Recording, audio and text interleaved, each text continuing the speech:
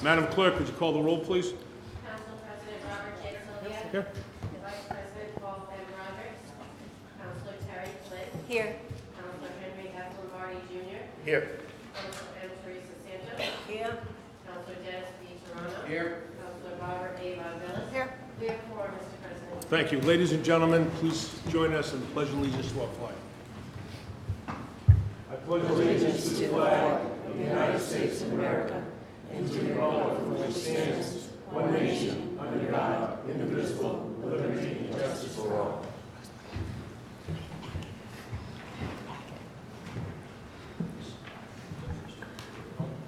Good morning, everybody. Thank you for coming on this Saturday. And we've done this in the past, and it's always been quite productive. And I want to thank everybody in advance for taking the time out of their weekend to join us. Pursuant to provisions of Article 2, Section 203 of the Town Charter, and in accordance with Sections 4246.2, 4246.4, 4246.5, and 4246.6, RIGL, I hereby call a special meeting of the Town Council to formally consider, discuss, and to act upon the following items of business. All items on this agenda may be considered, discussed, and voted upon. Item number 1, application of Wicked Good Shakes, LLC, DBA Slim Possible, 690 Aquinic Avenue, for a victualling house license for the 2018-2019 licensing year. This is new. Motion to grant said license contingent upon building official, fire marshal, public works, and board of health approvals. Second. We have a motion and a second. Any discussion? Hearing none. All in favor? Aye. Item number 2, review of the Town of Middletown proposed budgets and capital improvement plan, general fund, parks and recreations fund, sewer fund, and refuse and recycling fund for fiscal year 2019 to 2020 and matters related thereto. Motion to begin said revenue of Town of Middletown proposed budgets and capital improvement plan, general fund, parks and recreation fund, sewer fund, refuge and recycling fund for fiscal year 2019, 2020, and matters related thereto. Second. Okay, I have a motion and a second. Any discussion? Hearing none. All in favor? Aye. Mr. Brown?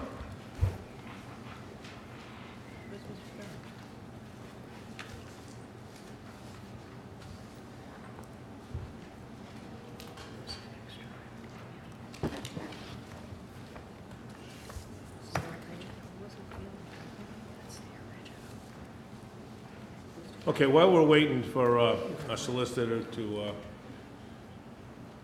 get Mr. Brown, again, I want to thank everybody for coming here today. I know we have the school first 90 minutes we have allocated for the school.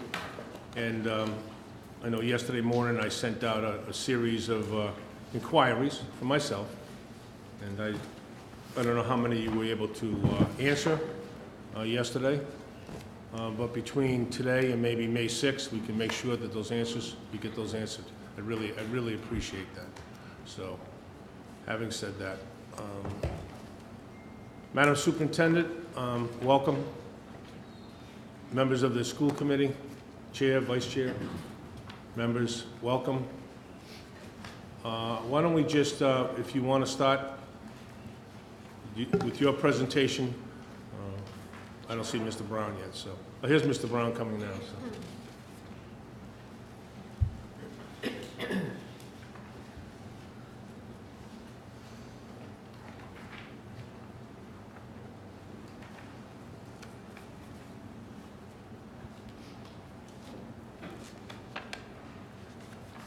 Mr. Brown, I didn't know if you had an introduction to make before we started this. If not, we'll go right to the superintendent. I would just like to thank the council for meeting on Saturday to meet with all of the departments. Over the past 2 weeks, everyone has worked diligently to prepare for today. We have a tight schedule. Everyone's aware that they need to stick to the time schedule. And any questions we can't get to today, we'll write down, get those immediately to the town council. Thank you.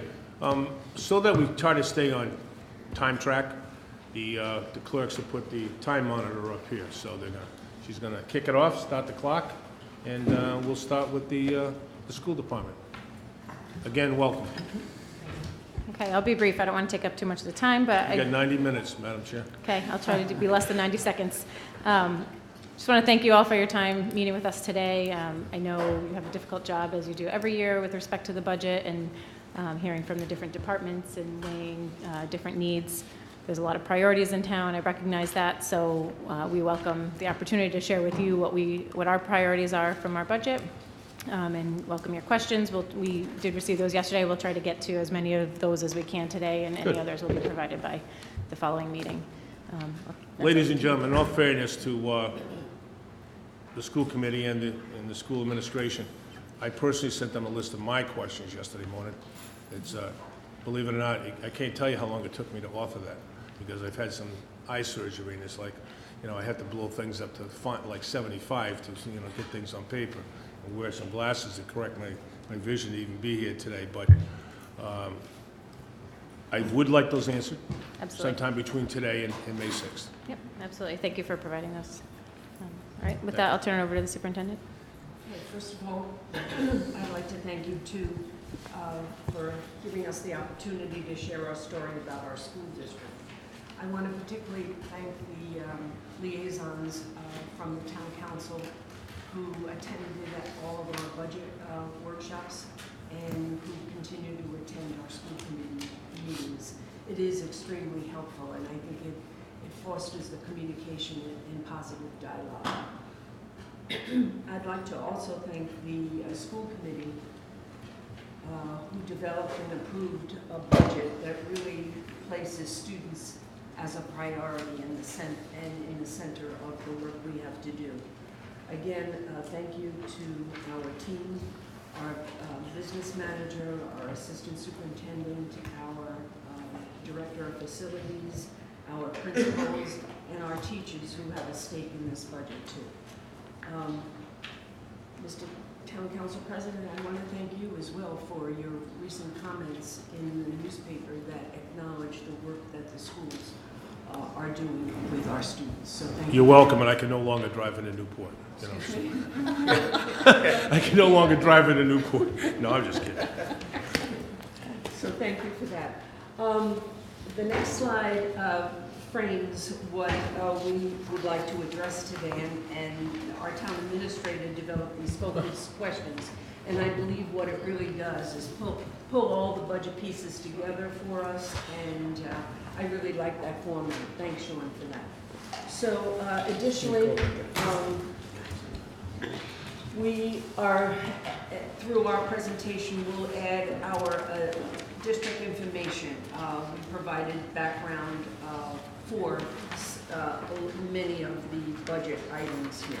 And I know over the past years, these are some of the questions that you have asked, and we've provided them for you today. So we have 2 pages of those additional information. But going right to that first question of what is the mission of your department, I'm happy to say that we're in the final stages of a new strategic plan with our school department. The goals were all vetted at the beginning of September. We vetted them with our parents, we vetted them with staff. We've had a number of meetings regarding strategies and actions, and we hope to have the school committee adopt the new strat plan in June. Madam Superintendent, Mary Beth, can you hear the superintendent okay? I just want to make sure that the mics are close enough and when they're speaking. Thank you, and I apologize for interrupting you. So when you take a look at the school committee already adopted our mission and our vision. And the Middletown Public Schools is committed to a collaborative culture of professional learning communities where we challenge, where we inspire, where we empower all of our students. Through innovation and personalization, we ensure that all students acquire the skills, knowledge, and confidence necessary to become college and career ready. So that's a lofty mission, and mission should be lofty, and that's a reach for all of us. Our vision, we want the vision to be put on a pencil or on a button, is to ensure success for every student.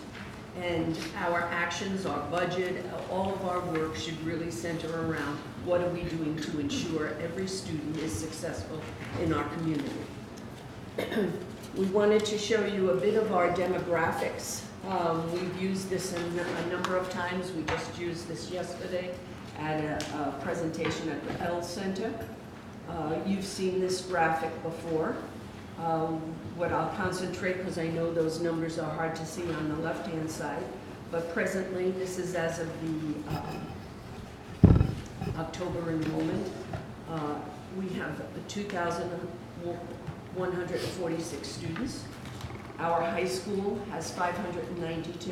You know, give or take any day, that could go up to 604 or down to 582 or 85. So we register students all throughout the year. Our middle school, 694 students. Our Learning Academy, that's a separate school, housed at Gaudet, has 145 students. Forest Avenue houses kindergarten to grade 3. We have 363 students there. And Quidnick School has a pre-K program, which is pre-K special ed with typically developing peers, houses 350 students. 40 of our students, K through 12, are outplaced students. So those are students that are in schools, specialized schools. If you look in your budget book on page 286, you will see a breakout by grade.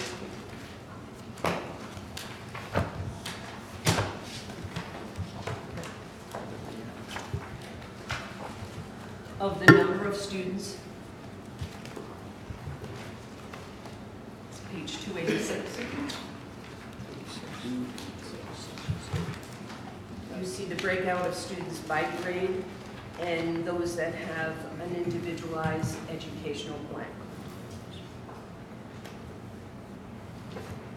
You can also see the current enrollment and the projected enrollment. We use NASDAQ to do a projected enrollment for us, and that's the New England School Development Council.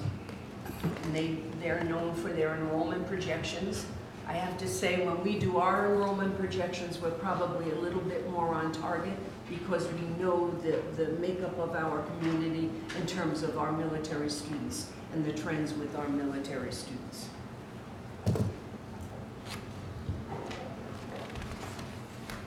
Just to dig a little bit deeper into our student population, when you take a look at our military-connected students, our total population is 25.93% military-connected.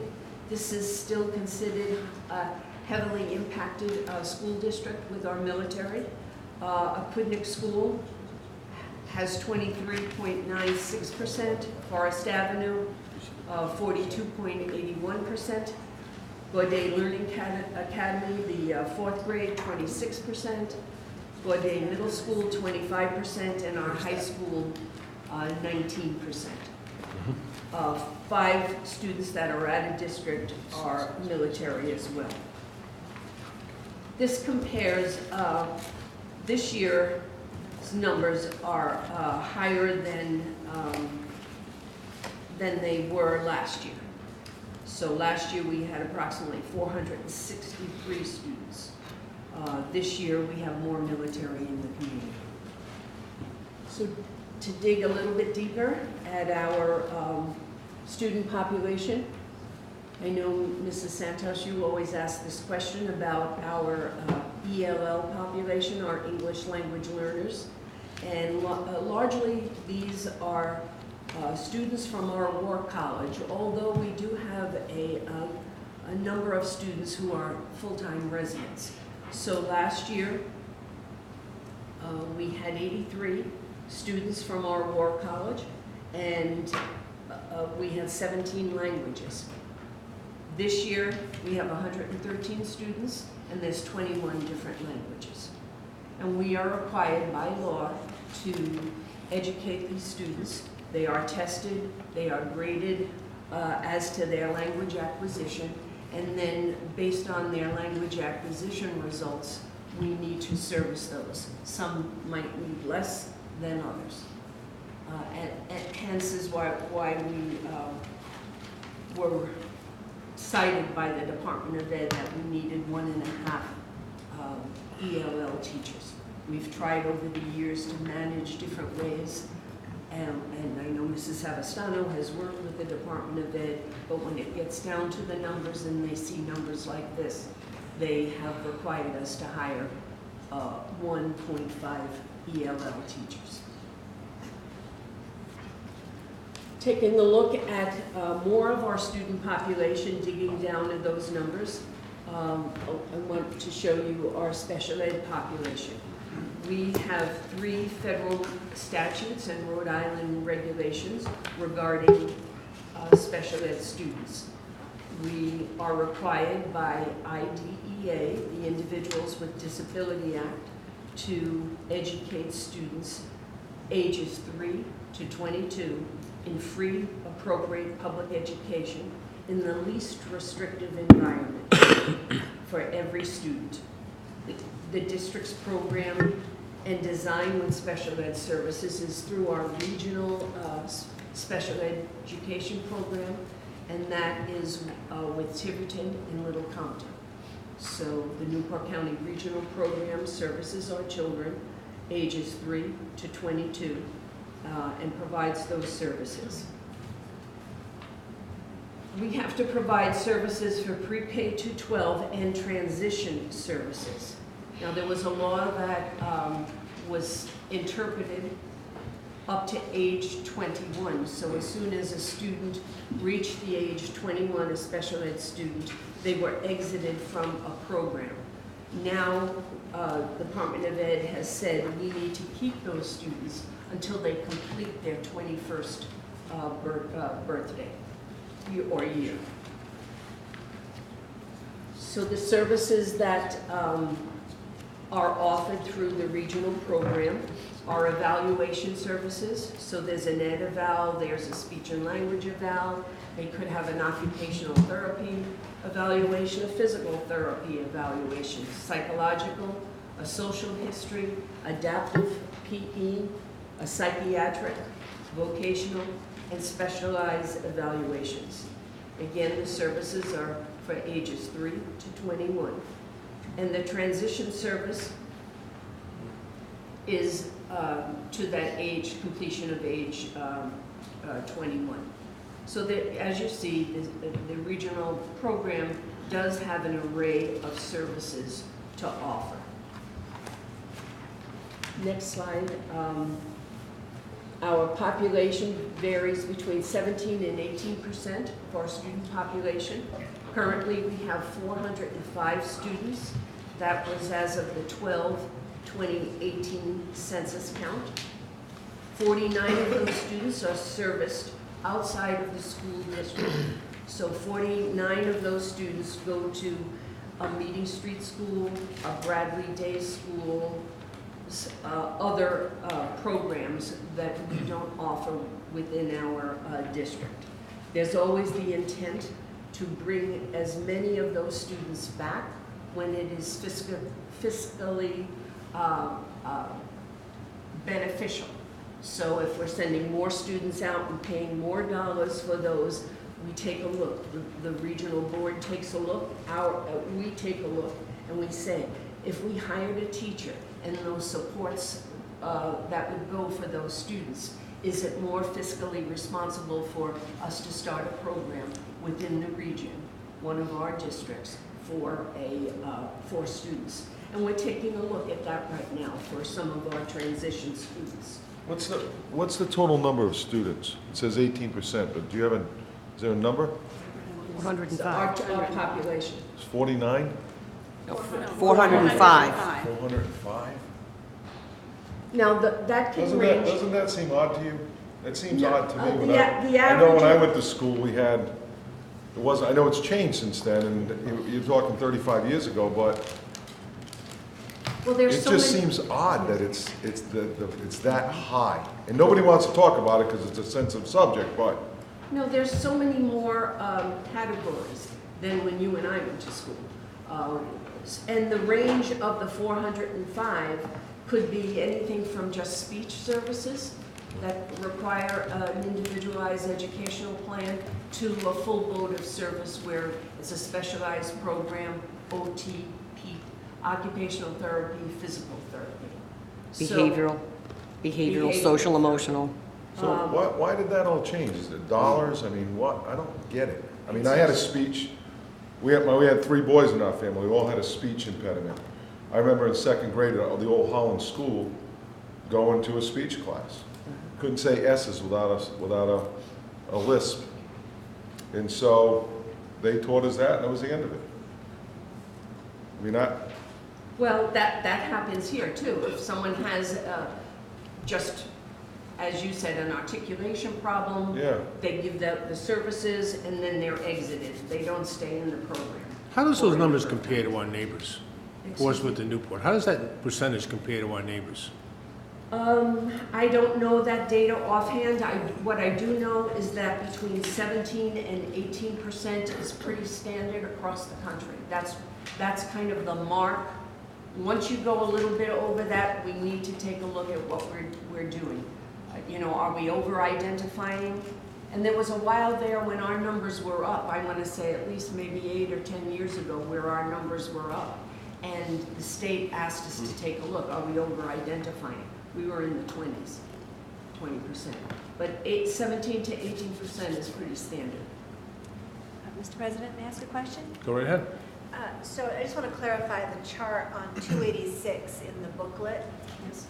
with the screen a couple back where I'm looking at the outplaced column on the far right. Is that outplaced for the entire district or is that outplaced for Middletown High School? For the entire district. So just clarify, so in Yeah, and October. that number has changed with our recent data. You see 49 I students. do. Yeah. So in a couple of months, you gained 13 students. When the military come in, that's where those changes can happen. If a military family comes from across the world and they have an IEP in place, that IEP has to be implemented immediately. So that's how that can change. And right now in March, the War College class changed, so that's where some of those students can come in. Okay, well, that was from October to December. That must have been another class. There's a coming in, November 'cause- class and a March class that comes And in. it's not just our military. No, either. it's- We have families move in here who students, who have children who need the specialized programs. And they're discovered throughout the year, so. Yes. Oftentimes they come with an individualized educational plan. Our special ed director reviews that for services. And, you know, if we can service that student within our district, we do that. If we can't, they would go out of district. Thank you. I mean, one summer we had a family move in with 5 students who were very needy students, and we were able to service 2 of those students within district. 3 had to go out to more specialized service. So just to give you an idea of the regional program, Middletown, I know Council Lombardi, I know there's a couple of people who have some follow-up questions. Council Lombardi. So, as you probably know, I'm kind of familiar with the IEP. You know, members of my family were involved with that, and they do great work. It really helped my kids out a lot with certain, you know, issues that cropped up. For instance, you know, being able to, you know, whether it's a math issue or whether it's a writing issue or English issue, they, you know, you develop the individual plan for these kids. Are you required, like, for instance, for a situation like that where it's, you know, being able to get it from here to the paper, or being able to, you know, figure out strategies to do a math problem, for instance, is it necessary for this to lump it into these special ed? Is that a federal requirement, or well, there would have what been. drives? In other words, what drives that decision That's a great for it to question. be there? Because there's a process. So if a student is struggling, We have a regular ed process that we provide interventions at the classroom level. And then if a student after a certain number of days or weeks is still struggling, there would be a referral to special ed. And then the process of undergoing the testing. So, you know, it is a rigorous process. We try very much, our teachers are really great at trying the specific interventions for those students before they are identified as special ed. And with these numbers, and obviously the requirements that you're, you know, the standards that you're required to follow, like what Teresa said about if a kid has an IEP, he's coming in military, we have to immediately keep that IEP implemented, and it's by federal law, is that what it is? Do we get funding for these programs? For the military students, we do get funding for special ed. So if they're a military student and, you know, if they live on base or they don't live on base, there's a certain threshold of funding. And then if they're special ed, we get an additional funding. And then we do get, the IDEA gives the state funding that trickles down to the district. Is it significant money? What is the The amount? numbers? Do we know the numbers? Do we know the numbers? If you don't have them, we can do it next time. Just make a note. I don't need to have it right this minute. I can dig it out, I have it, but Okay. yes. The state also has a categorical fund that districts apply to for students who exceed, I think is it 5 times? And any student whose costs exceed 5 times the average costs per student across the state. So if for whatever students we have that qualify, we share that data, all other districts do, and then they just chop up the money equally, or appropriately. But that categorical fund hasn't been fully funded in a while, so the amount we get certainly doesn't offset any, you know, a significant portion of those costs. I was just wondering about That's a the number. surprise. Can I make a comment? Just to add something. Is there a mic over there, Bill? Please grab it. Oh, I'm sorry. Thank you. Thank you. There's about 18 different categories in the special ed. And the one thing that puzzles me, and they reevaluate at least every 3 years, if not sooner. Complete reevaluation. The other thing that has, sitting on the school committee, that has probably annoyed me a little bit, we get a lot of demands from the state, especially in special ed, and I think a lot of them come through the federal government. We don't get reimbursed by township. If I was looking, if I had somebody who was special ed, I might pick out Middletown to live in, because Middletown, in my opinion, of course I'm prejudiced, but has one of the top special ed programs. And I know myself I could never be a special ed teacher because I don't have that patience. So there's kind of a complicated mix. Lucky enough through the state, we seem to be spread pretty much even on the special ed distribution, but I think Middletown has a higher quality, not a higher quality and a higher quantity of students than the average of the state. Thank you. I have a real appreciation for what special ed is. Okay, Council Santos, we got to move these Thank you, questions a Mr. little bit. President. Mrs. Cragan. Welcome. Let's go back to the 88 students. Approximately how many of those are War College? I know you gave me, I was trying to write everything down. And how many different languages do these War College students speak? So, you go back to that slide. I think it's in the reports right here. Is it in the report? Yes. Most are War College. I'm sorry? Most are War College. Most are War College? Yes, yeah. Now, you made mention that you do have some that are local residents. Yes. Mhm. And what language are they speaking? Portuguese, Really? Spanish. And do we have teachers teaching them? We have, I know you have computers that do it. yes, we do. We do have one English language learner teacher that covers kindergarten through grade 8. And we have one teacher at the high school and that's why we need additional teachers. All right, thank you. Do we have the amount on that was subsidized for special ed by the federal government? Yes, we do. Yes. What's the number per student? Roughly 686,000. Per student? No, that's the total amount of IDEA funding we receive from the federal. There has to be a government breakdown the per state. student, right? It They depends on give, they give it per student, they just don't do it across the board, right? Yes, it is. Can you It's- do the math and let me know after you do it? Sure. Mr. President, just to So, clarify the information, since you're looking, I think the question really is, you're getting that amount, how much is it costing that you have to make up from the budget? Is that the question? No, it's not the Oh. question. I want to know how much we're being subsidized. So, back to the Per regional student. program. we do- But what I'm going to do is I'm going to let you continue because we get tied up in a trench here with some of these questions, which can be follow-up ones for later on, so. But I just want to say, each student may cost something different, so one student may just need There speech. has to be an allocation, though, per student. The But it federal may- government has to give you an allocation per student, But correct? But it I think depends on their what needs. Teresa's trying to say is if there's a student who's just receiving speech and language service versus a student that has that whole Okay. comprehensive program. So there's It's a, different.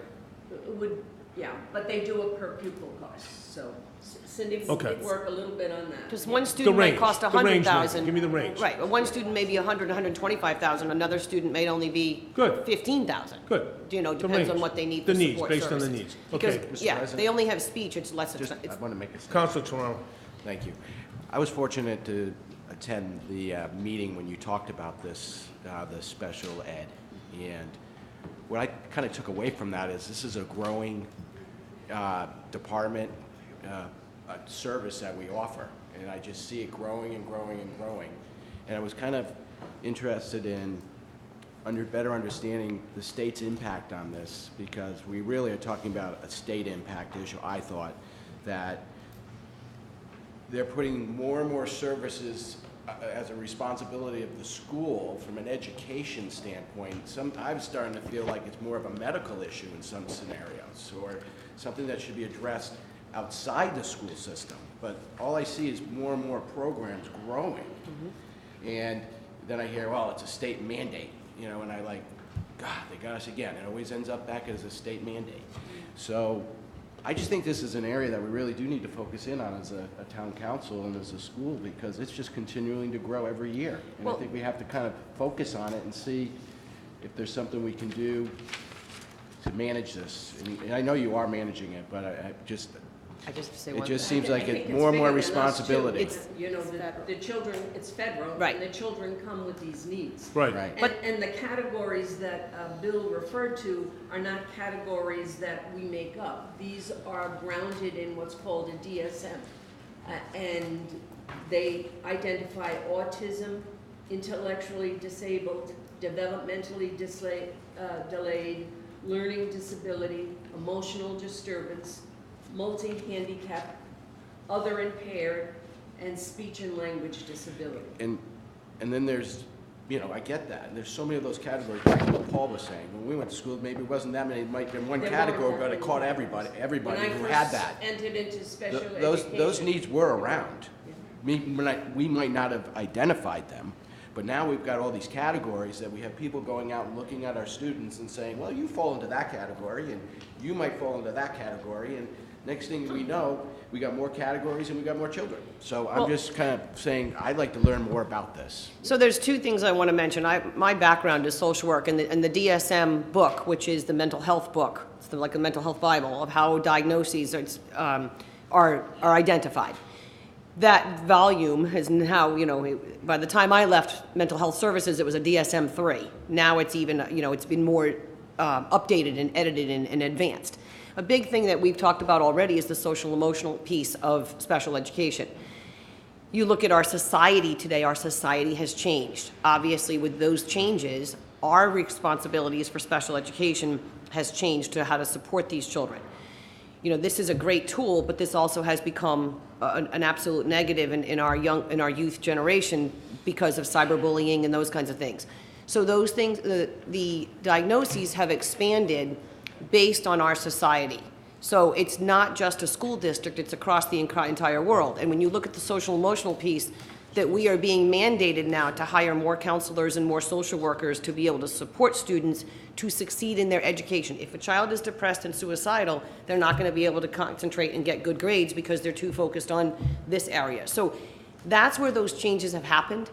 And when you look at this DSM that Rosemarie is talking about, that's where those diagnoses come from. So it's not something that we just can create. And the criteria and the assessments and the evaluations are very, very intense, and they take a long time to complete a process. It's a 60-day process.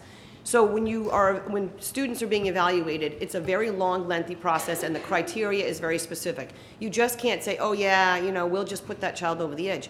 If the criteria is 80 to 100, that the problem is diagnosed, and there are 79, they don't qualify for services. So those tools are very, very specific to be able to identify or not identify, meet the criteria or not meet the criteria. So I just wanted to share that with you because I deal with that with the early childhood area. Those criteria are very specific, and you can't just add a point to get to an 80.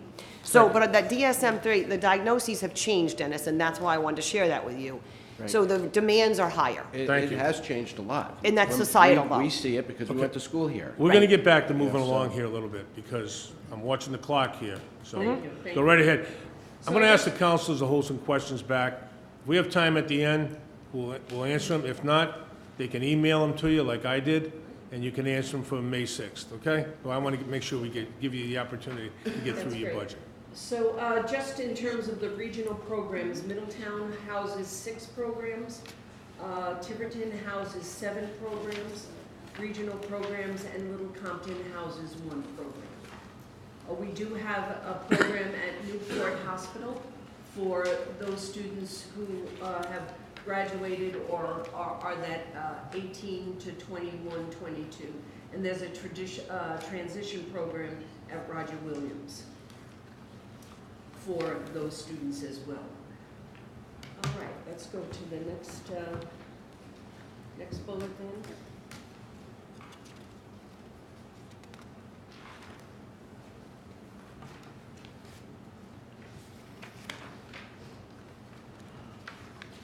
I want to talk a little bit about the student who goes to our Career Tech programs or a charter school. We have 24 students who go to Rogers Newport Area Career Tech Center, 24 full-time and 11 part-time. And they are in programs like automotive, carpentry, technology, cosmetology, culinary, cybersecurity, advertisement, or ROTC. We have 4 students who go to Portsmouth for a career pathway. 3 of them are in childcare. 1 is in media, digital production.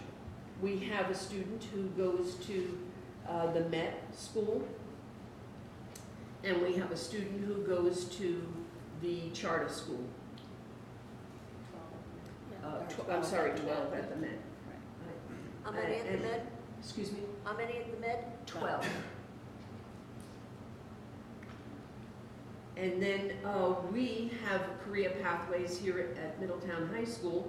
We have been RIDE approved, and our career pathways are in engineering, IT, and computer science.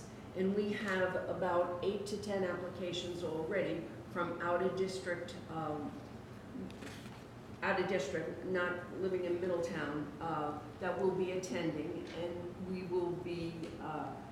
we have a tuition for those students as well. You know what the fee number is? Excuse me? What's the number? 14,500. Thank you. Okay. And we hope to grow that as opportunities for all students across the state in terms of the career pathways. We're looking at a bioscience career pathway. So moving on to the next is, so that's a little bit about our students. We wanted to dig in to let you know about our students there. The mandated federal statutes, you've heard of our homeless. and the Every Student Succeeds Act. We have approximately 114 students who are considered homeless. Approximately 50% of those are identified as special education. When you look at the ESSA, or Every Student Succeeds Act, we have 8 students. And what this means is that there are students who might live in Middletown or have come to Middletown, and they might be living somewhere in Middletown, but they have the right to go to their home school. So if they were in Providence and they came to Middletown for whatever reason, that family has the right to continue their education in Providence, or Burrillville, or Smithfield, or South Kingston. And what we do, Linda is our liaison, what we do is we work with that district, and we try to have the costs split, the transportation costs split. So Providence would pay a piece of it, Middletown would pay a piece of it. But this is very new, and we are working with our state legislators because it has impacted our budget quite a lot with this transportation. Take a deep breath. Yeah. I just want to add to this, so the one big thing that's happened is they're closing group homes.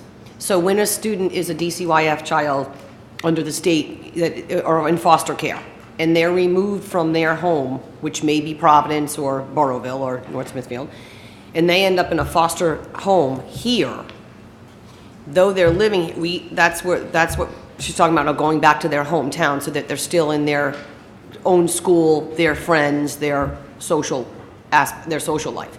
So that's what that happens. So they're closing group homes and they're putting those children back into the community in foster care. So that's Councilman Lombardi. where this comes in. So that we're splitting the transportation. Who's paying the tuition? They're going to their home school. They're going to their home school. So there's We're no- splitting the transportation. Right. So the tuition is being paid by Burrillville, Providence, wherever they're going. Well, they're going to their own school, so it's their home. That's their home school. But they're living here in a foster program or something of that. So And we're then, only in for the transportation. That's my question. right, is that correct? Yes, because they're in foster care. We're So only this, in How about the special ed needs? That's through Burrillville or Providence? What? Well, if they're going to that school, if they're going to their home school, it would be. If they're a special ed student Right. and they get relocated to Middletown, for the life of me, I don't understand how the state operates, never will. I'm not gonna live long enough, okay? But having said that, If they're educated here, we pay the special ed. but they're not educated here. I'm saying a special ed student that's relocated here, that you're telling me right now, that has to be transported to Burrillville every day to go to school, if they're special ed, who pays the special ed course? Burrillville. Burrillville, okay, simple. so it's just the transportation for those Gotcha, students. gotcha. But the homeless, on that same page, when she said about the homeless, Yeah. 50% of those students are, out of that number of 114 that are considered homeless, are identified as special ed. So we would be paying for those special education students.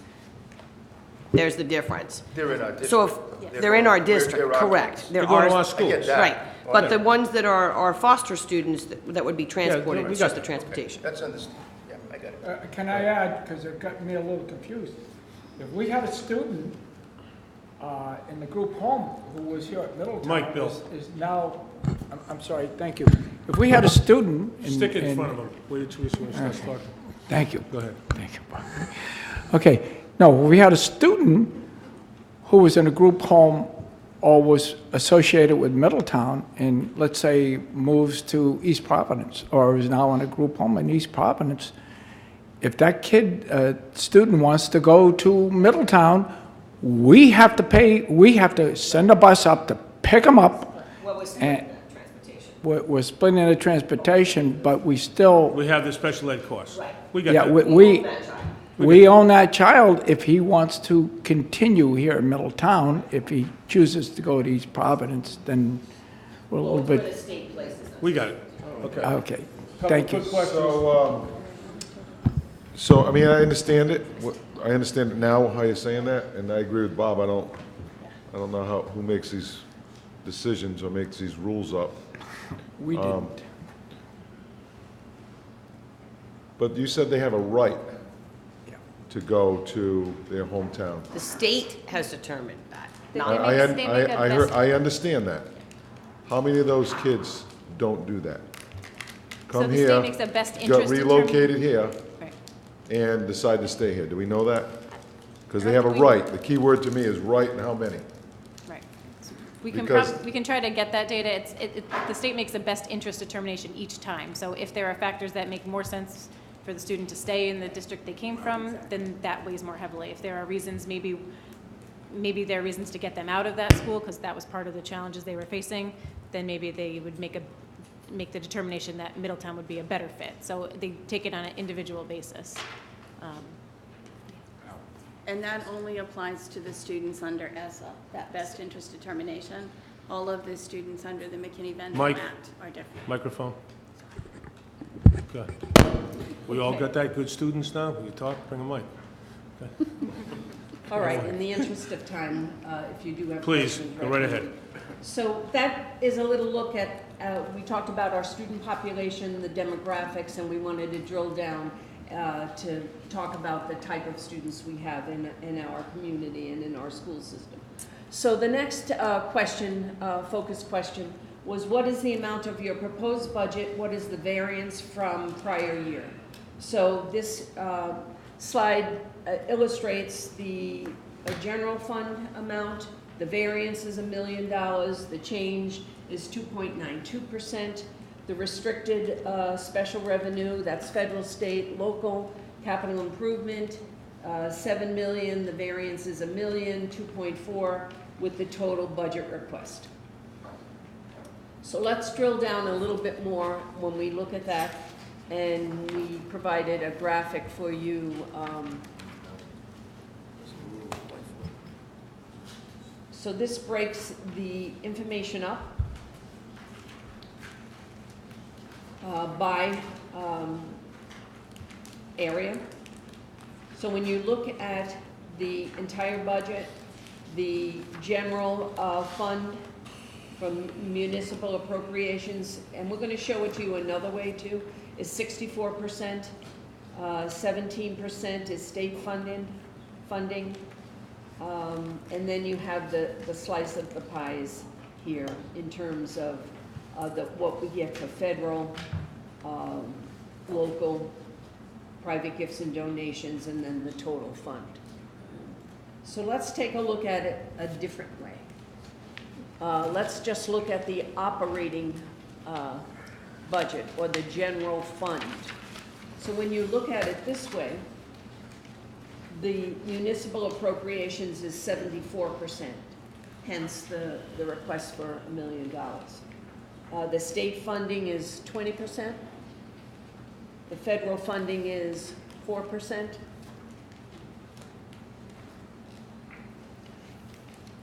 So I think it's different. I like to look at it this way, and I know our school committee chair asked us to take a look at the funding, the revenue piece this way, pull out the operating budget, the general fund. So let's move on to expenditures. Again, we're going to show you the global piece. Obviously, we're a service organization, so you would see the bulk of our dollars in salary and benefit lines. So that's the 46 and the 16%. And then you see how the pie breaks out for the other areas. Now pull it back or zoom in. And look at the operating budget in the general fund. We have 54% for salaries. The orange is 19% for the compensation. And you see the impact on the operating budget differently. Then we wanted to show you another slide, which I think is good. When we look at categories, all funds by programs. And I like this one, because you see 77% of the budget really goes to Gen Ed. That's the orange. There's a small slice for early intervening. Special education is that 18%, the yellow. The Korea Tech is the Middletown blue. The bilingual or ELL population. The non-public schools, what our summer school costs, what our after-school programs cost, what's our community college programs cost, community service, and co-curriculum. I thought this was an interesting, when Cindy showed us this slide, I thought this was really interesting in terms of how the funds, how you really visualize the funds by program. Okay, moving on. The focus question was, what factors are driving the variance within your budget? So this slide demonstrates the variance and the factors. We'll drill down a little bit more on that in terms of the revenue. Next slide. So the factors that are driving this, you know, you've heard me say this over and over again, it's a revenue issue. It's not a spending issue, it's a revenue issue. We have had loss of state aid for the past 8 years. And one of the questions our town council president asked is, what strategies? You know, back 8 years ago, what strategies have we talked about? How we were going to face this, you know, the 10 years out.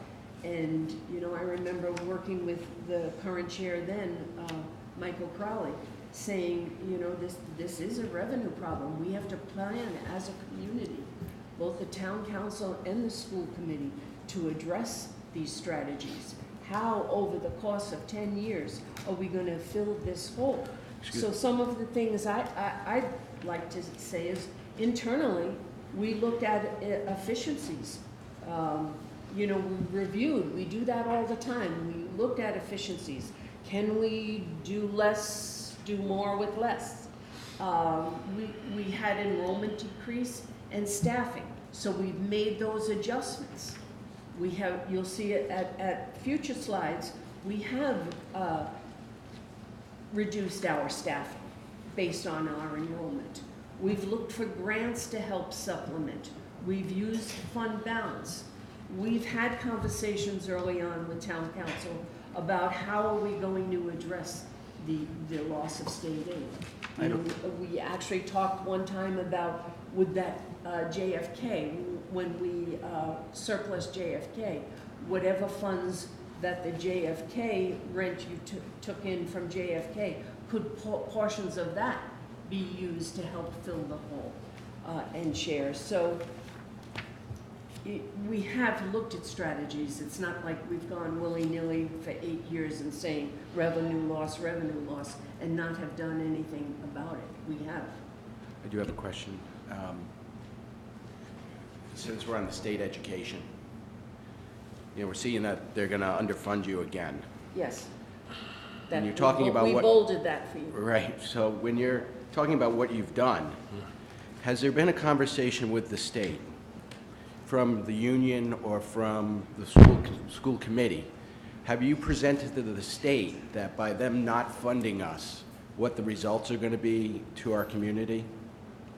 We have that conversation all the time with our legislators. And who's that? Who do you talk to? We talk to Senator DePalma, Rep. Deb Ruggiero. You know, at our meetings when we have our legislative summit, we talk about re-looking at the funding formula. Now, there is a committee that is going to take a look at the funding formula as we, you know, wean out of that 10-year period. Right, and then... But you know what the answer is? and we don't like hearing it. I don't like hearing it as being the superintendent in this community. The answer is Middletown has the capacity to tax more. And I guess I should say that in a secret. Well, it's But- okay. And it's not, I don't like We hear saying that a lot, not Yeah. just, from the state, but even, from neighbors. But one of the questions I asked even our representatives is, when I hear that we're giving away college education on a community level, and the governor actually is saying, yes, we're going to pay for these children to go to school, how are we going to get them educated enough to attend that school if we keep cutting the budgets on the elementary level? Why isn't she taking the money that she's putting towards the colleges for their free education and giving it to the municipalities? No one's answered that question. I'm just curious what the answer would be to that question. It's a good question. We heard the answer to that question, didn't we? That's a very good question. When Rick and I went to the Pancakes and Politics meeting, that came up, as well as public pre-K, of sustaining these programs that she's implementing, and they're going to be mandates, and the question is, how are the towns going to do this? But I have a question about Kennedy. What was the answer? What did she answer to you? Not much. I posed the question to her,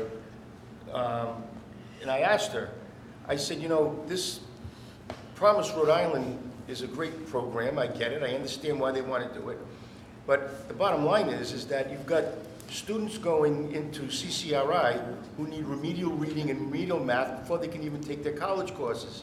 And I said to her, you want to expand this program to Rhode Island College into URI, Promise Rhode Island. I said, why isn't it Promise K through 12, so that when these kids are educated at the K through 12 level, and this is what I said to her, right, Teresa? Mm-hmm. And I said, they're ready to go in there, and we can then give them the money to help them with their college education. But right now, it's not as effective as everybody would like to believe it is. And we And both... her answer was, well, that this is where the money is committed, we have it, and this is what we're going to do. She didn't really answer my question, because she didn't want to answer my question. No one answered it. I think the other thing we have to remember is, and again, it doesn't make any of us feel good, but as a whole, the state over the last 8 years has increased funding to K-12 education year over year. Just none of it's come to Middletown.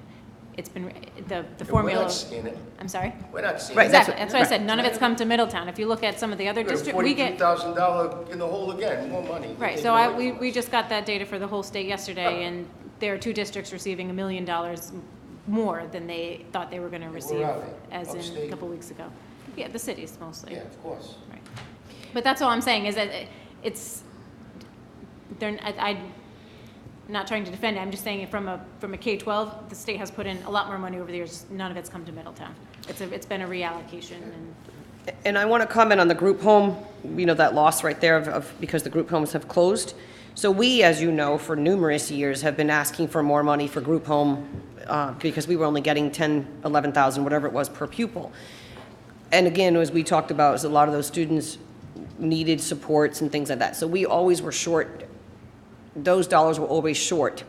So over the years, that shortfall has accumulated to make up the difference for those students. Well, now they're not in group homes, so we're not getting group home funding anymore, but they're most likely still in our community. So we're not getting the dollars anymore. There's another loss of revenue that we're not getting those dollars, but we're still supporting those students. So it's an accumulative effect of what's happened with those kinds of monies of 183, can't even see the rest of it, almost $184,000 is a big difference of revenues that we're losing, but we're still supporting those students.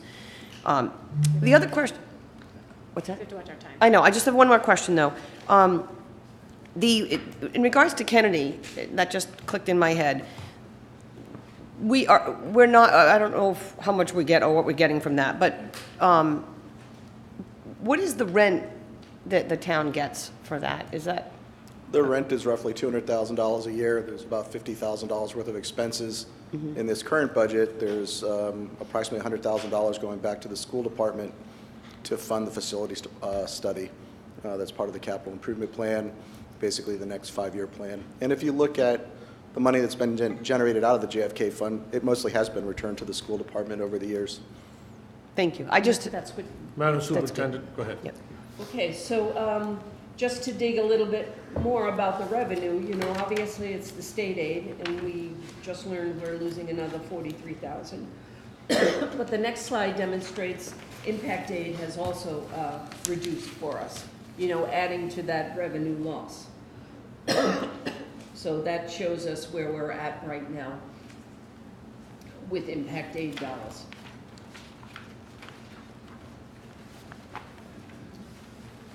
So when we take a look at the, next slide, fund balance.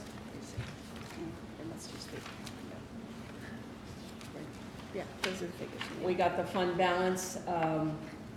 We have 8 million in restricted, those are grants. The committed, school committee commits about $1.5 million. And then the unassigned, and this is, you know this from the audit, is $1.9 million. That's unobligated. So to answer our town council's president about strategy, you know, we're using fund balance cautiously to help close that gap with the state aid. Mrs. Krieger, Yes. when you answer the president's memo, would you please forward it to all the rest of us here? Absolutely. And Mr. Brown too? Sure. Thank you, I'll appreciate send it it to very Mr. much. Brown and he'll share it with all of you. Again, what are the factors that are driving the variance within your budget? We take a look at our salaries. There's a 2.5% increase. Our benefits actually went down. Our purchase services are up. Our purchase property service, and this is largely the bond and the CIP. There, the other purchase services are up. Our supplies and materials are down. Property and capital expenses are up 21%. Miscellaneous expenses are up 72%. So you see the factors that are driving those. When we look at the per pupil expenditure,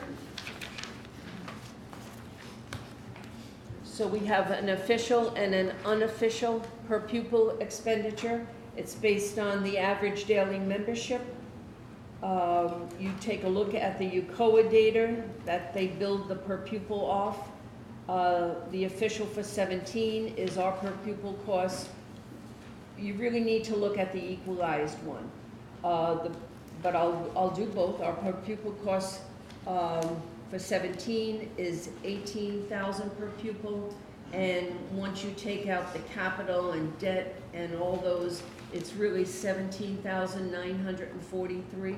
Now, some people might say, well, a community next to us has a lower per pupil cost. And you need to look at the background there. Why is their per pupil cost lower? Well, they might be getting tuition from another community to help drive down that per pupil cost. So there are a number of factors, just to, you know, throw that out there. They might be getting know- more state aid. Do you know the answer to that question? I do. In regards to why the other community is less? I mean, you're saying it might be for this reason, but have we explored Well, I why? haven't looked at their financials. Do you guys so- talk? Is that something you could do? Could you I- talk with them and absolutely. tell us Mhm. why there is a difference? Sure. I'd be Their, interested in cl- hearing. their class sizes might be larger too. Whatever it is, I'd just be interested in understanding why. So there are a their number of classes. factors, as I said. The unofficial one, because RIDE has not released the per pupil, but Cindy used to do the per pupil course up at RIDE, so she did the unofficial one for us. And it shows, you know, we did increase a little bit, but not, you know, not. What was the significant. percentage of increase? Is it an accurate figure to say we're almost set 18,000 per student? 17,000. Yeah. 0.9. 17.9. 17.9. And we're in the lower, That's 18. lower top of the per pupil cost when you look at the per pupil expenditure by district. Newport is ahead of us, Little Compton is ahead of us, but you need to note that they go to Portsmouth. Tiverton is below us, Portsmouth is below us. Do you have it broken out between teaching and non-teaching? Cost? So there's the direct cost of teaching versus administrative and Yeah, overhead? we can get that. It's not published that way, but we can pull it from the data that way, based on the coding. Should be easy enough. It is. Okay, let's take a look at personnel. One of the driving questions were, are there any changes in personnel? You see those numbers there. We have reduced personnel based on enrollment. Just because you lose 40 students doesn't mean, 2 or 3 or 4 teachers. It depends. Those 40 students are K-12. But you take a look at that. Regional special ed staff has reduced. But proposed for the 20 budget is the addition of our ELL, mandated by RIDE, and the .5 library media makerspace. Another question our town council president asked is, what have we changed with that, with regard to the library? So we have exciting news. I think I told you in January, the district received a $500,000 grant through the Department of Defense for a library makerspace. We can hire 0.5 of that, the other 0.5 of that librarian out of that grant, and we want to add the additional 5, which would make our library whole now.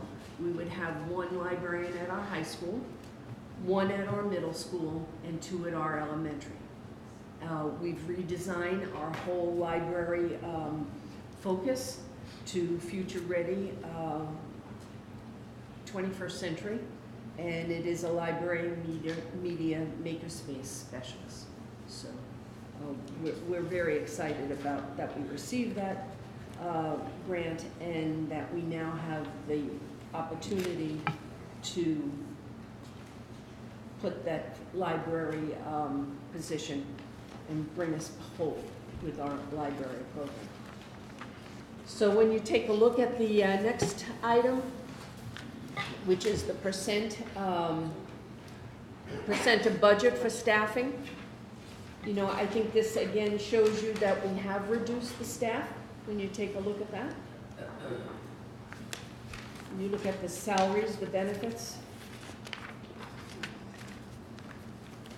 Moving to the next one. Just to fill you in 18 we had 7 retirees, 2 positions were eliminated. This year we have 5 retirees, 2 positions might be eliminated depending on enrollment. We won't know that until we get closer to the opening of school. There will be potential layoffs at our May school committee meeting. We will be sending out non-renewal letters. Next. Over the past several years, these are the positions that we have indeed reduced. They are true positions.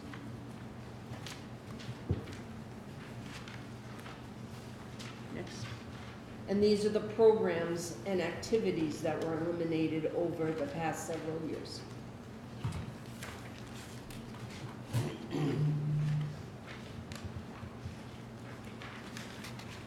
We forgot cross-country. Okay. Forgot cross-country. That was at the high school a while ago, cross-country. Cross-country, yeah.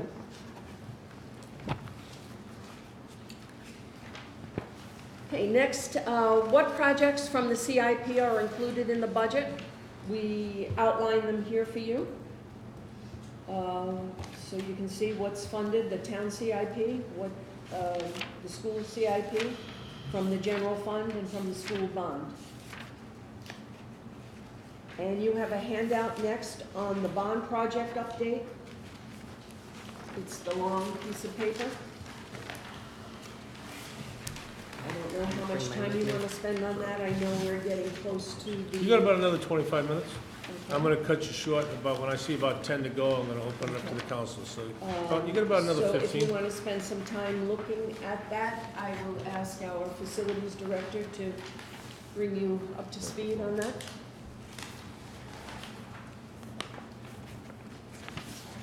Would you like to go project by project? I'd like for you to grab the microphone. Sorry? Would you like to go project by project, or? First question, $10 million bond, how much are you still sitting on?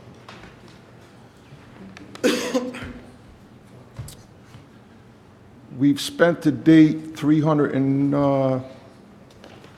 we got a positive variance of 395 change. I don't have that number in front of me. I can get that to you. $10 million bond.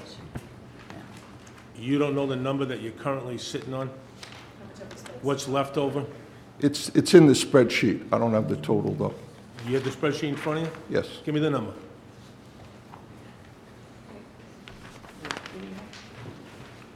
So Dave, I guess for me, when I interpreted Bob's question, and maybe I'm wrong interpreting his question, but if it's a $10 million bond and we've done $3 million worth of work, we have $7 million left over. Just a rough number is what we're looking for, I'm thinking.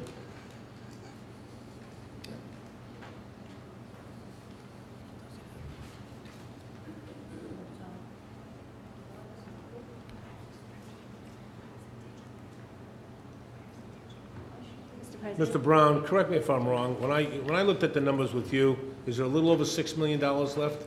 Roughly 6. Okay, so I answered it for you, Dave. Go ahead, move on. Okay. Go ahead.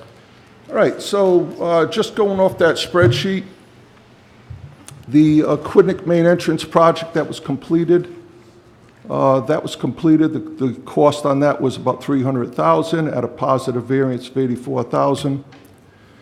The roof project at Quidnick, the flat roof project, was completed at a positive variance of about $50,000. The shingled roof at a variance of about $30,000 positive. The shingled roof over the gym, that was deferred. It's a PVC canvas roof in good condition. That was estimated in the RIDE Stage 2 at about $45,000. HVAC projects for Quidnick, and this is just the portion that was in the bond. This other portion of that in the 5-year plan is estimated at $58,000, and that's in the design stage. The asbestos flooring for Quidnick was estimated in the Stage 2 at $103,000. That was deferred. The tiles are in good condition. There's no need to do that right now. The repair replace paving at Quidnick in the Stage 2 was about $68,000. That needs to be deferred. That project scope included repaving the playground area, but I've had discussions with Mr. Hall, Warren, from engineering and DPW. We need to perform some civil engineering design work there because there's other issues that were not noted in the Stage 2.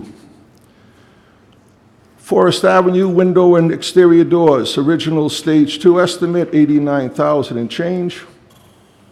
The exterior doors were repaired, so we didn't need to do those. We got $38,900 slotted for some windows on the office area and around the side of the boiler room. That's in the design stage.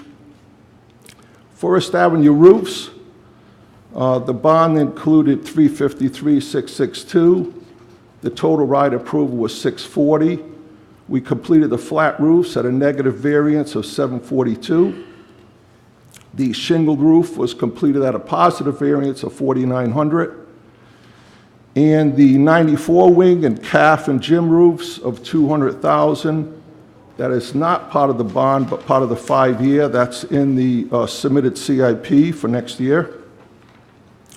Forest Avenue abatement, $22,000. That was completed, positive variance of $2,700. The site work at Forest Avenue was completed at a negative variance of $26,000, and that's the project that we had to replace the water line as part of it. The boiler project at Forest Avenue, about $676,000, was completed at a positive variance, about $61,000. The Gorday reconfigure the entrances. The original Stage 2 estimate was $790,000. Dave, I'm just gonna interrupt you, and I appreciate you breaking everything down. We don't need that. It's too in-depth, and it's eating up some time, okay? So, at the end of the day, we got $6 million left in the bond, and you've had that, and the school's had that in their possession for what, Mr. Brown? How long? Going on 2 years? November 18th. November 18th? Okay, so, I just wanted to know what we had left, where we're going, and how things are going along. So, obviously, some things were, done that were under the bid, some things are being done that were over bid, right? Yes. So, but we have $6 million and change left in the Yes. bond. Madam Superintendent? Because I know there's going to be some more questions. so- Are these all Those are all the projects. those are all the projects? Right. Yeah, so Yeah. take a look at them, and Yeah, and we if got you have it. any further questions We'll on send you May some- we'll 6th, send you we'll some have an questions on it. opportunity to... I do, I just have one. Okay, Council Lombardi first, go ahead. Go ahead, Rick. If you wanted to wait till later, but I'll ask it now. Well, let's I'd make like them to short, get- though. I don't want to eat up a lot of I'd like to time get on through a it. few more of these items, especially the cost control measures. Okay? You want to talk about those? Go ahead. Yeah, sure. I can wait till he opens it up to us. All right, thank you. So just to get that, thank you, Dave, for that. When we take a look at cost control measures resulting from contractual negotiations, you see the items that we have here. Longevity, when we worked with our teacher assistants, was reduced. Our healthcare, the reductions, changing the plan, the co-share moving from 12% to 20%, small reductions. Teachers, when we reduced the post-retirement benefit, retirees had a savings. Also, the OPEB expenses had a savings. So the other piece is the efficiencies. The LED lighting at Aquidneck, you have a percent and a number for those efficiencies. Project management, we're doing this in-house for the bond projects instead of hiring someone, so that's a significant cost efficiency. Enhancement and collaboration with the town, and this has been a great one. Assisting with the HVAC services, the DPW, helping us with the backflow. Those synergies are critical to cost efficiencies. And I know in turn we're doing, our custodial staff is doing projects here within town hall. So, those are critical to working together. Ongoing cost control measures. The district continues to control costs by utilizing the state master pricing and the collaboratives, the consortium purchasing contracts, and there's cost measures throughout various areas in purchasing supplies, technology, and facility needs. Okay, moving on, the question was about our programs. So when you take a look, these are the programmatic goals that our school committee has endorsed and that we live by every day. Those are the kind of big picture ideas. When you look at the next slide, what I want to call Island of Pride.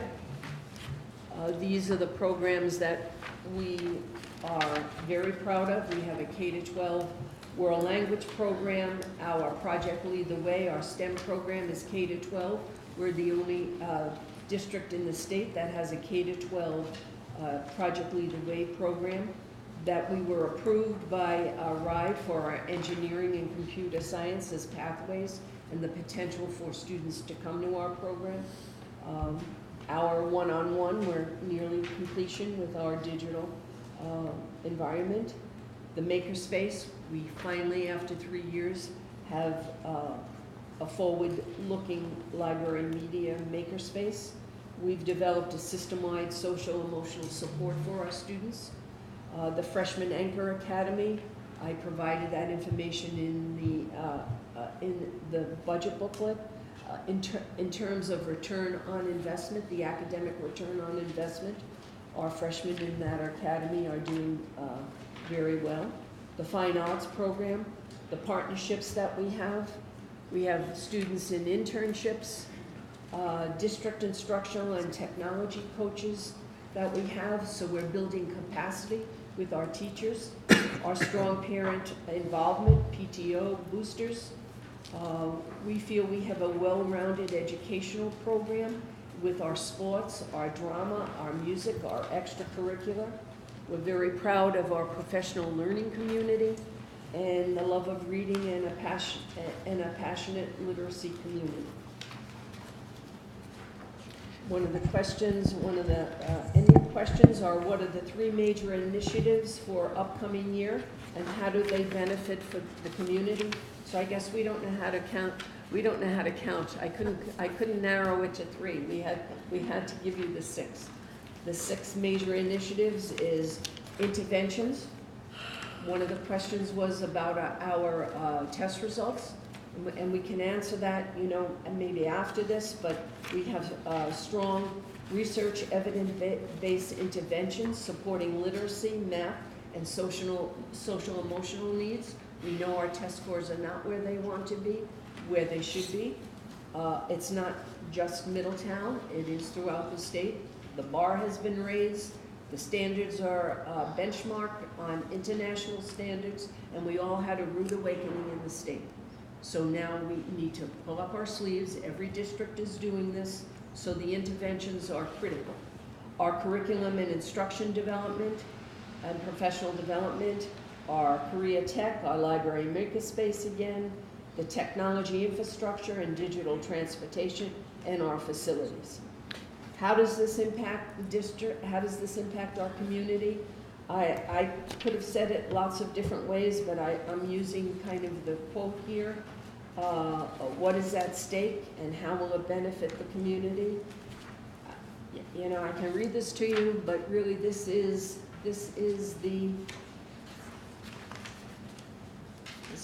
what we're about as a community. Not just the school side, it's all of us. It's one time that we need to prepare students for college and the workforce. I just have to say one quick thing. In regards to the curriculum instruction and professional development of the importance of that and the social emotional part, the PD is critical because when a teacher goes to college and they're learning about how to teach math or science or social studies, they are now, but the group of teachers from many years ago didn't have that social services part of their curriculum in college. And now what's happening is we need to teach our students, we need to teach our teachers how to assist our students with those social emotional supports. So that PD is critical. They're coming all the way down. The state is providing support services for early childhood right now to be able to teach teachers how to deal with a temper tantrum in the middle of the classroom without throwing the child out and down the hall, so they're losing instruction time. So that PD right now is really critical, that is coming up, that we have to provide those supports for our teachers who may not have gotten that 15 years ago when they were in college. So I just wanted to mention Thank that you, part of Teresa. PD. Okay, I have 3 more slides. Okay, and I'm going to give you about 2 more minutes, because I want to give the last 10 for a little bit of closing. We're not going to get this all done today, obviously. absolutely. Far from it. And we'll talk about later on, Madam Superintendent, about maybe reconvening on another Saturday or something. This probably could have been an all-day event just itself. Okay, so go ahead, you got like 2 minutes, 2 go ahead. minutes. So my last 3 slides, the last question is, what are the major issues you anticipate managing in the upcoming year? Obviously, it's improving student achievement. It's managing student needs in terms of the intervention, placement, transportation, and social emotional. It's ensuring that we have the best trained teachers in our schools, balancing enrollment and staffing, student needs and funding, maintaining a quality, clean, safe school environment. Again, together we can overcome our challenges. I don't think I'd rather see this not as a crisis for us, even with the state aid funding. It's an opportunity for us all to pull together. And you know me, I like to end with a quote. And Confucius says, if you plan for 1 year, plant rice. If you plan for 10, plant trees. If you plan for 100 years, let's educate our children. Well, before I open it up to the counselors, and I'm going to hold them to 10 minutes, because the red light comes on, we're done. We have to stay on our schedule today. I want to thank each and every one of you for coming here this morning. I'm looking forward to the answers that you're going to send me to my questions, okay? And I might have one or two more after today, but I'm not shy, and I'll send them out to you. But again, thank you for being here with us today, and we'll talk about where we're going to meet next time and move ahead. But next time I know we have a scheduled meeting is May 6th at the council meeting that night. So, but I'm going to open it up to any councilors. Councilor Toronto. Thank you. I just wanted to go back to the CIP. I'm looking at the booklet here, and if I'm reading this right, Sean, looks like this is on page 12.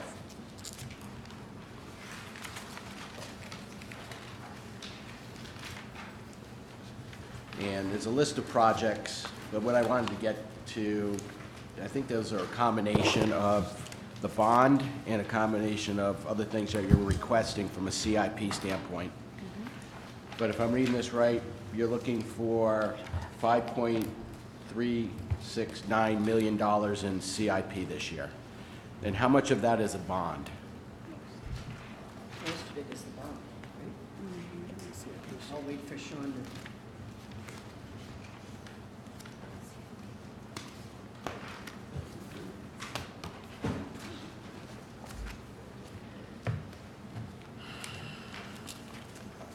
And if you want to take time, you can get back to me on that. It's not something. Yeah, why don't we I have get to know back on today. that? Let's, But I'd like to know what the difference is. It's detailed on page 25.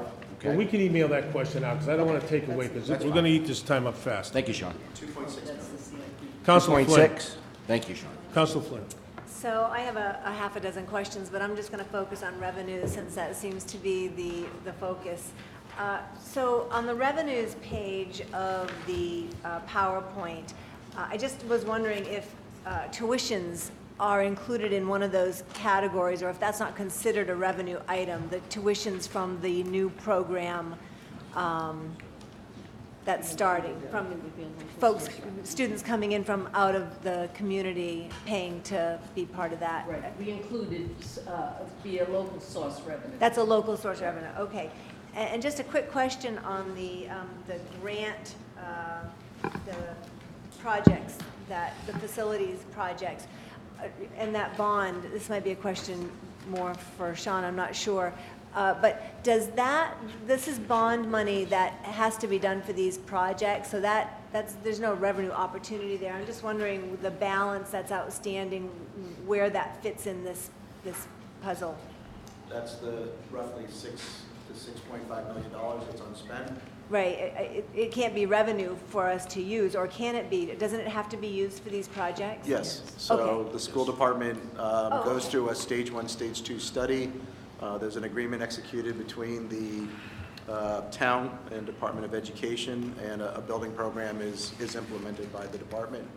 The only other party, as we spend through this, is the board, Department of Ed sort of acts as a trustee with the lender, which is Ryback, and they will not only make certain that we follow the program, but they will also commission the program. So that's been determined, and that goes to the importance. There is a $100,000 roughly study to do our next 5-year building plan.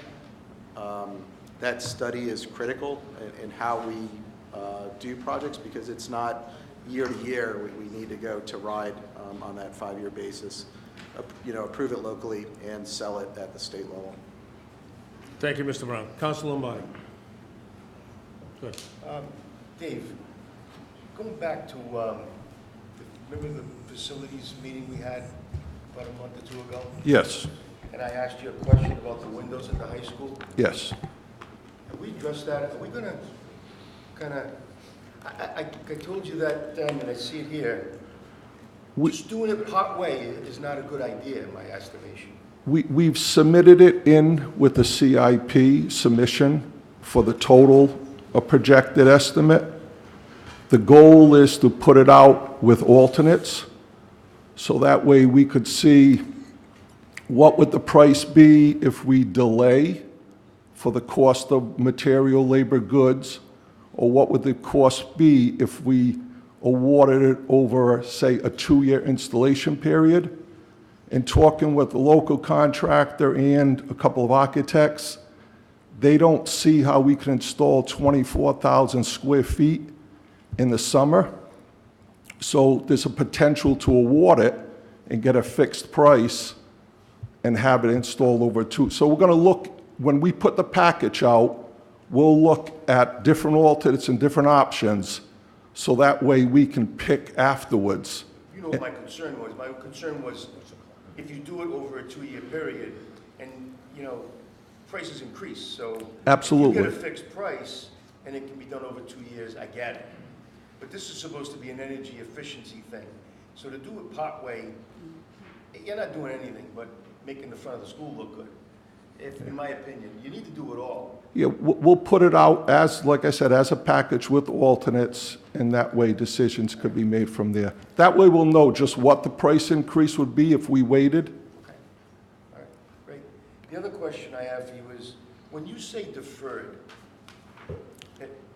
deferred till when? Is it deferred indefinitely? Is it not going to happen? Is it in good shape, so you're not going to do it? What's the answer to that? Basically, like when you're speaking to like asbestos tile at a Quidnick, that's in good shape. It could be, as we monitor on a part of our ongoing daily processes, if that tile is in good shape a year from now, 2 years from now, you know, there's no sense, in my opinion, spending the money now. But a lot of those deferred would be things to look at in our next stage 1 and stage 2. So the goal, like Mr. Brown said, my plan is to do a stage 1 myself this summer, and then in the fall, have an architectural firm perform a stage 2. Okay. My last question for Mrs. Krager, I guess, is, so you reduced over the past several years, I see 2 teacher assistants. Were they just regular teacher assistants? Were they special ed? They were regular. They were regular? Yes. All right, and then this year you're projecting looks like a part-time regional special ed staff that you're going to reduce. I'm looking at. You can get him that answer. Vice President? I I know you have a question. Not to cut you off, but you can get these Turn answers. your hand up. I just wanted to know why. Well, Special ed is so important when we're cutting. I just want to know why. okay, Vice President. Is it a regional program? It says regional, yeah.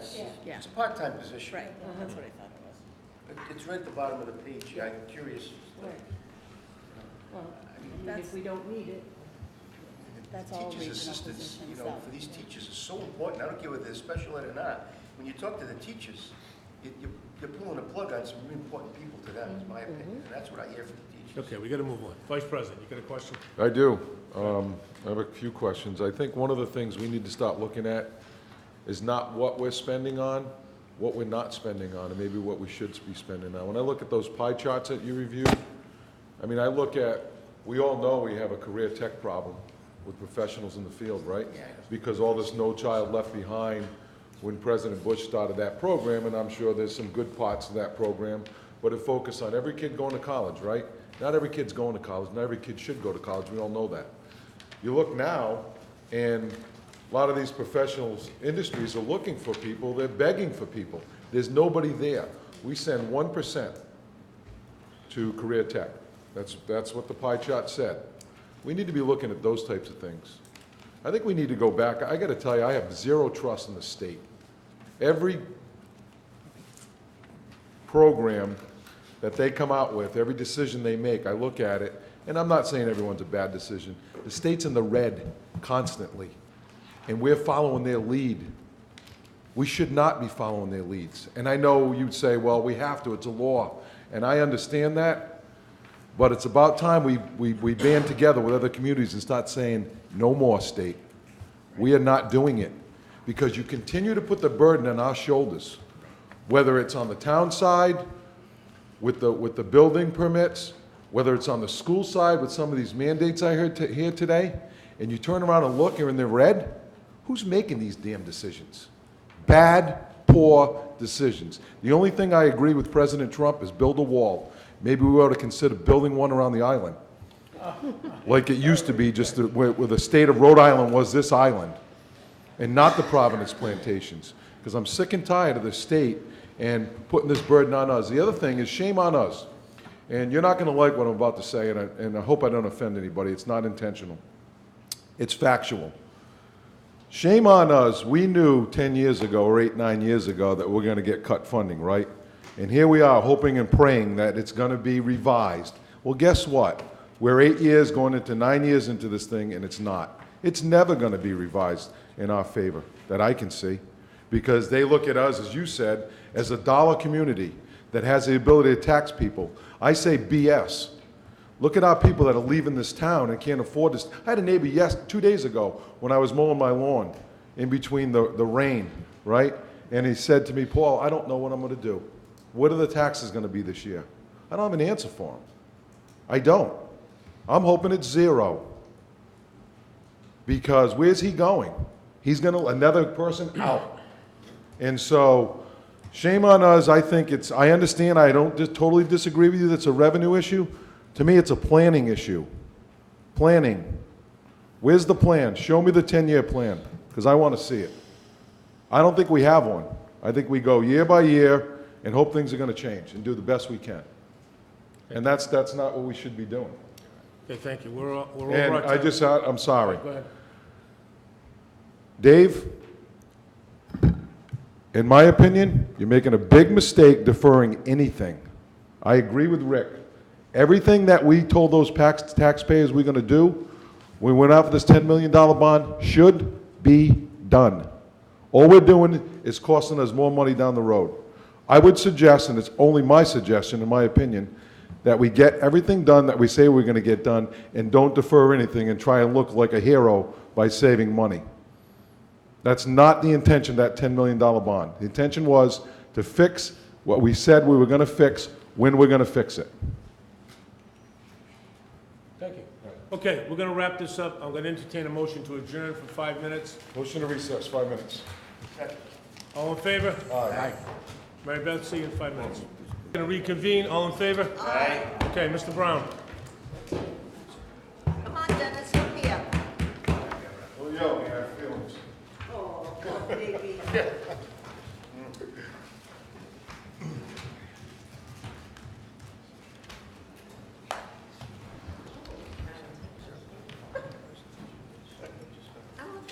Okay, police department on next? Yes. Okay, Chief Cure, Good morning. Yes. you're up. How are you? Good, sir. How are you?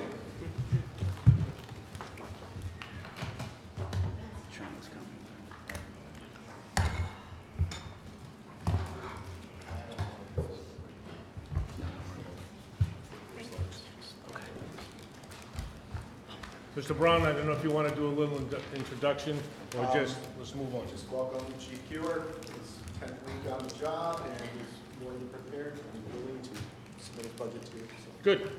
All right. And he's in uniform. I am. Good morning. I have a uniform. So be kind, please.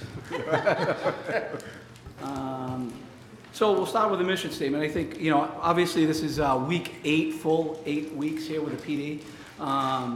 Very impressed with the professionalism and the skill set that we have within the police department. I'm sure I'm speaking to the choir on that, but I can tell you firsthand, someone coming from an outside agency coming in, I've been very impressed with policies, procedures, accreditation, just the process by which we do those high-risk quality control type items such as evidence and use of force and reporting and evaluation. So, you know, I've met with 32 of the 38 sworn officers to date, and each of those interviews is in 10 minutes, I can assure you. It's about an hour and 20 minutes each, with each individual getting to know our personnel. So I've been very impressed, and again, as I was in front of you 12 weeks ago, I was humbled then, I'm even more humbled now. So with that being said, the mission statement obviously has stayed the same. You know, integrity and truthfulness is imperative in law enforcement, and you have that within the agency. And some of the highlights within our mission statement is obviously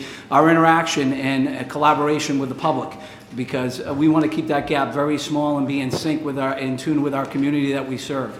So with that, you know, the mission statement has not changed. I will be looking at that in the future to see if we can enhance that. But it basically tells, you know, what the police department does, our mission, our professionalism, our integrity, distinction with service, and making sure we provide the service to the citizens of this town.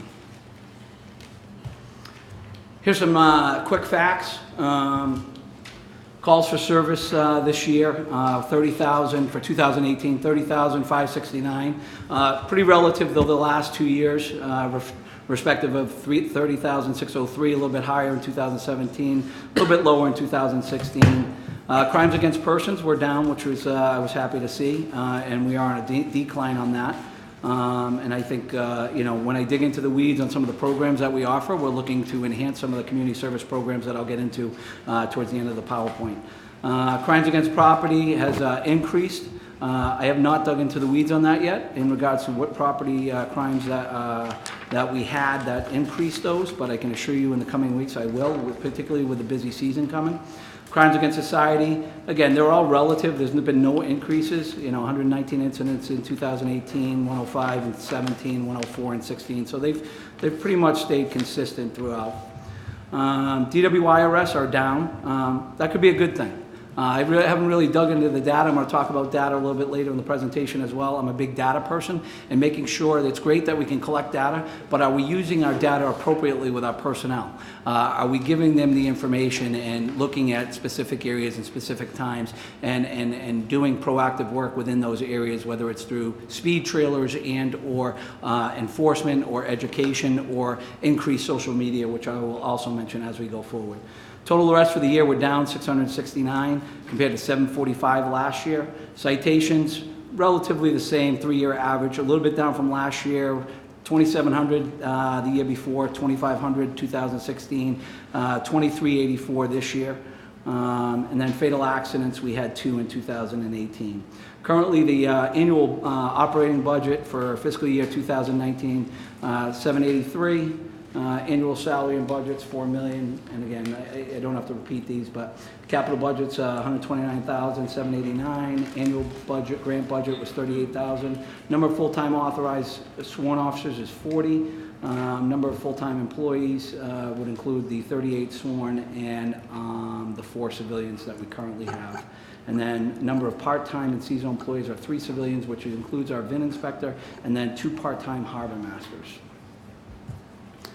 When I first got to the PD, you guys see this pretty org chart, and the org chart is very nice, and it kind of gives us an overall view of, you know, the chain of command and the personnel within the police department. When I first arrived, I quickly found out that our officers are assigned so many ancillary duties that are critical to the mission of the police department, with training and accreditation, policies and procedures. So with that, I asked Lieutenant Ryan to at least start a list in regards to those critical duties and what people are assigned, to include community service projects, community service programs that we currently have, SROs. These are critical to outreach in our community. So with that being said, this is the list of our personnel. I can assure you that it's going to be enhanced, because as you will see that there's some people that are TBD, that's to be determined. Everybody will be assigned a community project. I know that Chief Pizzari, and as my predecessor, was really big on community engagement. I too am, and I'm looking to enhance that program as well. So as you see with these 2 lists, this lists everyone in the PD, their current assignment, what shift they're working, and some of their ancillary duties off to the right. So as a police executive, we're constantly looking at our training, because training budgets are expensive. And, you know, what's necessary training, right? It's the old, what's important in mandatory training. I'll tell you, I attended my first Chiefs meeting last week. This was a topic of conversation with the newly added mental health training. You know, mental health training is very important, but when the state mandates, we all like unfunded mandates, the trickle-down effect belongs to the towns, and we have to incur those costs. So with the recent mental health training, which is very important in what we deal with in day-to-day work, with that being said, you know, 8 hours for the initial training. That's great. You got 38 guys, and you times that by the hourly rate if they're on straight time or the overtime rate. It incurs a lot of costs. You know, Chief of Providence, you know, he spoke about it last week also. They have a lot more guys than we do, and it costs a lot of money. So we outlined the mandatory training in this slide on the actual annual training, biannual training, as well as the every other year training, as well as any required legal updates that the Academy or the legislature will mandate annually, such as for the last year under the required legal updates where the transgender individuals, stop sticks and roadblocks training, as well as deaf and hard of hearing training. So everything you see in red on that slide and everything you see in red in front of you are the mandatory trainings that we have to incur. Now then we talk about, you know, the nice to have trainings, and, you know, we want to make sure that we grow our people and have people certified in certain things, because that's how we continue to be efficient in our qualifications as instructors that provide this training, so we don't have to go outside our PD. And I'll be taking a further in the weeds look at that and how we in the next fiscal year in 2020 can actually be a little bit more efficient in that. Some of the community service programs, we obviously have the DARE program, which is very vibrant and very important, I believe. I've been associated with that on and off for the last 30 years. School Resource Officer program, I've already met with the superintendent. I went to one of her meetings. I've also met with the principals of all the high schools, with all the schools. I've toured the schools.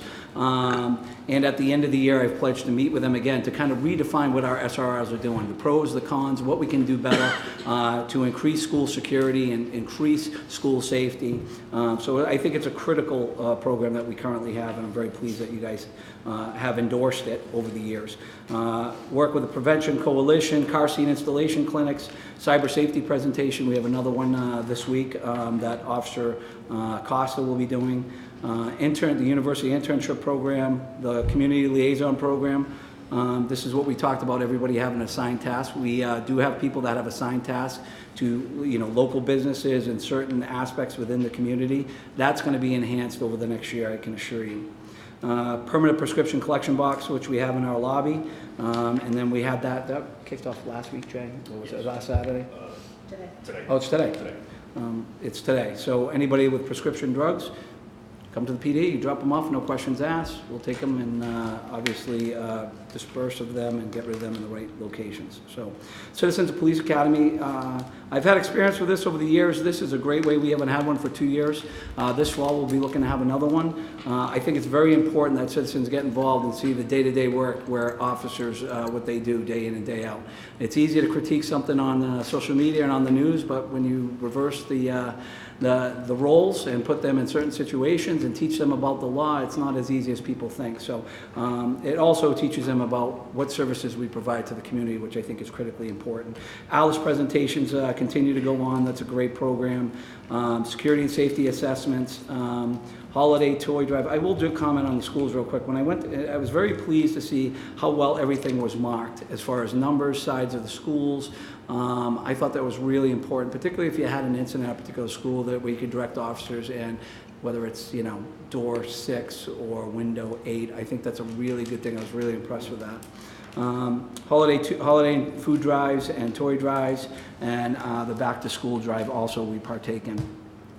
Grants and awards, these are similar to what we had last year, but we continue to utilize the grants on the left, the Byrne Grant, DOT Highway Safety Grants.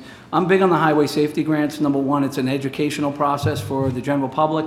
It brings awareness to certain things such as distracted driving, which continues to be an issue with everyone, as well as I look at it when we have somebody out there in our community working on enforcement grants to educate the public. It's also, I look at it as another body within the town to help protect the citizens we serve. So it's additional costs.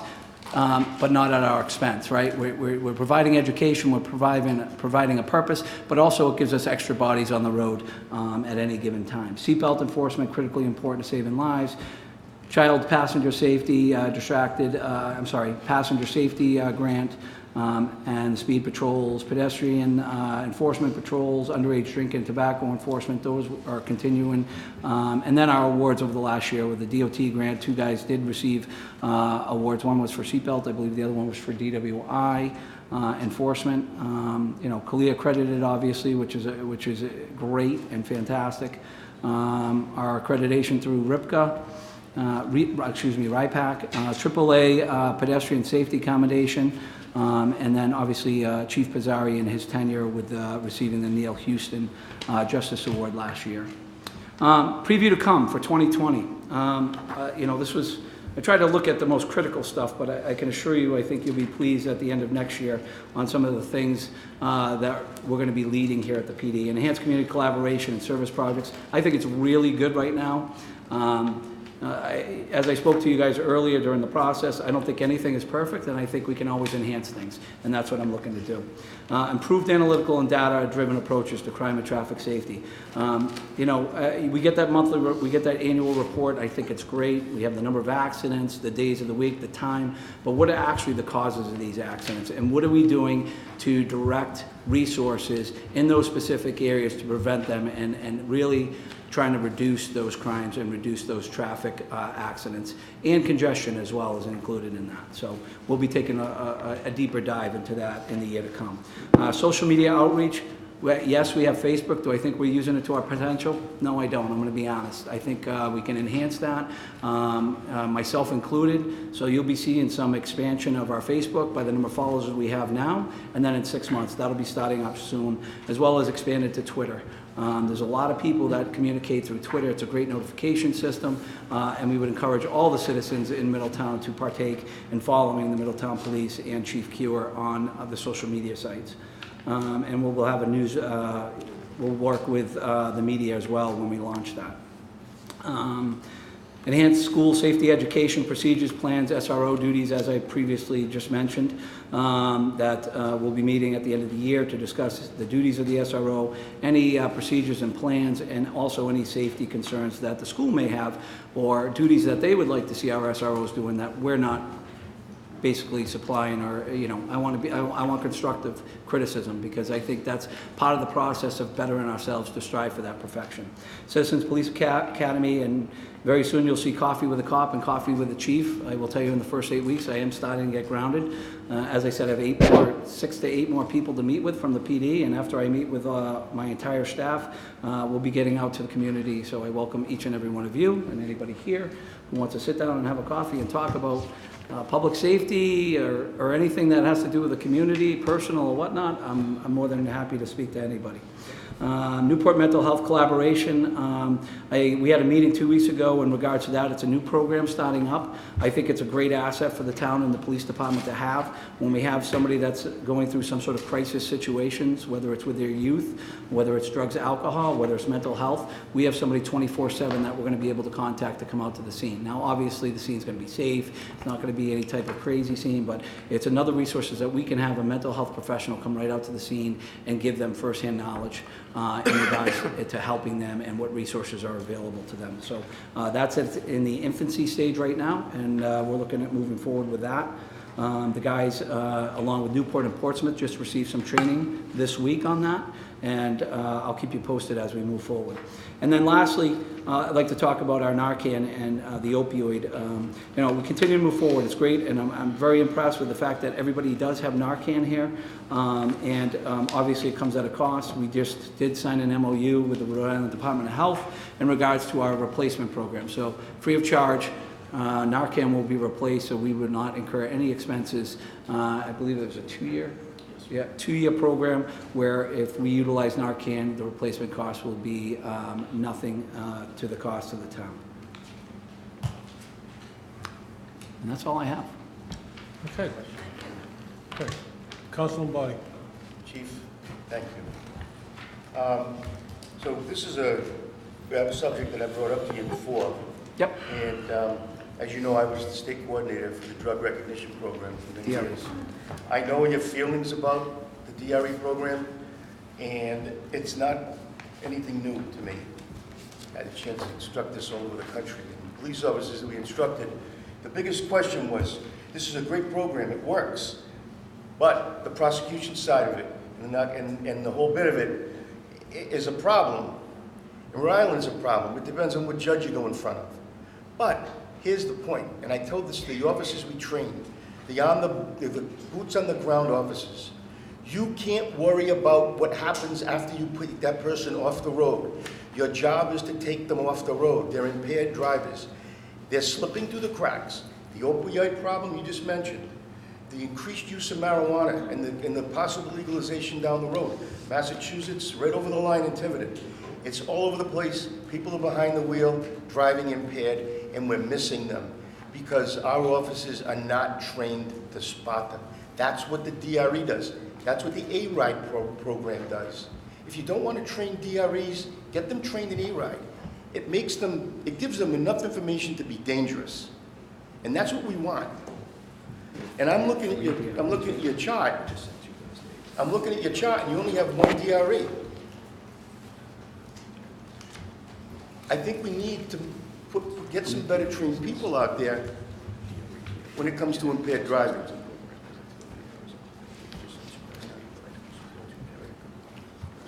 So you bring up a very valid point, and two things. Well, ironically, this week, Officer McKinnon was just prepping for a trial with Frank Holbrook in regards to this first DRE case.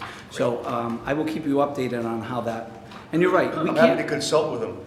We can't worry about the adjudication of our cases. We really can't. We act on probable cause, reasonable suspicion to probable cause to make an arrest, and that's what we operate on. And I can assure you that no officer, if somebody feels that they're impaired, and Rick, I think you know this, sir, that in the back of their minds, they're not going to let somebody go because they feel that it's drugs, or if they're impaired and they cannot drive and they do not pass tests and there's probable cause for arrest, we're taking that person off the road. I want to make that very clear. Anybody can pick out a falling down drunk. Right. But the DRE gets the one that will fall through the cracks. There are subtle things that you don't notice unless you're trained to notice. And I really believe A-RIDE is a perfect door to open.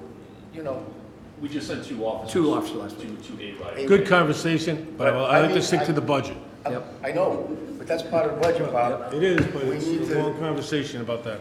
We did have two, we sent last week to A-RIDE, but we're on board. We'll get together. Councilor Flynn, you want to ask a question? No. Okay. But I will. If you got one, ask it. You know, and being sort of first exposure here, I'm just wondering, a town this size with this profile, is this budget for our public safety law enforcement, is this within the range of acceptable and common and normal? You want me I to don't know. answer that? Well, no, sorry, I'm not sure. That's a who- question to the chief. The chief. I'm not even sure if you would have that answer. I'm. I've talked with both the chiefs in Newport and several times and had meetings face to face with both of them. We do talk about budgets in our initial meetings. I don't know what the Portsmouth police budget is with their, I believe they have 34 sworn or 30 just below us, but I think it's very comparable to our $6 million budget, and they're just below that. I don't know what the percentage is, but I can certainly get that information for you. I look at everything and just, there's nice to have and then there's a need, right? I think everything, right, that I see as far as, aside from the salaries, the contractual obligations, the services that we provide, I'm very happy with. Within this budget, I'm looking to make it a little bit more efficient and provide more services. And Jay will tell you that, and some of the guys are quickly finding that out. We're given a certain amount of money, and I want to make sure we're getting the biggest bang for our buck. And I know it's only been 8 weeks, but I can assure you when I come back next year, there'll be more enhancements. And I think you guys will see that firsthand. So just need a little time. No problem. I would just add analytically, so in the last labor negotiation, we looked at staffing using the standards published by the Department of Justice and FBI, and then looked at the actual call data that is published from the dispatch logs. The two correlate basically with the staffing level we have, which is roughly at 38 to 40 police officers. and the distribution between patrol and administrative and detectives also follows the norms that you would see for a community with our population. Vice President. Chief, a couple of statements and some numbers I'd like to ask you about. I think a couple things you hit on. Certainly mental health. I think, you know, obviously the world's changed, and I'm sure law enforcement's changed with officers going on calls that nowadays I think probably 1 out of every 4 calls, from what I understand, is a mental health call or a mental health issue or call that involves something with mental health. So I'd like to see us to continue to focus on that. I think that's important to the community and the safety of the officers. 2, and the individual. And 2, the opioid problem. How large is, I mean, I'm not sure I don't understand it in Middletown. I mean, you hear people talking about it, and do we have a huge problem here? Like, a lot of communities have a huge problem. I don't know if we have our arms around it or not here. Well, I'll just state that from my time here, I can see that we're not making a lot of arrests. I can assure you of that. But, you know, I don't know if it's just going undetected, but, you know, we do have our share of incidents involving drug use and overdoses. I had those stats that we met with Representative Cicilline last week, and I think, don't quote me, but I want to say that in the last, actually I will have them, I'll get you those numbers. No problem. But with that, I mean, it's something that we have to be cognizant about, because, you know, borders, you know, there are no borders with drug use, and people are shooting down in Newport, they're shooting up to Portsmouth, they're going over to Providence. You know, there are no borders. So they're coming through the town, and, you know, whether they're impaired, distracted driving, smuggling, using, you know, I don't think there's an inherent huge problem here in the town. I honestly don't. From what I'm seeing, no, I don't think there's a huge problem here. But something we need to be aware of. Okay. Next few questions are just budget numbers related questions, and I'm not looking for answers today. I just want to bring it to the attention and see and ask. Maybe you can come back when we have the hearings, public hearings of why. Okay. I'm looking at the three overtime categories. A couple are going down. Of course, you know me, I'm gonna only focus on what's going up. Right. That's typical, right, nature. Sure. So one line of overtime, regular overtime is going up 12,000. The minimum overtime minimum staffing is going up 60,000. That's 50% increase. So I think that's something that I thought contractually we looked at during negotiations, that we would hope that we were going to resolve that issue, not go up. The council ultimately settled on a minimum manning structure that was less than what was originally budgeted for in the prior year, so there is an increase. The other thing that we are looking at is that officers through the year, and this has been an ongoing sort of issue, there are injuries or other reasons that they have leave that's outside of the normal use of leave that causes minimum manning to jump up. So based on the calculation under the new contract and looking at the trend of use of whether it's maternity leave or sick leave or other paid time off, that is a pretty solid number. That was a number that Lieutenant Ryan and the finance office, myself, worked on. It's a number that actually in the last week Chief Kewer and I talked about him reviewing. We can provide you some more detail. Again, Chief Kewer's looking at that number closely, but I do believe that's a pretty solid number in representation of what we need to fund the minimum manning program. Okay, so the last overtime category is going up $34,000 or 48%. So I think the total, those three totals just there's been some effort there. I do want to acknowledge to reduce some other overtime categories, detail pay and stuff like that, but it's certainly not offsetting it. And you know, we're always looking for some type of revenue neutral. I know that's not always possible, but those three categories add up to out of the $118,000 increase in salaries here, 106 of it is overtime. Right, and So, I just, on that note of revenue neutral, just for all of the municipal departments, the budget, so the department heads provide their budgets to the administrator per the charter, and then I make a pass at them, and that's the proposed budget the council gets. The proposal you have for the municipal departments is a zero-based budget. It's a zero request, so I am not asking for any additional tax dollars or recommending any additional tax dollars on an aggregate basis for all of the municipal departments. Just going back to the presentation on the budget itself. Municipal departments as a whole, I've recommended that there's no additional tax dollars. The school department's asking for 4% or $1.1 million. And then the only item on the municipal side is $417,000, which is monies to fund the TIF, the Tax Incremental Financing District down on Lower Quinnick Avenue. So I am aware that there is an increase in the police department. As Lieutenant Ryan primarily can confirm based on the number of conversations and meetings we've had, these numbers were scrutinized, but the adjustments are necessary to, I think, reconcile structural deficits that we've had in the police department and budgeting overtime so that we, can manage it properly. Well, thank you for giving me the overview of the entire budget of a 0% increase. You do a good job with that, and I'm not being wise about it. I mean that sincerely. Yep. But it really doesn't tame my anxiety of the overtime increase. So just something to look at. I know you guys are doing a good job, but just something to keep an eye on. Also, workman's comp. I know when Chief Asari arrived here, we had a lot of workman comp issues, and that was really resolved and kept at a minimum. But I see a 58% increase, and I don't get caught up in the percentages so much as I do the dollars. Just another thing to keep an eye on, because that seems to be going north and not south or neutral. HVAC repairs, 56%.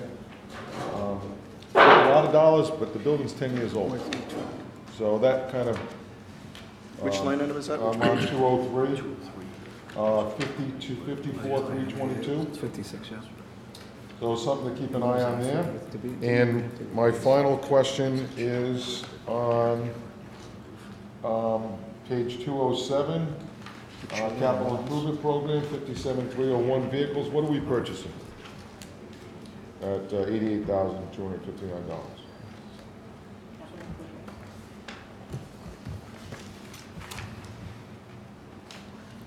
The chiller and the air handler need to be replaced on the roof. Have they been replaced? The first ones were replaced. Okay. And the other one is due to fail, right? So that the longevity on that is... One of the air handling units on the roof, the coils that basically a hole in them. So basically the freon and everything had leaked out of it. The whole unit needed to be replaced last year. There are 2 units up there. We're going to try to get away with whatever we can with the second unit, hopefully not failing this year. Is that the longevity of those is 10 years? Yeah. I mean, I almost feel like we got duped a little bit. That's my feeling now. It's 10 years after the fact, but I still have feelings, and it just makes me feel like we got, it should last more than 10 years. I agree. The one that's running right now is still running fine. However, yeah. Okay. So what about the vehicle? What are we purchasing? Which, I'm sorry, what just... 207. 97%. You go ahead and talk about that, Joe. So that's the 2 cruisers that we'd be looking to add to the patrol fleet to replace 2 existing cruisers, as well as the van that we've been requesting. The Van? The 4x4 passenger van, 15 passenger van. What is that? What does that thing cost? That's roughly $59,000. So those other cruisers only cost 15 grand a piece? No. Am I looking at 2 separate items here, or is that no confusion? One line item. Vehicles. 207. 207? 207J, capital improvement, the first line, 57301 vehicles. 120,000 for the vehicles. Correct. The 120 is going to be for the cruisers. 262 for the wagon. What do we need? We don't count that many prisoners to, I'm sorry. we don't count that many prisoners to the courthouse. Right, it would not be a prisoner transport van. It'd be a van for us to utilize when we have to either go to the large amounts, have to go to training, to court, to transport the large amount of our officers to parades, and to also serve the community.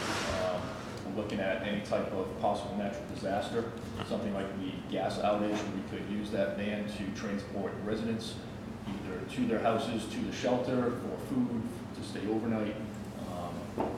That was some of what we were looking for the van for. When I talked to the Lieutenant Ryan about the van, I was, you know, obviously we looked at it and the needs for it, right? It's a want and a need. I think the needs to the community would be beneficial. I mean, we had the gas outage here. You have a major snowstorm where you have, you know, people that have to be displaced. We have the Gaudette School, which is, it's one of the shelters for the state.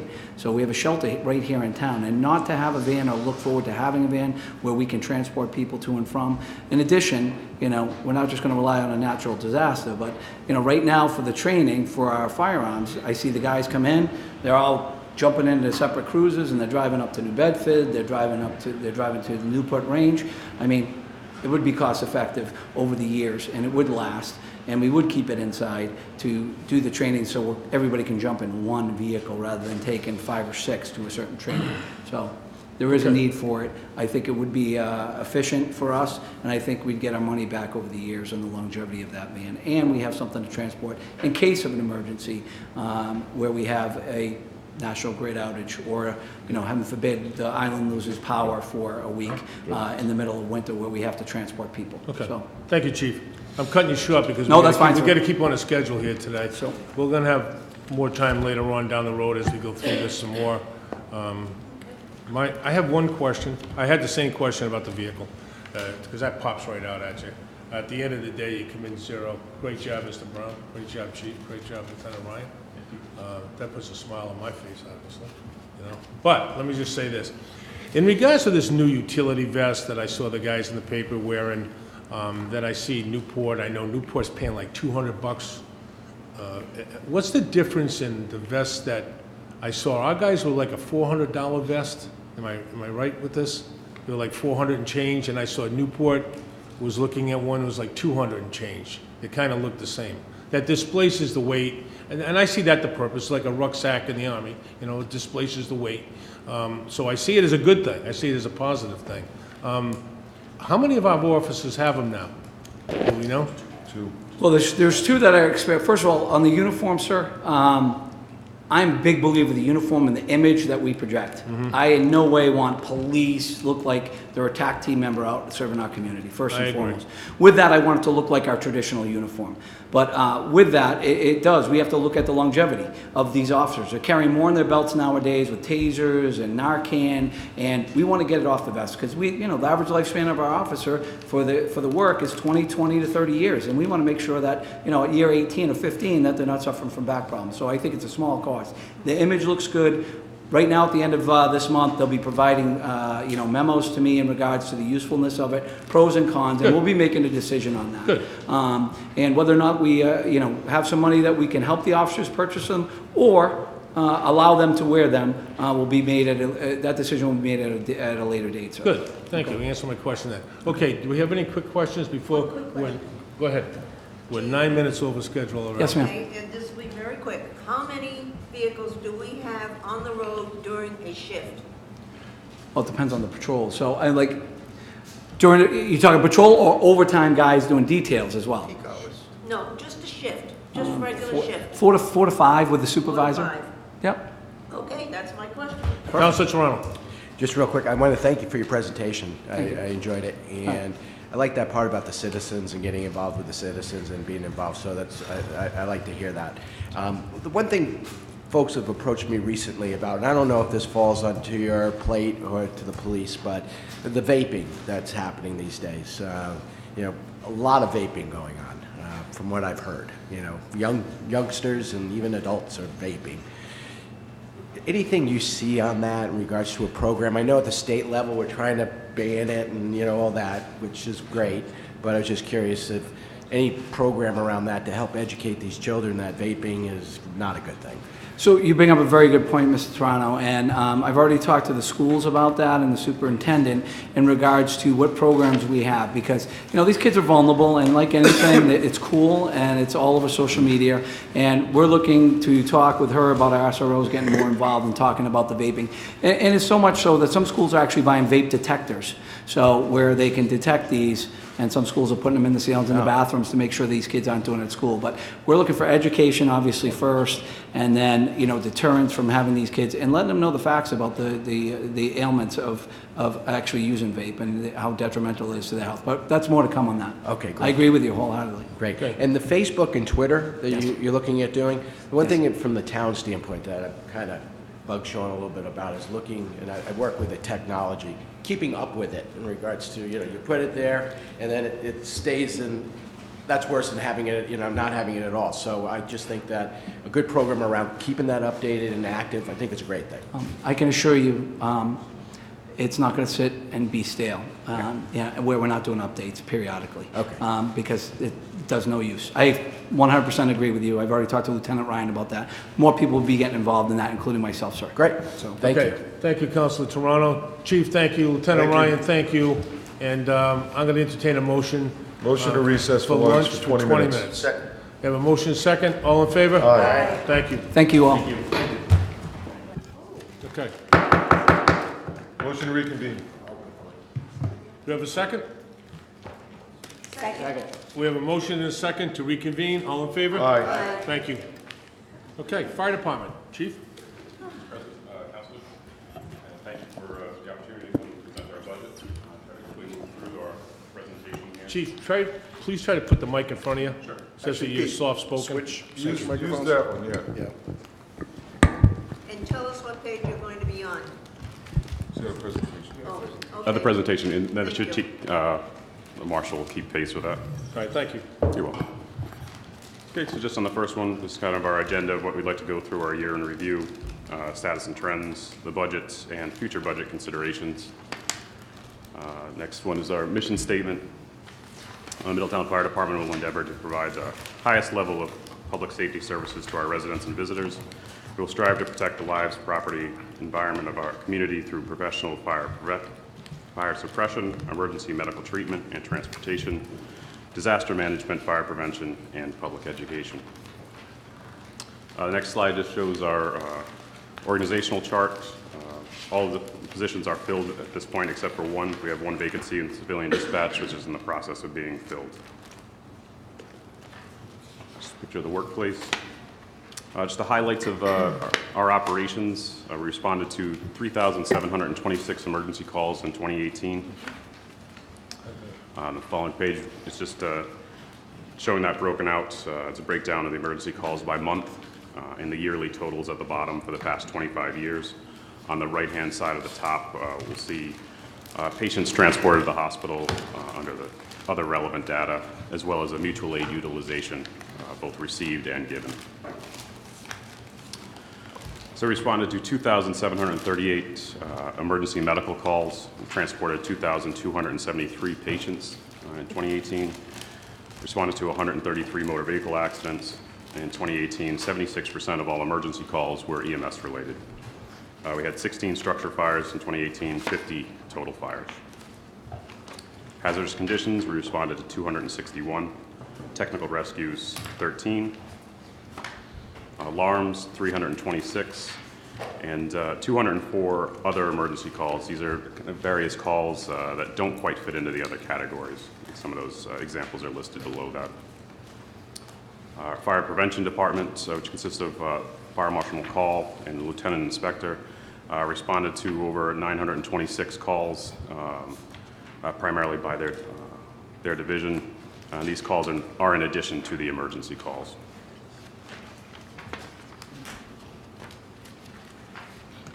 Training in 2018, our members conducted over 2,338 training hours in both fire and EMS. Some of the various examples are listed below. Vehicle equipment and maintenance, with 18 total vehicles, firefighters spent 1,867 hours checking and maintaining these vehicles and equipment. Some of the various equipment is listed below. Customer service, other business, this is just some examples of services provided, not necessarily reflected in our emergency calls. Most of these items fall outside of the emergency response, so they're not counted in the previous tally. Next one, where we are today. We're developing a more proficient workforce. We've constructed a facility that supports current and future needs, established an equipment replacement program that ensures a sustained ability to respond effectively to our community's needs, increase our local community support efforts, and pursuing new opportunities such as the Heavy Rescue Grants, which was formed in 2016.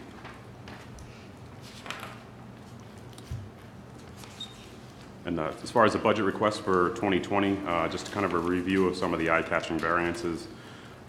Under fire and rescue operations, we have the contractual fixed personnel costs, which are all driven by the collective bargaining agreement.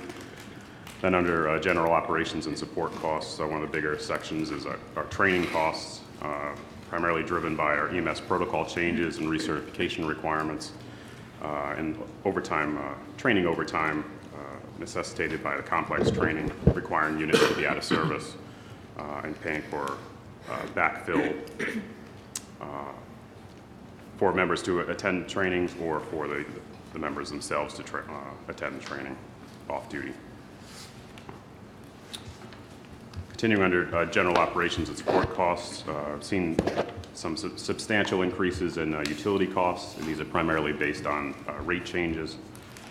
Maintenance costs, we're still wrangling with the HVAC repairs, larger station, more moving parts, still trying to get a hold of the annual costs on those. Alarm and safety services, these are our required quarterly sprinkler testing, quarterly alarm testing, backflow certifications, ANSEL system, and such, just the costs associated with those. And we get into equipment and personal protective equipment. These are the necessary supplies to stock our rescues, as well as keep our firefighters equipped. Fire prevention departments, they have the cost to meet plan review and fire investigation standards. And fleet management is another one. It's maintenance and repairs. The primary driver of these is basically our geography. I've seen a lot of premature failures of components and parts that have to be replaced. And to try to get a better hold of this, we're doing an annual fleet survey to forecast these issues a little bit better. So capital improvement budget requests for 2020, we have 4 of them. I'll get right into them. The first one is the fire department pumper replacement program, which is on page 101 of the CIP book, for a total cost of estimated cost of $600,000. I apologize, the narrative in the CIP for this is incorrect. It does reflect the previous plan of purchasing 2 pumpers at the same time, which has since been abandoned. The current plan is to purchase 1 pumper, and that the expenditure is accurate in the book. And just some of the supporting data behind that, so why we're looking to replace it. On this next slide just shows some of the deterioration of our engine 37, which we're looking to move to reserve status, just of some of the structural components that corrosion and deterioration and accessories. Second request is for a 12-lead cardiac monitor defibrillator replacement. It'd be $205,000 for 5 complete units, 1 for each of our 3 rescues, and 2 for our engines.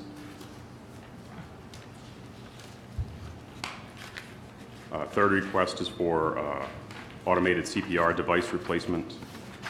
That's $48,000 for 3 complete units. There'd be 1 for each rescue.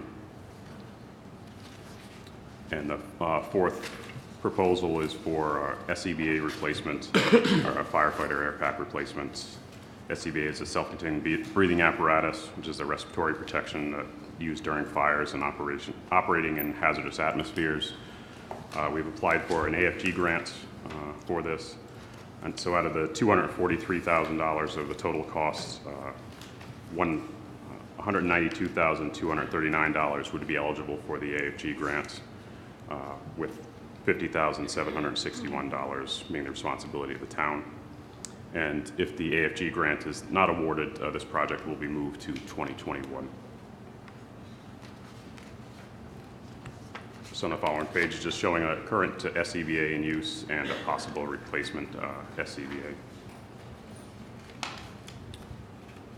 So our 2020 initiatives, our first one is our Quality Assurance and Quality Improvement Program, or QAQI program, with our physician medical director's guidance.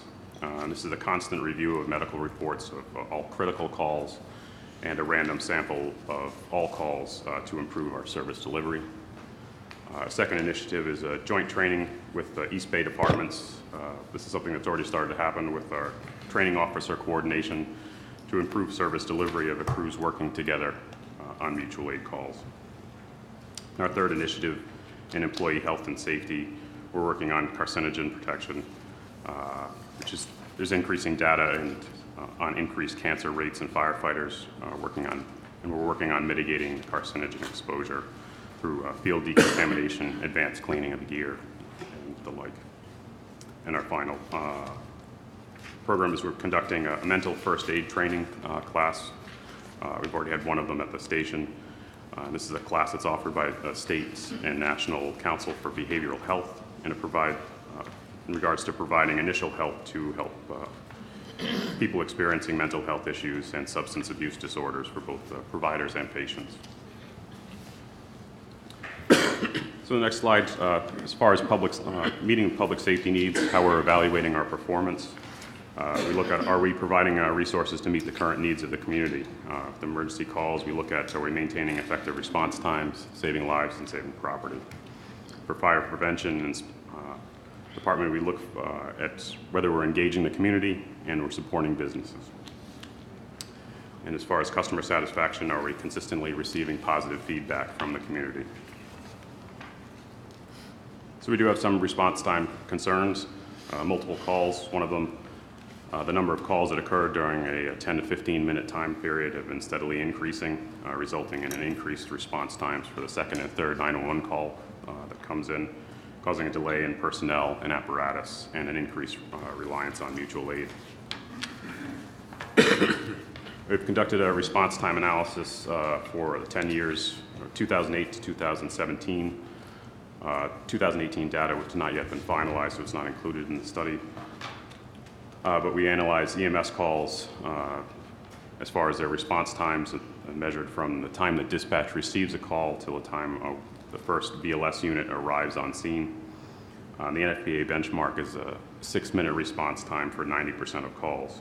As you can see at the bottom here, the closest we came was in 2011 for 88.6%. And the furthest we've come from that benchmark is in 2017, where we've only reached 73.3%. So we need to monitor and figure out how best to correct this deviation. The service level sustainability response data showed a steady increase in demand for emergency services over the last 25 years. A number of calls has grown at a steady rate overall. From 1994, we responded to 1,971 total emergency calls, and in 2018 responded to 3,726 emergency calls. Our mutual aid utilization in 2017, we received aid 337 times and gave aid 160 times, a ratio roughly of 2 to 1. And in 2018, we received aid 449 times and gave aid 158 times, roughly a ratio of 3 to 1. Fire prevention, our non-emergency calls, we've seen activity increases. Supporting businesses with timely turnaround of plans and inspection leads to a decreased availability of our fire prevention personnel to respond to other calls. As far as training, busier shifts have put an increased pressure on our ability to conduct training while training requirements increase each year. This is one of the reasons we're looking at expanding the budget for training.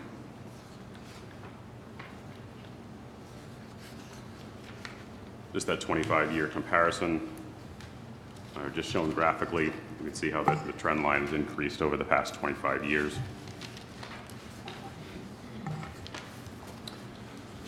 And as far as challenges, it's kind of leading to some of these issues. Our EMS responses, we're seeing longer call durations, or the increased time that units are committed and unable to respond to another call. Seeing longer on-scene times. One of the reasons is a 30-minute CPR.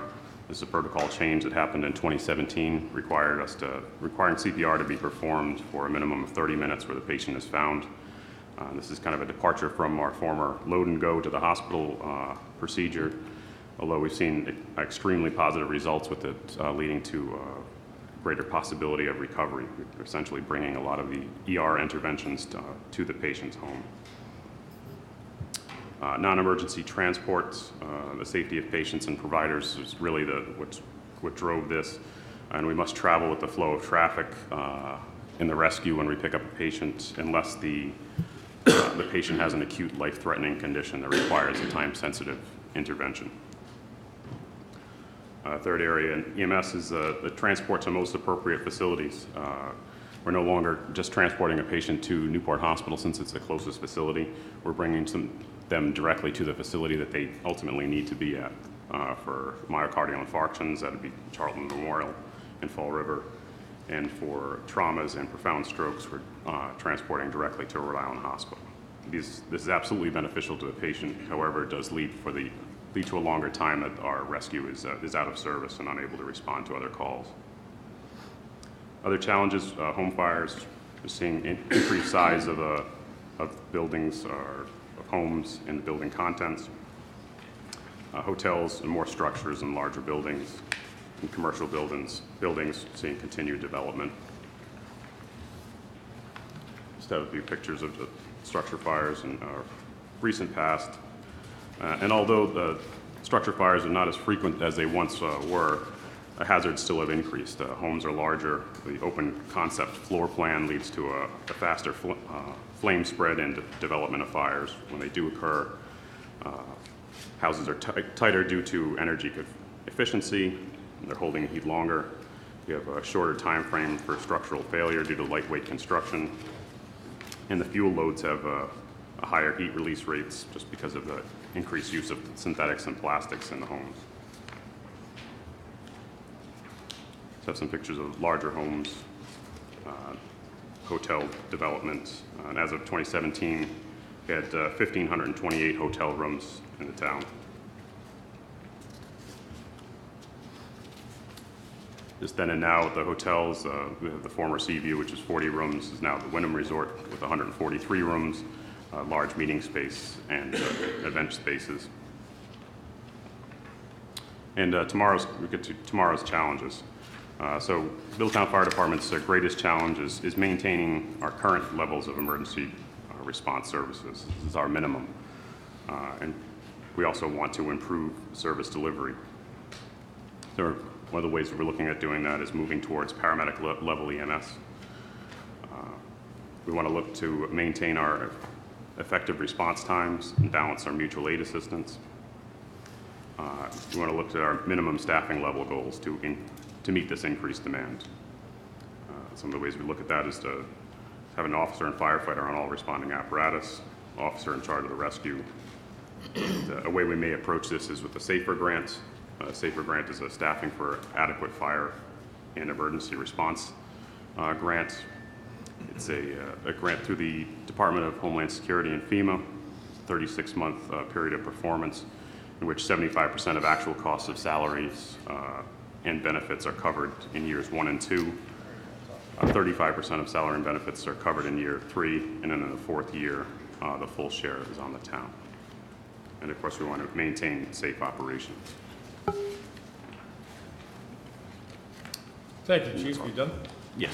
Okay, I just want to, before we start, I want to caution my colleagues about questions, because we are going through negotiations with the fire department. I don't want in any way to taint it, so there are questions that can be asked, and there's questions if you feel we should probably stay away from it, let's stay away from it. If one that gets asked, I'm going to ask the solicitor to jump in, and so okay. Just allow a little 30-second delay before you answer, okay? Absolutely. All right? Vice President. Okay.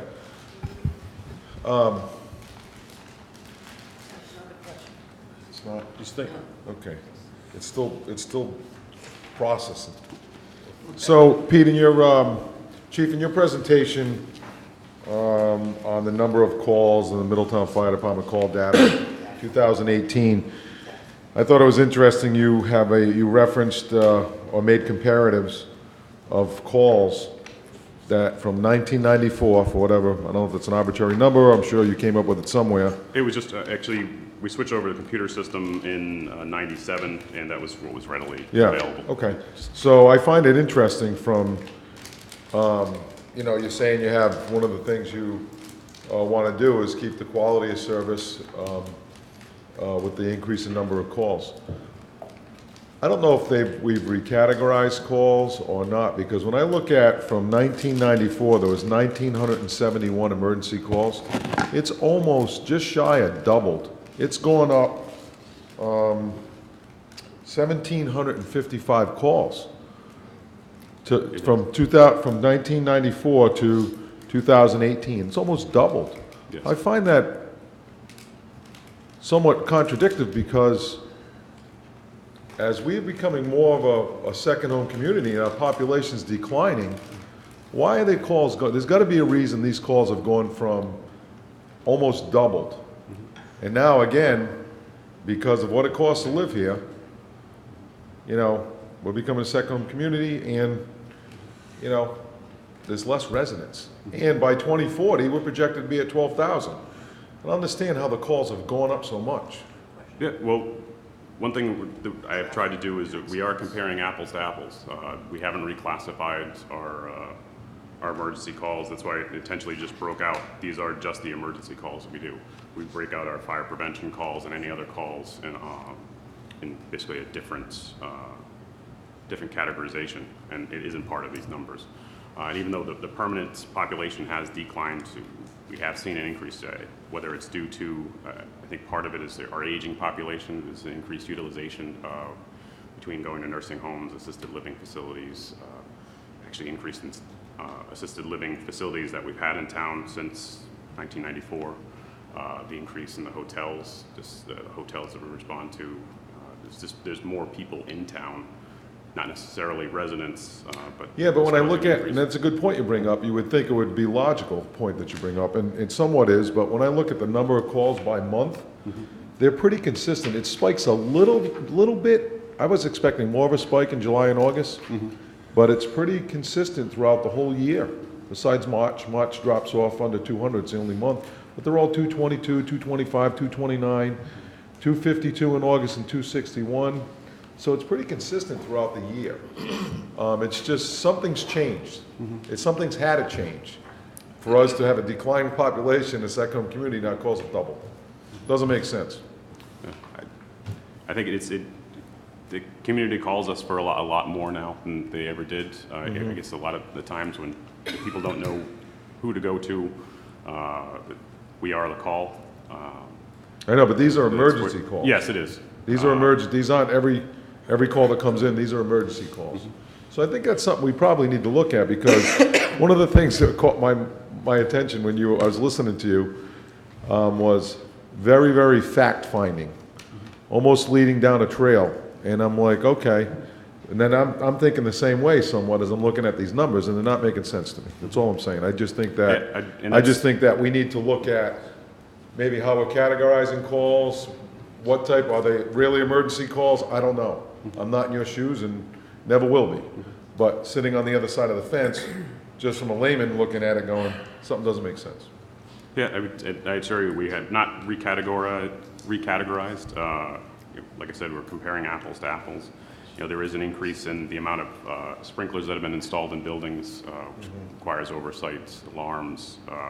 There are other factors that all kind of come into So does to play that count there. towards your calls for service? As far as alarms that come in, yes. Anytime that we receive an emergency alarm, whether it be a false alarm or... How about on the fire marshal side, the inspection side? Are you capturing that differently now than you did in the past? No, those are all... we have incidents, which are our emergency calls, and then we have what we consider calls when in our database. I got you. Excuse me. Yeah, no problem. Okay. Go ahead. So my last thing is, I guess, is that, you made me forget. You'll remember. I will. Sorry, that's what it is. Chief Wally's trying to remember, okay? Under the I'll see you next, I'll ask next budget year. Under the CIP budget, okay? I'm gonna ask you, just lean into the mic a little bit. Sure. I don't think you're coming across that loud. Under pumper replacement, the photos that you sent, were very telling, because you showed photos of tanks that were starting to corrode underneath the vehicles, and your suspension starting to corrode and other. Is there any way that we can foresee this coming? Maybe do a maintenance thing on these? Maybe have the undercarriage sprayed, which would extend the life of these big ticket items? That is one of the things that we're looking at with our training captain, Captain Welch. Like I said, we've been doing an annual fleet survey with having a mechanic come in. Since we don't have our own fleet mechanic, we do rely on having an outside mechanics do the work. So we're looking at like a survey to try to head these things off. But you do inspect your vehicles, correct? Yes. So you do periodically look underneath them? Yes, absolutely. Okay, so my point is this, I'm not second guessing you, what I'm saying is, should there be a maintenance procedure for maybe looking underneath them and seeing something, again, high-ticket items that could be protected, which could extend the life, by spraying the undercarriage, which would give it some additional longevity? Yes, there is, and that is one of the things when we spec'd out the vehicles, we do have and the last vehicles that we replaced, the frame and chassis is all painted, just for further protection. Seems like a no-brainer to me. Yes, absolutely. You know, the other thing I noticed is that the CPR device repairs. Yes. Can you give me some idea of you're saying the increase in CPR device repairs, what's happening with them? The current unit that we have right now are called the AutoPulse, made by Zoll Corporation. We've had different times, and what it is, it's a band that goes around the chest and does the compressions. The moving parts, we've seen just failures on calls when we've been utilizing it. We've had to switch back to manual compressions just because the unit won't work, either because of programming issues, and anytime it goes out and it has to be repaired. The last repair that we had, I believe in January, was $2,600. Anytime it's even looked at, it's a minimum of $300 to look at it, and then in addition to that, there's a $300 recertification fee since it's an emergency. I mean, that's an important piece of equipment. It is. That's it, and I can see, failure there is not acceptable. It really isn't acceptable. And really, the manual CPR is the gold standard, or having our own members do it. But it does give that increased level of safety when we're transporting a patient, so we don't have an unrestrained provider in the back having to do CPR. So it's an essential piece. The other thing I noticed on your report, Chief, was that your response time. Yes. And your goal is to be 90%, correct? Yes, and that's the NFPA. It's an NFPA benchmark we're looking at. So I noticed in 2016, your response time was 84.6%. Which is relatively close to where you want to be. Yes. But then in 1 year, we dropped down to 73.3? Yes, and I think when we look at this, there's a few factors. We did see some protocol changes, and that's what I was speaking to as far as the longer times for EMS calls. So the longer that our EMS units are out of service is increased mutual aid reliance. Mutual aids, even though it's coming from Portsmouth and Newport and Navy, takes a little bit longer to get there. So I think that's where we're starting to see that deviation. And again, I have to look at 2018 when we finalize those numbers in the database. I mean, is it fair to state that that's a big drop in 1 year? It absolutely is. But when you look at what, as far as that benchmark where that deviation comes in, when we go to 7 minutes, it's not a huge difference in the time frame, but we're just falling outside of it. Even when we fall into that 7-minute category, that's going to bring us closer or back up to that deviation. And is the reason being now that you're mandated through the EMS guidelines that you attend to people more at the scene before you transport? It is part of it. It contributes to it. I mean, that's a mandate. Am I right or wrong? Yes, it is. We all work under our EMS licenses under the state. The state? Yes, our standing orders from the medical director from the Department of EMS. And what he's saying to you is, or what's been dictated to you, and I want to make sure everybody understands this, is that at the scene, you spend more time now.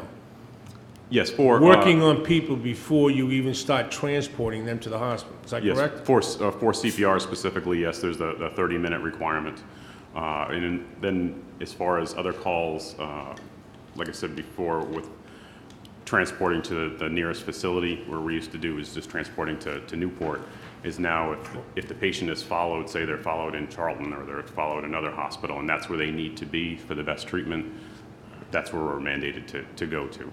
So I just want to make sure I get this correctly. So right now, if your units were responding to somebody that was having a heart attack, Yes. okay, you're mandated to work on that person for 30 minutes before you transport them to Newport Hospital? Yes, unless it's for a trauma, or there are a couple other criteria, or the person's in the scene isn't safe, we can transport them sooner. But yes, we do CPR in place for 30 minutes, and it's evidence-based medicine. Is they found that whenever you interrupt CPR, there's a decreased level of survivability.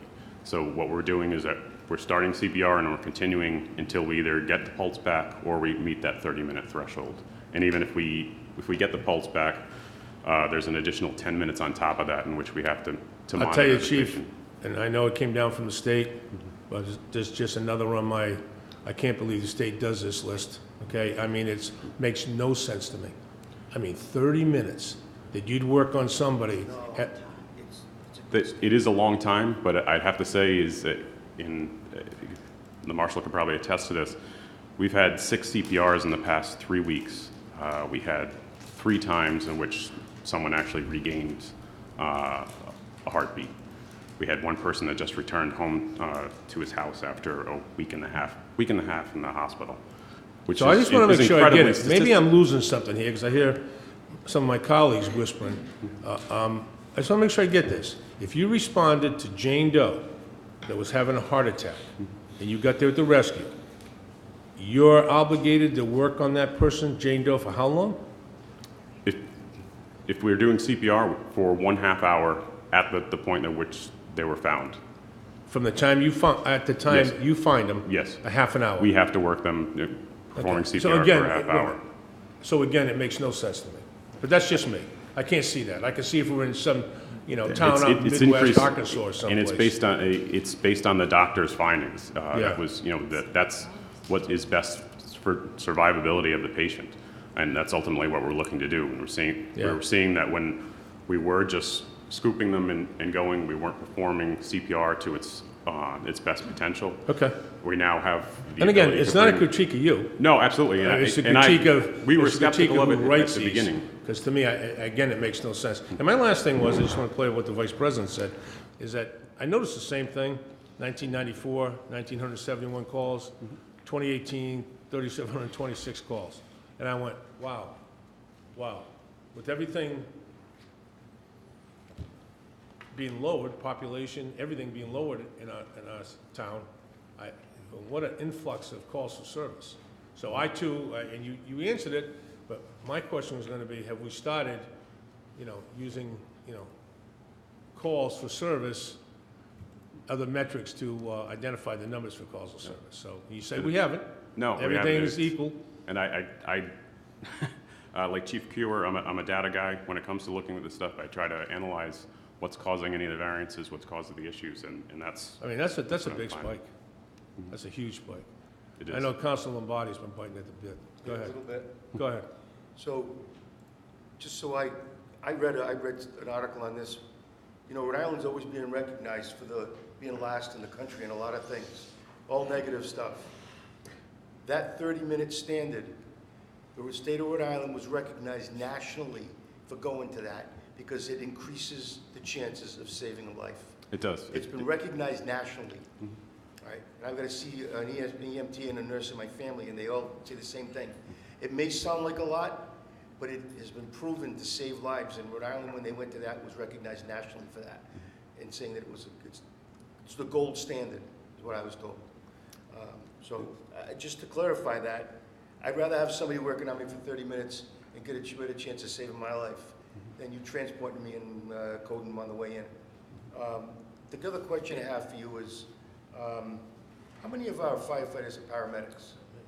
We have 4 currently. Yeah, so we will have 4. We have 2 that are currently certified, and then there are 2 more that are in school right now. 3 and 2 and 3. 3. So you have 3? 3, we will have 5 And ultimately. you will have 5? Yes. Okay. Okay, any other council Yes, asking a please. question? Councilor Toronto? Thank you.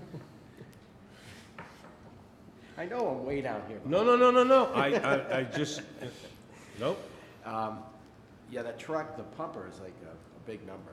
And I know every year when we look at police cars, we're looking at pumpers, like if we could get one more year out of that, that would defer that 600,000 for another year. I'm not saying, you know, we don't have to keep replacing our stuff, but, you know, I see these trucks going up the street, they seem to be moving just fine, you know, and saw 3 of them the other day going up, you know, the Purgatory Hill there. And I was like, those look pretty good.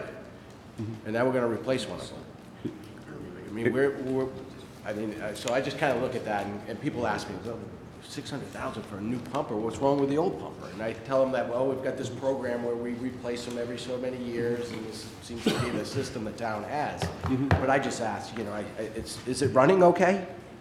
There are definitely issues with each one of the pumps. You know, they all have their issues, and we're trying to maintain reliability as best as possible. But the one we're replacing? Yes. There's one being replaced, right? Yes. You're proposing? Replacing, but we're going to actually move it to a reserve status, so it would be available when another truck is out for service. We would be able to use it. When we look at as far as the just in the supporting data, it sees for the trucks.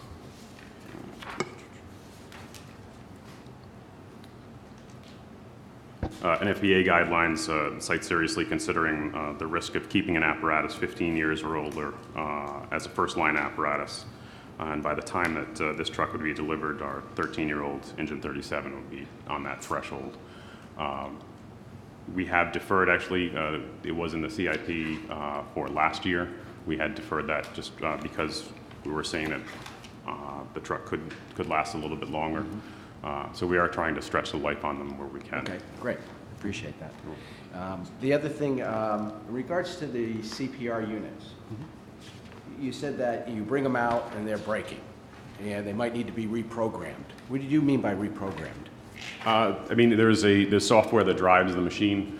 Some of the things that we found, they have failures, whether it be for battery reasons. We had to have the central processor replaced in one of them. You consider those deficiencies in the product? I mean, is this a vendor issue where we should be working with the vendor to say, hey, listen, we got a deficient product here? It's hard to say just because of their age. You know, we've had them for a number of years, so they're outside of their warranty. What it comes down to is that we do have a fallback. When the device malfunctions, there's no interruption. Somebody jumps in and performs manual CPR. Right. But they're very expensive to. It's a really important piece of It really equipment, is. right? And so when I'm hearing that there needs to be programming or it has to be fixed, I get it. I mean, we should be addressing that, but there's 12 of them. I mean, how many do we have? There's 3 of them. There was one on each one of our rescues. I was looking, I'm sorry. Hold on one second, please. 12 lead cardiac monitor. I'm sorry, the 12 lead, the 12 lead is a different project. That's, I'm sorry. Those are monitor defibrillators. Okay, I got those two mixed up then. But yeah, I mean, again, it's an important piece, and I was just curious what that programming issue was, and if it's out of warranty, then we really should address it, I would think. Thank you. You're welcome. Vice President. So, I was before you, sorry. But if you want to go right ahead. I know how you get all excited. Councilor Santos, I have the back on. So Chief, I'm going to continue on with a couple things. But the first one is going, when a number like that sticks out to you, it always seems like, not just you, every department in this town wants to have the best and the newest. That's the message it sends to me. If we need it, we need it. I don't think we need it. If it's good enough to work in reserve, why can't it be good enough to work on the front line? Because it's on a certain program.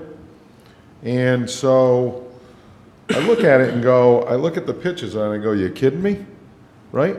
If you look at anybody's vehicle in this room, after 13 years of having a vehicle, of the vehicle's life, of course it's going to have rust on the frame. Why can't we just sandblast it and put rust preventative on it and have it coated? And hey, if it's something mechanical and the pump has failed, I'm all for it. But I just, and I understand there's a CIP program, and I get all that. But, you know, Dennis and I, we were talking earlier, and I've said it in the past, same thing with the police vehicles. If we could just get one more year out of it and think about that in the cycle that we have every 3 years with police vehicles, or every 15 years with a pumper. If we get 1 or 2 or 3 more years out of that pumper because we can do a little preventative maintenance on it, I mean, I just, if it's something mechanical, I'm all for it. If you guys need it, I'm all for your safety, the fireman's safety, and the public safety. Trust me.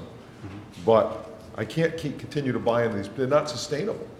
Not sustainable for any of us. And it's not directed towards you.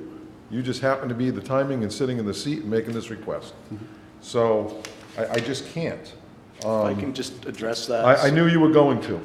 I do want to point out, the truck is at that 15-year point, which is a point of obsolescence for the vehicle. Why?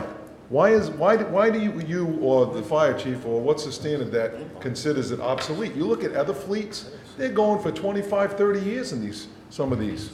Ours, they're all shiny and new. The second part of that is we've run the fleet at 75%, basically 3 pumpers instead of 4. I think it's been over 10 years now. We were at a point where we didn't replace one of the primary vehicles, basically running with 1 reserve, 2 primary.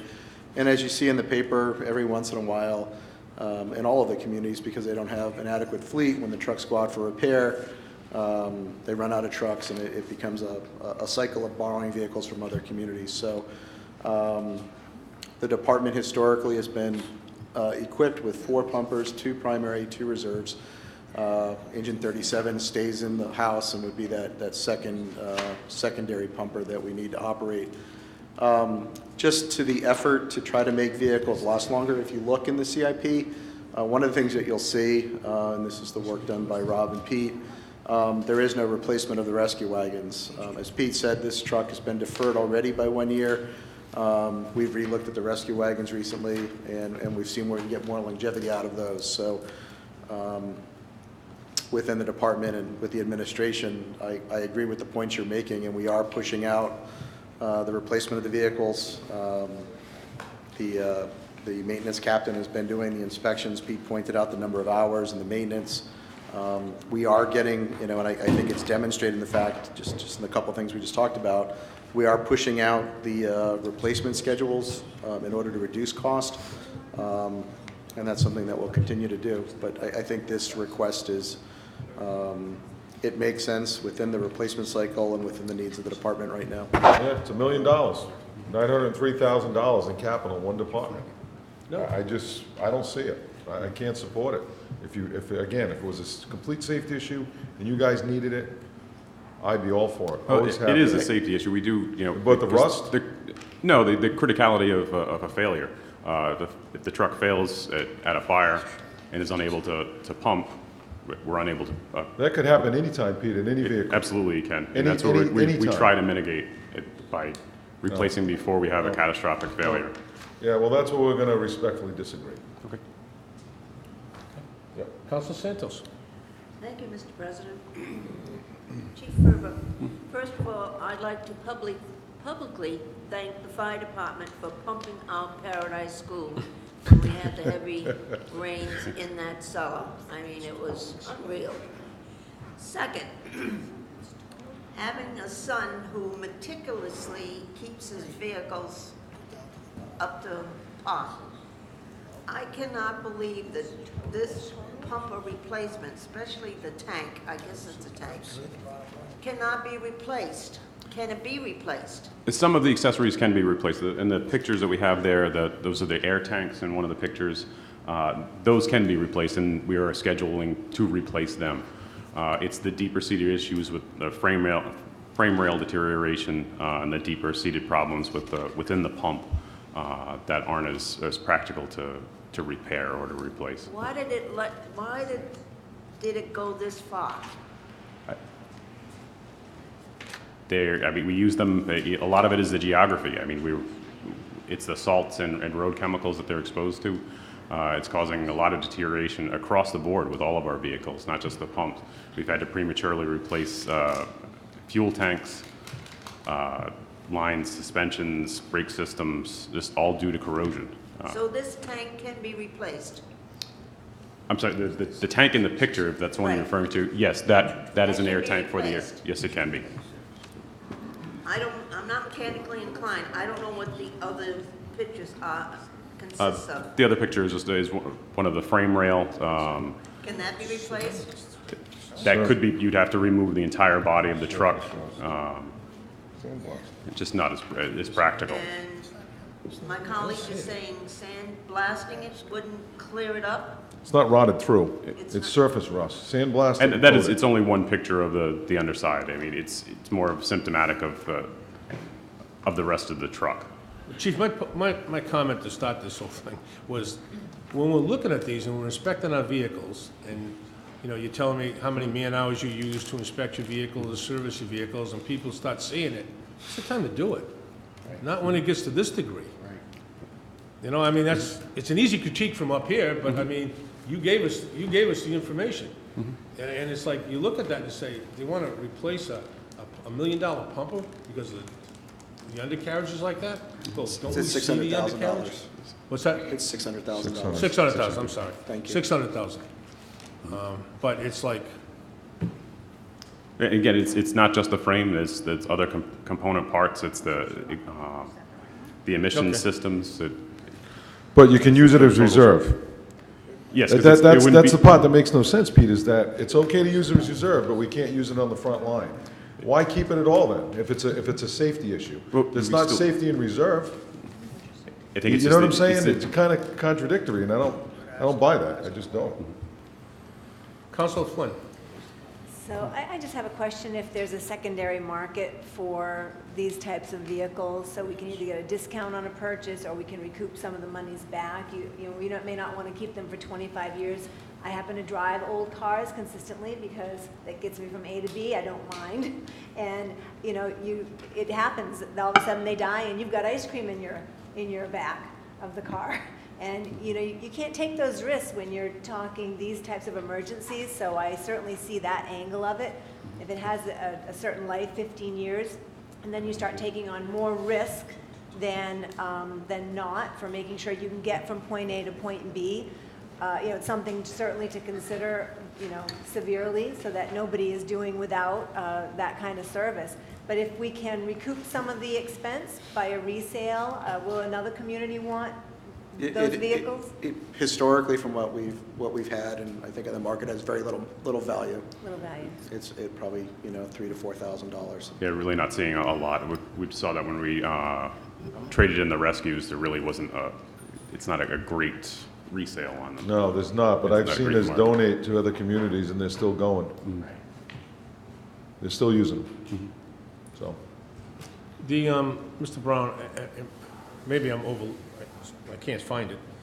What's the request for the fire department? Is there a request for flat funding increase, or what is it?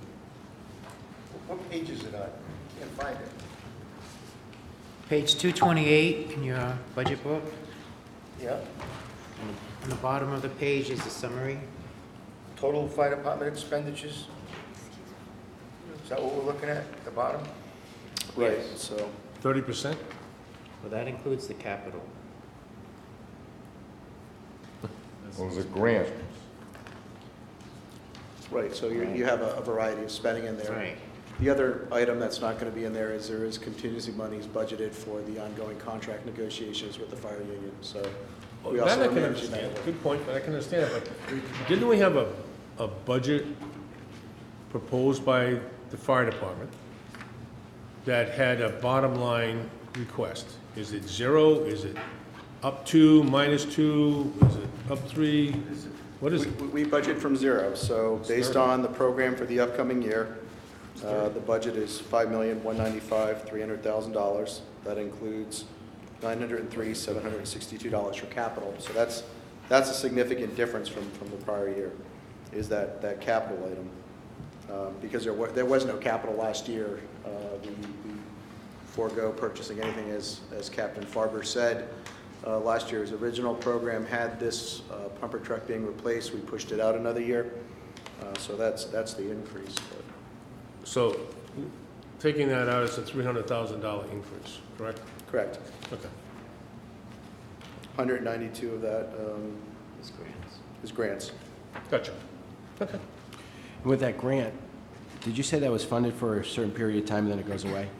No, the grant that's in here would be for the SCBA, and that one is, would be for the purchase. We have not heard back if we've gotten that grant. If we don't receive that grant, this project will be pushed out until next year. Thank you. Okay. Thank you. Colleagues, any other questions? Yeah, I have one more. Please. Council Santos. Chief, I don't know if you can answer this question, but in your calls, roughly, how many calls do you do to the nursing homes? Offhand, I don't have that. I can get that for you. Okay, could you email everybody also? Sure. Just to the nursing homes or assisted livings, or is that Transport. Transport? just for the nursing homes? Right. Please. There should be a significant number, though, correct? Between the nursing homes, assisted Between the living alarm facilities. systems and the transports for nursing homes? I'd like to see nursing homes, hotels, since there is an increase. I think you're probably right. The cumulative, it's all cumulative. So I think with, listening to you after I made my statement about not making sense from 94 to now, yeah, I'd like to see some of those numbers, because it could just be a buildup of aging community, like you said, and it could be the number of people here in hotels. I mean, who knows what it is, but I think we need to dig a little deeper and find out exactly what it is. So if you could break it, nursing homes, hotels, and what else? Whatever he feels necessary. Whatever you- And if you could reflect back to what the numbers were then, because we're going to look at the percentages. Okay. Okay? Excuse me. Chief? I think, I was just talking to the solicitor, I think the metric of calls, it would make more sense to look at the time that people actually spend on the calls to understand what's going on. Okay. We'll put that part of it. I think you made that comment earlier, is maybe the metric is the wrong metric to use, but Yeah. we have the same number of firefighters that, in that first year as we do right now. So either that means that in 1990, whatever, they were sitting around the station doing nothing for the entire day. Something changed. So Well, I think if we measure time as opposed to the number of Yeah, I call think units, it's a time-driven assessment. you'll see the shift in what's being recorded. Yeah, and I don't know about in the 90s hanging around. I know those guys, Fat Faria or Bobby Faria, Joe Silvera, those guys, they were very mechanically inclined. They did a lot of work on these vehicles, but you didn't see this kind of stuff. And that's why we had longevity vehicles then. Yeah, we do. And so As much as we I can. don't know what they do now, in fairness, but I know those guys, you said we didn't have a mechanic, and we don't, for a fire, but those guys did a lot of maintenance on those vehicles, because I worked at Public Works. They had them in the back there, I'd see them working on them almost every single, whether it was waxing them, whether it was changing oil, they did all that stuff, because they could. Yeah, and our members do, they do a lot of maintenance on them, to which, outside of things that brakes or heavy mechanical systems where you need to be a certified emergency vehicle technician to work on them. But a lot of the accessory systems, our members are maintaining. Good. Thank you. Councilor Toronto. The police chief was in before you, and one of the things he was putting in there was communities and getting involved in the community, and I know you guys do that. We do have an aging population, so we've got a lot of seniors in town, and we're doing a lot of work with them. Do you guys have a program to reach out to the seniors if they're like in a hazard situation, or just keeping them, just trying to stay abreast of our seniors and offering any additional services to our seniors? We do proactively, not reactively, but proactively? Yes, we do have, the state actually has the Rhode Island Special Needs Registry, for which seniors or anyone that has any kind of medical condition can enter themselves into the system with their data. Usually after we've had prolonged power outages or disasters or snowstorms, we will proactively go to that list and we'll call down to make sure that they are okay and that they need any Okay. assistance. How many people are on that list today, do you know? I don't know offhand. So. One of the things we're trying to do is just get our senior citizens more educated on the services that are available to them. We're having conversations like, what is the best way to get this information out to them? What's the best way to get them to sign up for it? And it might be a seminar you guys hold to make people aware of this service, and maybe work with the senior center to help educate seniors that they can get on this list. And if there's a major snowstorm, they can call. Because I had someone call me one time and say, I couldn't even get out of my house. You know, I'm a senior and I was snowed in, you know, and if they're on that list, you might have called them and said, hey, is everything okay? And they say, no, I'm snowed in. And you might have said, okay, we'll get somebody out there. So, And so we do have a link to that on our webpage as well for the Rhode Island Special Needs Registry. right, but we've got seniors out there Yeah, that absolutely. go to the website. Okay, good. Okay, thank you. Councilor Santos. Chief, as you are aware, I have a Dropbox. Is that a program that you could get this information to the seniors, that they can get Dropboxes so that if there is an emergency and the doors are locked, they call 911 and you come to the house, you can't get into the house without breaking in. But if they have a Dropbox and you know the combination, you can get in. Do you have a program that you can inform the seniors through the senior center with this Dropbox? Yes, absolutely. We have been working on that. Marshall McCall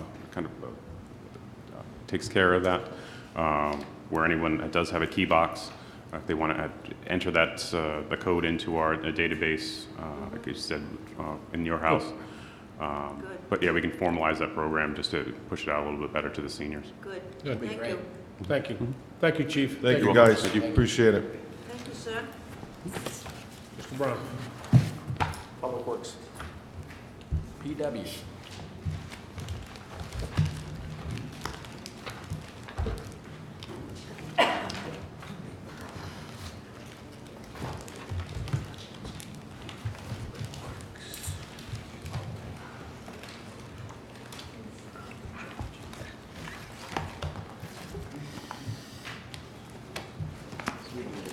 No, I just have the handouts. Get to everywhere.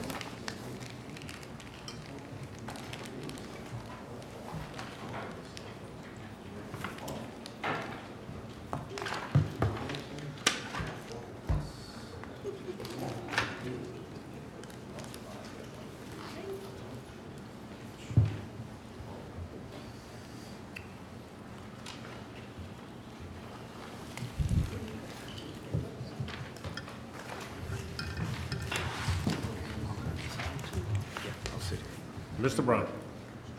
Turn it over to Mr. O'Loughlin.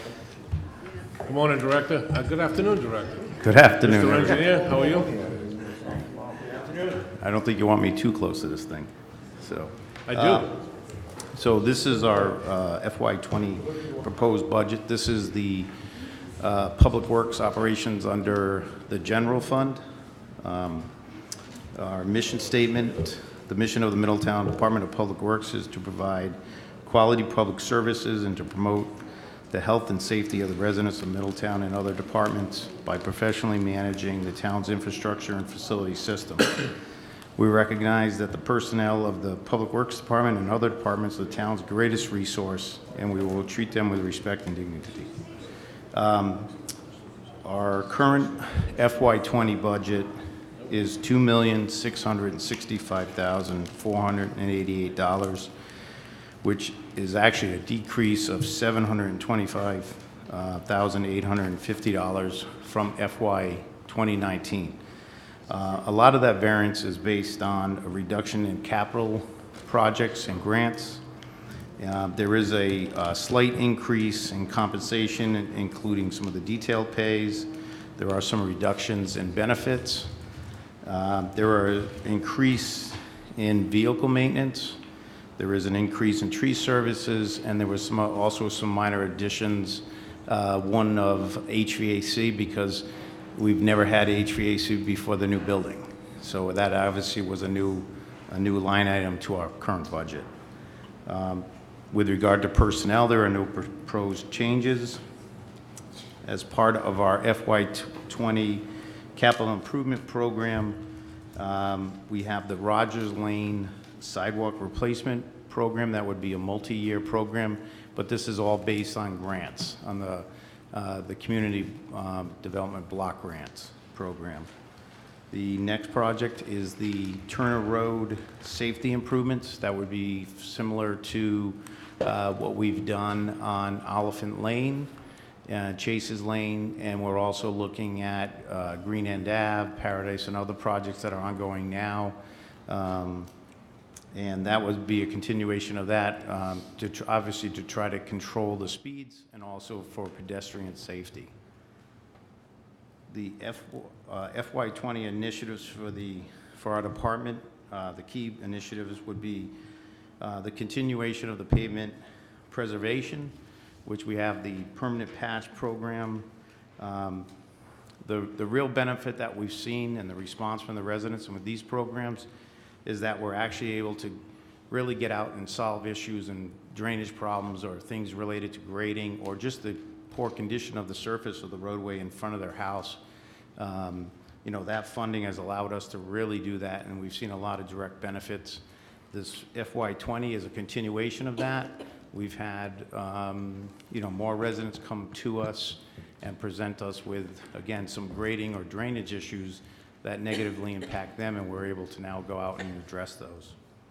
The stormwater management is sort of ties together with that.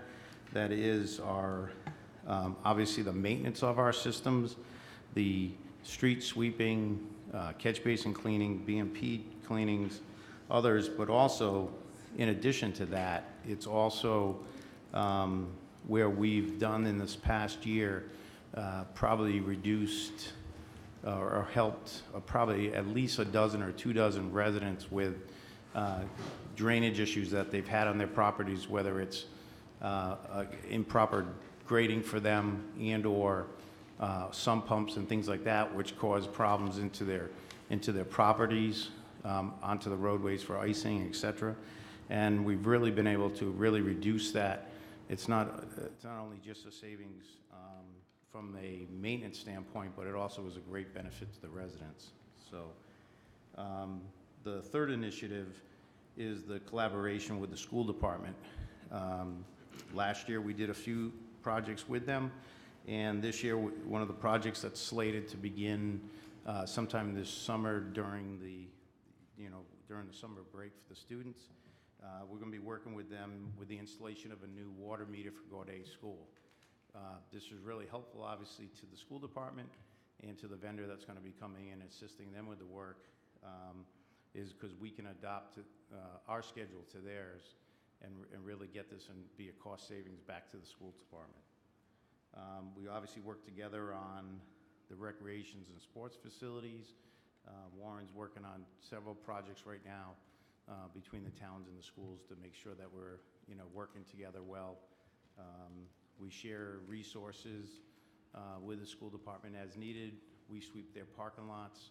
We assist them if they have any other facility issues that we either have the right equipment or sometimes they can borrow our equipment and vice versa. I would say the major issues that we're going to face in FY20, one of the larger issues right now, and we're sort of facing it ongoing, are the Rhode Island DOT projects, and really the coordination not only from design, but some of the projects that are under construction right now. One of the large projects that we're working together with right now are the Quinnick Ave sidewalks. Obviously, that is critical to the town.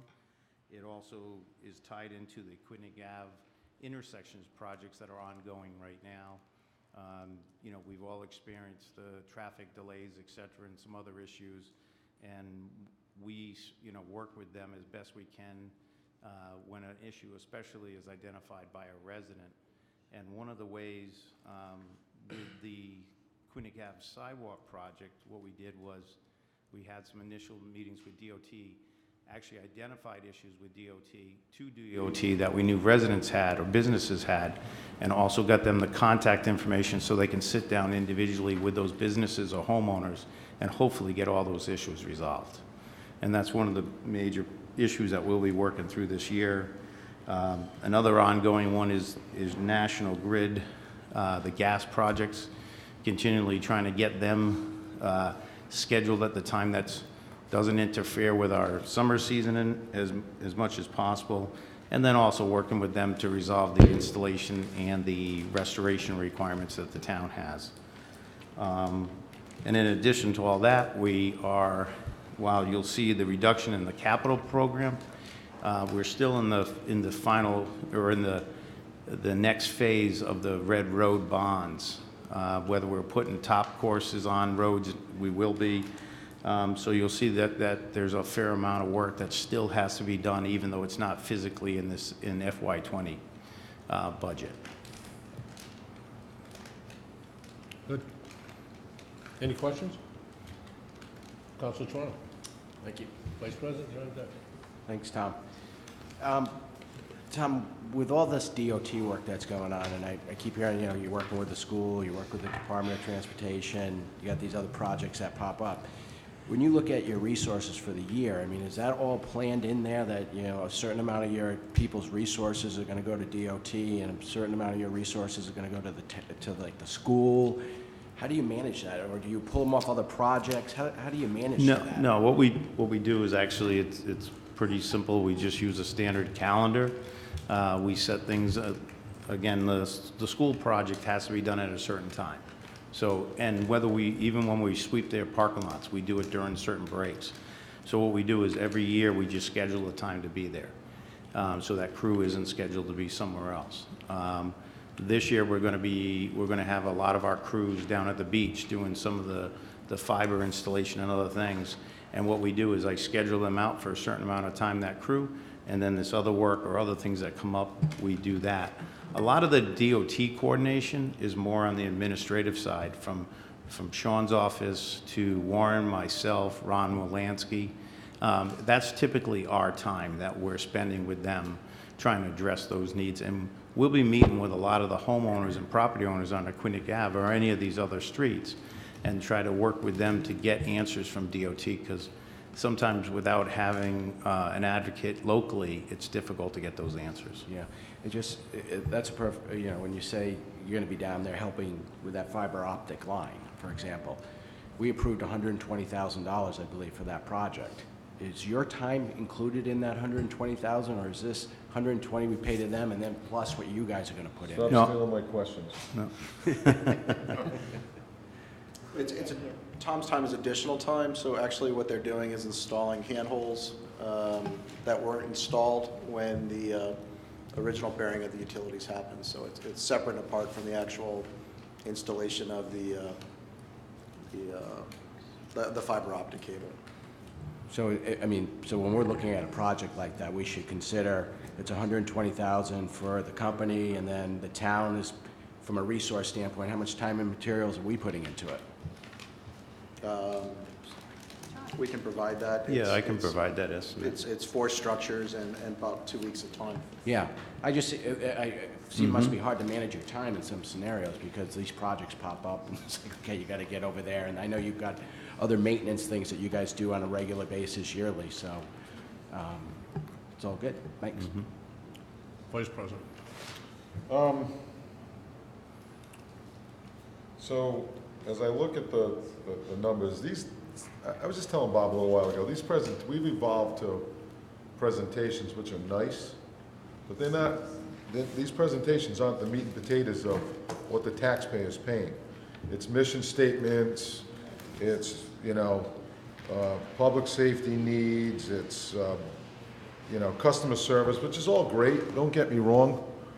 If it was me, I'd cut it right out. And I'd go right into these numbers, and because this is what the taxpayers are paying for this. This is all nice, and it's a nice fluff and buff presentation, and it's not just you.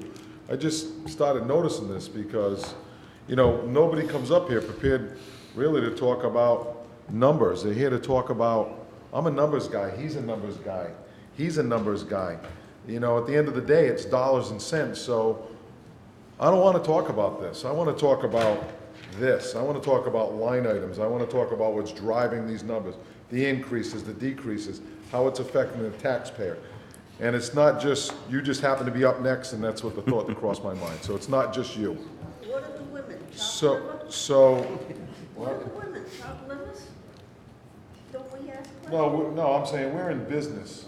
So we're business every day, we're in numbers. So if I offended you, I apologize, but it is what it is. So when I look at this, I look at the budget, right? And I'm looking at your numbers. So, and I always think certain words, affordability, sustainability, because that's really what we're charged to do. People elect us to say, hey, we think if you're doing a good job, these 7 will do a good job, and let's see what they can do. So, you know, it's dollars and cents. So when I look at this, it's pretty crafty, whoever did this. It's nice decreases in certain areas, in certain other areas, there's increases, which is what a budget's about, right? But it's here, a little there, and really overall, Tom, it's not a bad budget. I think I look at the red roads, and I think that $650,000, I still haven't changed my opinion on that 650. I think some of it, the work I see being done is really good, and some of it, it's not enough. I'd like to see that 650 actually increased. You can write the date and time down of coming out of my mouth, I'd like to see an increase, but I'd like to see an increase. I'd like to see it because it's like all we keep doing is deferring. And I look at this as a temporary fix for some of these roads where we're doing a nice patch of a bad road like an Elephant Lane this year. Did some nice work out there. But really, we're just deferring that road, kicking the can down the road, as Bob likes to say, and we have to do with within our budget, right? I'd like to see this increased. I said it the last time, I'd like to see it increased again so that we can actually pave some roads. I agree there should be maintenance on some roads, but I think they should be, if you want it in the same bucket, fine. I don't care what bucket it is, as long as it's getting done. I think we need to continue to pave more roads. Those are visuals that people see. When you bury stuff under the ground, people don't see that. We need it, and the town's done a fantastic job of that in the past 15, 20 years. We've put $30 million in the ground, right? Close to that number. Where's it buried? Sewer lines, interceptors, you name it. We've done it, whether it's slip lining or whatever it is, and we continue to do it. But I'd like to see more roads paved and us get ahead of the curve. Because I think by doing this, we're never going to get ahead of the curve. I think we're going to maintain some roads, but I think it's now we need to go on to our next phase of roads. And we need to have the dollars to be able to address that, because if we keep doing this in 20 years, we're going to be in the same boat again that we were in the past 5 or 6 years. So yes, I'm saying increase it. The other thing I think too is that really annoys me is that, and you guys have done a good job addressing it, it's not directed towards you, at least not all of it. I think that we need to be harder on people that dig up our roads. I don't care if they're governed by the Public Utilities Commission or not.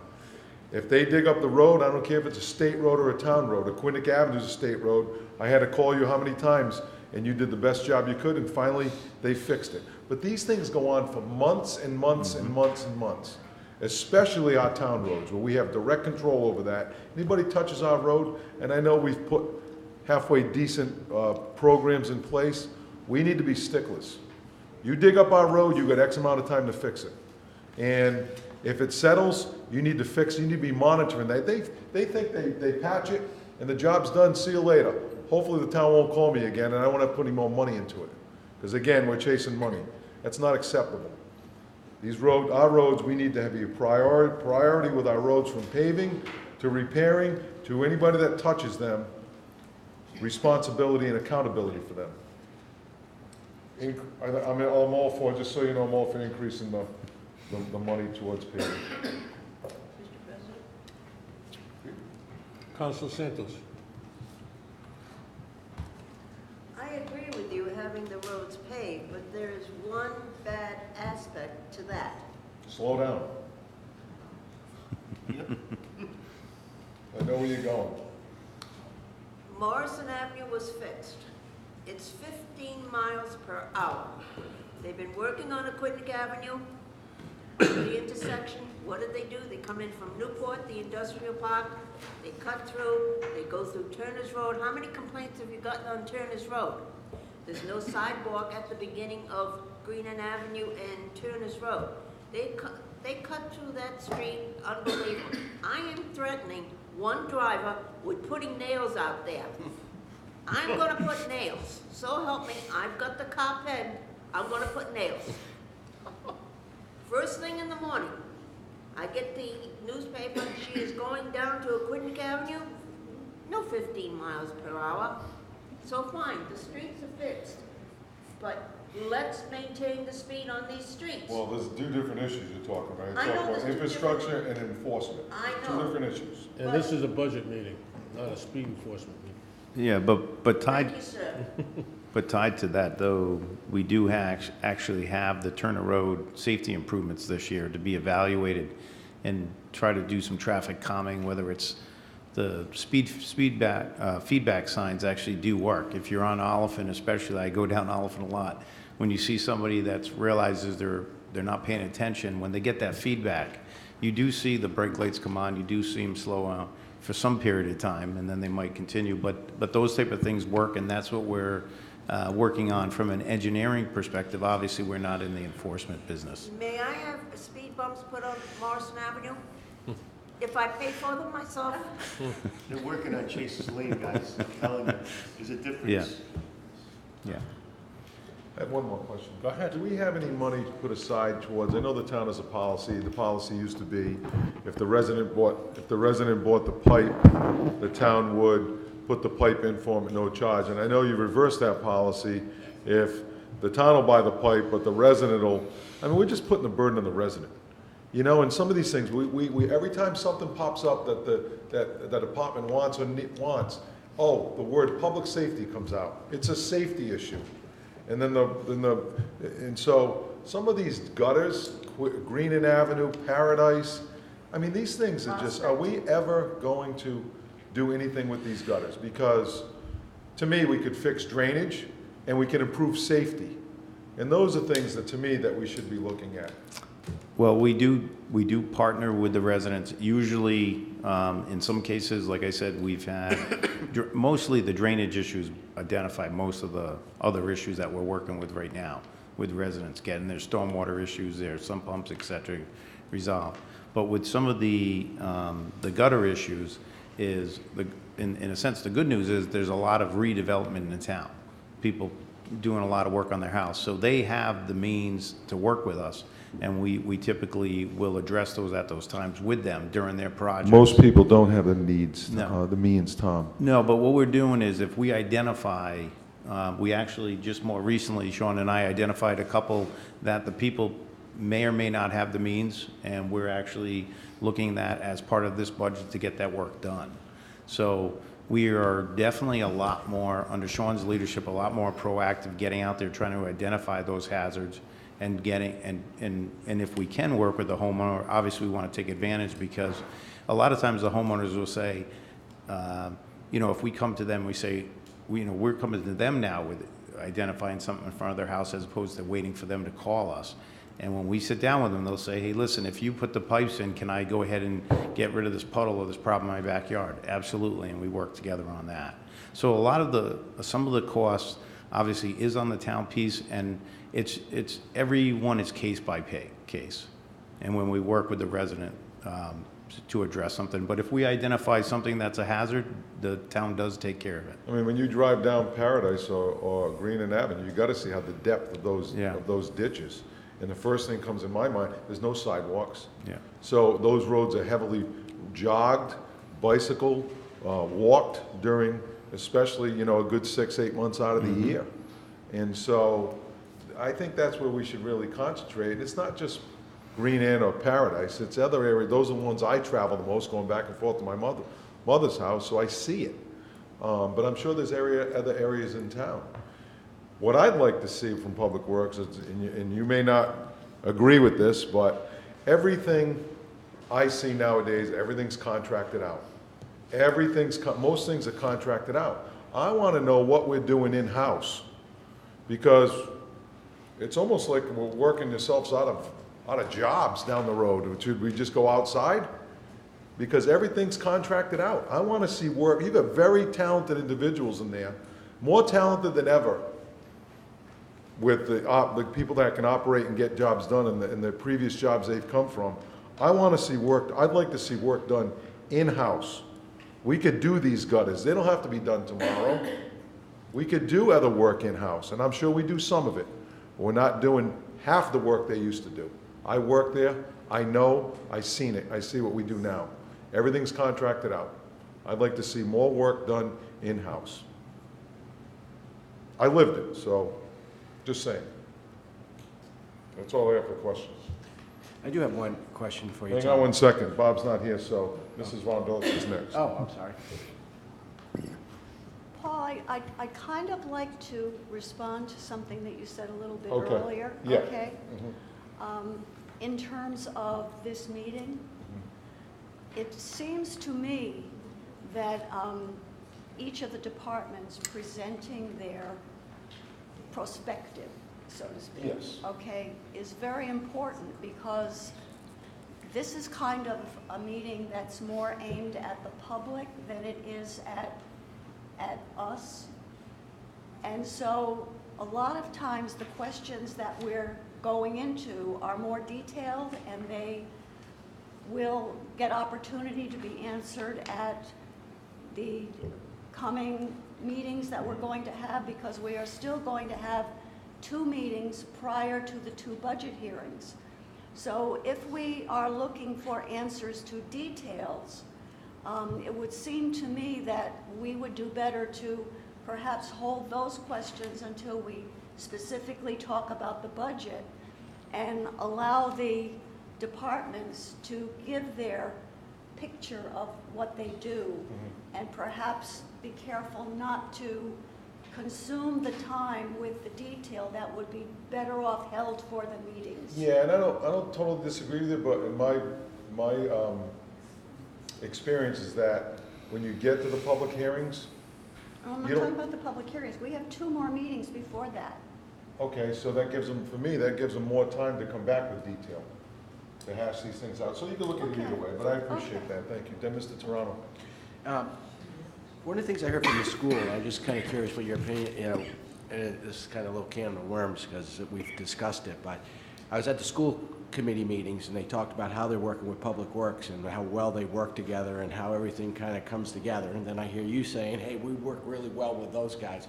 And there was at one point an initiative to try to consolidate the 2 departments to work together, because the equipment would be over here, and I hear the school saying, hey, we can move the equipment into Public Works, and then we could work with them a little bit, but no one had an appetite to try to determine whether we could merge these departments together and save money and be more efficient and do more of the stuff ourselves. So it's an interesting observation. No one has an appetite for it, but we are doing it, which is good to see. What is your thought about merging those 2 departments? If I can answer that question? Mr. Brown. Please. I had asked the council for support in investigating a plan to merge the like functions. Right. I came back to the council rejected my request to complete the fiscal analysis that I thought was necessary to ensure we could reconcile the funding that would need to be transferred from the school department to the town. That was the end of that phase, so the administration, the town has been supportive of that initiative. The council was not supportive of our request for the additional consulting assistance to put a plan in place. Subsequent to that, the council brought this initiative back, which you were part of that discussion, and the council a second time voted not to pursue the matter.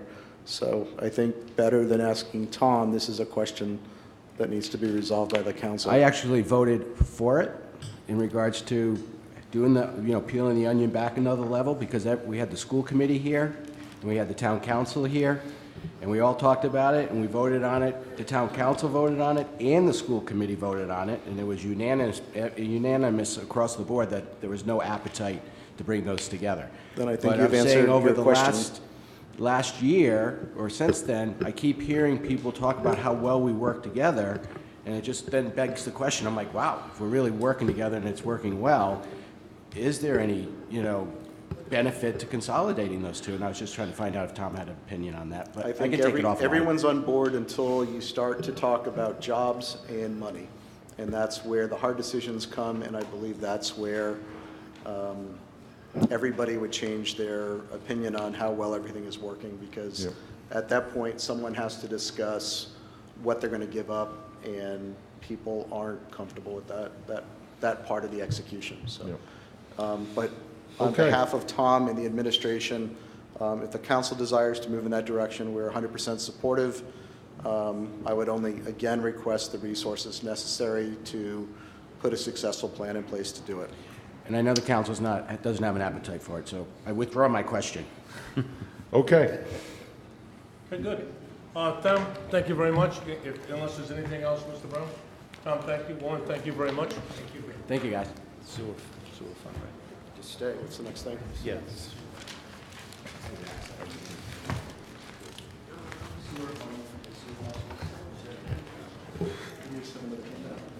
Yeah, so, yeah.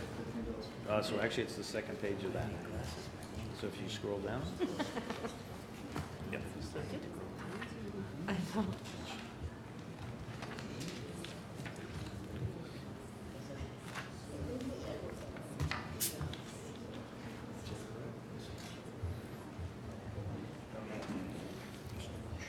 Yep, just a motion.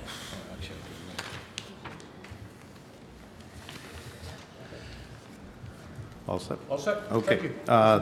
This is the FY20 department for the Public Works, the Sewer Department, the Enterprise Fund. The FY20 budget proposed is $6,951,178, which is $645,562.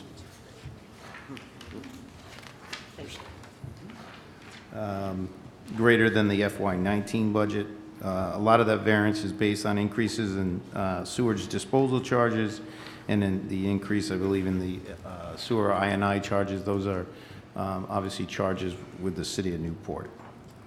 For FY20, there are no proposed personnel changes. The FY20 capital improvement consists of the cured-in-place pipe, the slip lining, and manhole rehab. That's an annual project of $100,000 that obviously allows us to investigate and correct any really non-project issues that we encounter in the wastewater collection system. There are two pump station improvements, one $20,000, one $35,000. Those are the building assessments that were done by the Jacobs reports, and that information is in the budget, and it's identified. Some of them are the mechanical needs, some might be pointing on the buildings themselves, et cetera, and things like that. The last project is what we refer to as Sub-Area 7. That is the 1 mile corner Boulevard, Miantonomi, Stockton. We did repairs up to including Stockton Drive with this last project. This is a project that we're doing our investigation, and that $911,000 is for the investigation and the repairs of the sanitary sewer system, which flows through Stockton Drive, then to Coddington pump stations, and obviously the repairs that would be necessary would be some structural repairs, and then there'll be some slip lining and combinations of that on manhole replacements potentially, et cetera. And then this is the initial step is to determine with CCTV and other investigations is actually determine the actual full scope for the project. The FY20 initiatives, we're working to update the latest updates on our computer systems. Part of that, the real benefit of that is sometimes you just get systems errors with some of the software and the hardware, so that will obviously reduce that. The next program is what we call our ISB panels, and that's just simply the communication from the Public Works office is the hub, and all our pump stations report back to that. And these are the actual communication devices that provide that communication. So we just need, these are standard updates to those. The last one is the environmental remediation program, which ties back to that sub-area 7. And this is, the goal is that we satisfy the program requirements, which will reduce the town's liabilities on our books. So, and again, that's where that dollar amount and the, that project sub-area 7 is, will address. Two of the major issues that we're still going to be facing on top of this are the completions, Warren and I, and working with our, working with closing out the town line sewer project, which includes some of the paving and some other work that still has to take place there. And then also the Upper Easton's Point, that slip lining project. We're in the closeout phases of those, but that's going to take us through some point in the next couple months to close those out completely, go through punch list items, et cetera. So that's mostly from the administrative side, but it does take up sometimes some of our sewer personnel with that too. Any questions?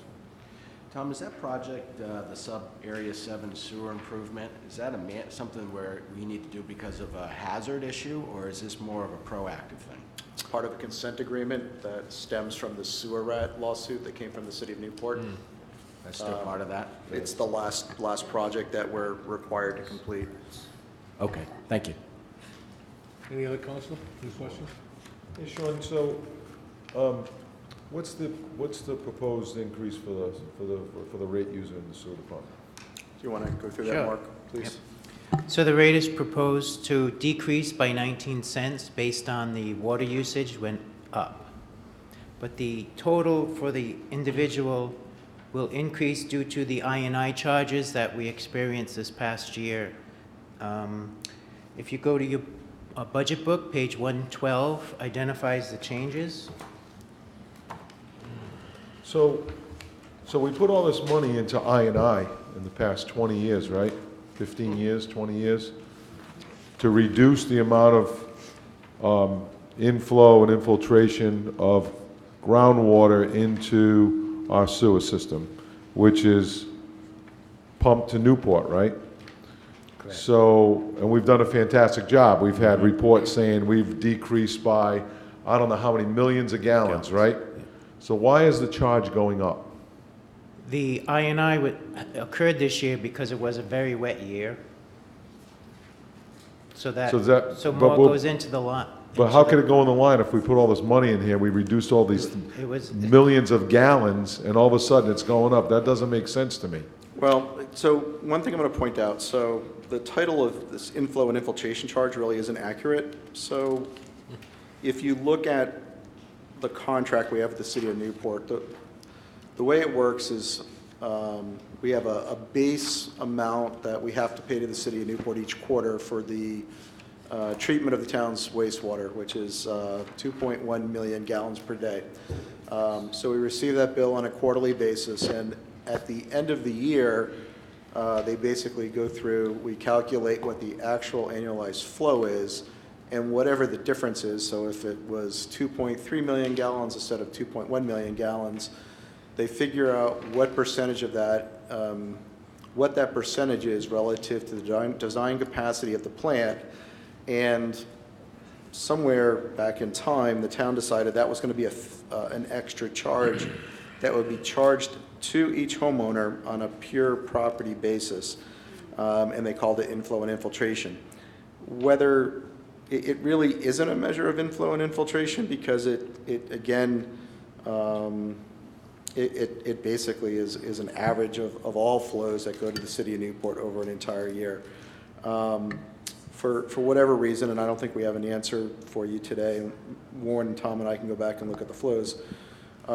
We did last year have a larger flow to the city of Newport, and that's where the charge comes from. If you look at the prior years, the I&I charge that we have had was, $4, $3. It was $12 the year before. So there is some sort of anomaly. I don't think we can explain that now, but In our recent work getting prepared for addressing our dispute with the City of Newport over the wastewater contract, we clearly can see that the flow to the city is decreasing, quite significantly, actually. Is increasing? Decreasing. It's a significant decrease That's from what I 2000 thought, to so 2008. when I hear there's a charge going up, it just doesn't make sense to me. I mean, I don't know, I'd be fighting them tooth and nail, and I'm sure you will. Sean, the increase, you know, Mark says it's wet, and we didn't get a lot of snow, but we did get a lot of rain, I thought. I don't disagree with that, and I still don't, based upon what's going on, but, weather-wise, but, you think the increase in hotels and the amount of rooms and the flushing and all that, I mean, it's nice to have the visitors here, they obviously help us with revenues, and whether it's businesses or, you know, the 1% meals and beverage tax, but I'm sure that doesn't help us with our contract with Newport. In the work that I've done with Peter, we're calculating a number of Peter's sort of in a position to review it. So one of the things that happened in the 1984-ish, Metcalf and Eddy, an engineer for the city, went to Middletown and calculated what they thought our use of the wastewater treatment plant would be, and they estimated that amount to be 2.1 million gallons a day. As we look at the last few years, last 6 or 7 years, we're actually at that 2.1 million gallon number. So I think while we will have seen an increase in use at the plant based on more users combined, tying into the system, more people using it. You also have conservation efforts.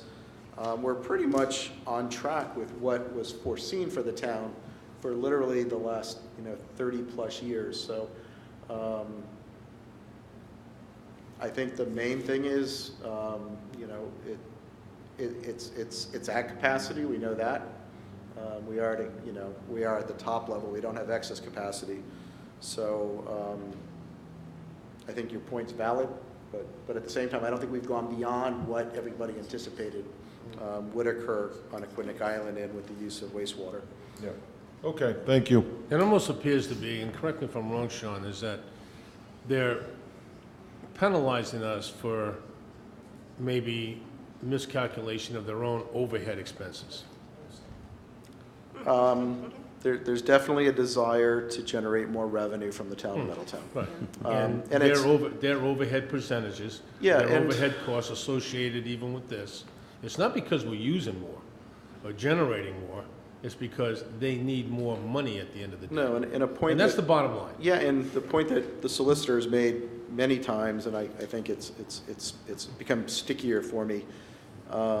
If you think of the contract now that we're on the top end, if we go back 35 years ago, even when Mrs. Santos was in the finance office with what was signed then, because we have, the original was Administrator Roberts, we would have overpaid in those years. Exactly. So it's almost like Newport wants to return to those glory days of Their golden years. the golden years. When Their basically golden years. we were paying for capacity that we weren't using at the plant. Right, So, exactly. so even Stephen, you paid more up front, we're paying less now. But now they want to, bring Go that back to number golden up years. Right. to reduce their costs. But based on the agreement that exists between the town and school, we are paying the amount that which we should be paying. We're not getting something, that we haven't agreed to pay for. But we're at a level that they anticipated under the contract that we would get to in 2005. Mhm. We were essentially overpaying prior to that time. So at the end of the That day, rate started at the outset of the contract, and at this point in time, we are still at that level that we were anticipating. Well, that's when we start putting all that money in the ground. so at the end of the day, they've done well by this. They had a lucrative contract for themselves that's basically now ends up being, we're in a fair state of a contract, but they want to generate more revenue. Correct. Okay. If I can, I'm sorry, Mrs. Councilor Santos. Mr. Brown, this is directed to you. Under a single-family water usage per gallon, How many are in a single family? What do you consider a single family? How many members? At least one. One, all right. Actually, it could be none, because you could have an empty house. Okay, under the connected well water usage, what are you anticipating for the number of gallons? The 43? 46, the 46,000 number. The 46,000? Yes. And what's that going to amount to? So you want to know what the total charge for the average Thank you. user will increase $36.31 to $757.63.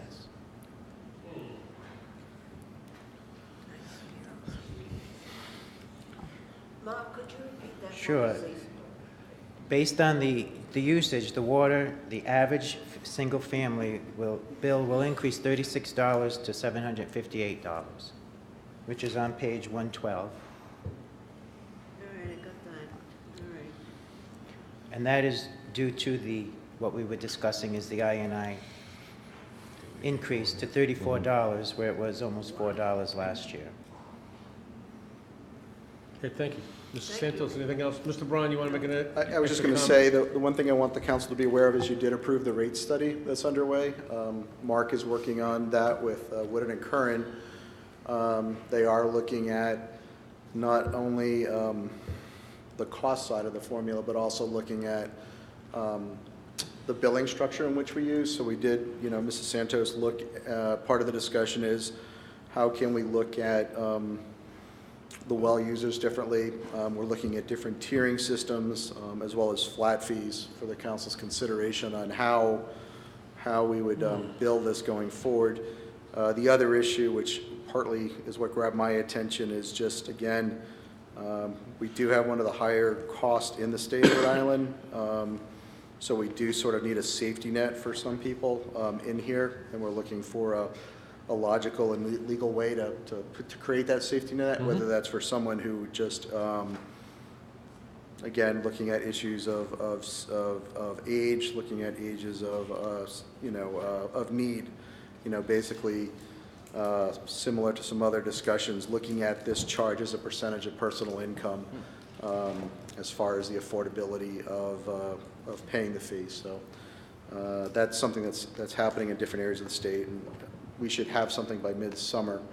That's when the study should be wrapping up. So, and that's one of the goals here, was at least not to change the fee, other than, again, this INI charge caught us by surprise. So that I think we're at a transition point. Again, we've completed a lot of the sewer work, as we've discussed. A lot of money has been spent. Having a good understanding of where we're going and again, how to restructure those fees. I think the last time we really touched it, the town used to have a fee structure. The more water you use, the less you paid per gallon. We got rid of that. So I think this is the logical progression of that discussion. Good. Thank you. Anything else, Director? Good. Okay, what's up next? Engineering? All good? We're at the beach fund. Beach fund. Thank you. Thank you, gentlemen. Thanks, guys. Thanks for sharing your Saturday with us. Must have killed Tom. You guys gonna hang around? No, you're going to play golf. You guys, why don't we do this? You can't get on my computer, somebody kicked me off. Like IT was trying to get on. I'm still on. It was like somebody was trying to access your computer, and I canceled it twice, and somebody kicked me off. I'm gonna run upstairs. Yeah. I don't like beat myself, too. I don't want to listen. I'm not. I'll forget. Yeah.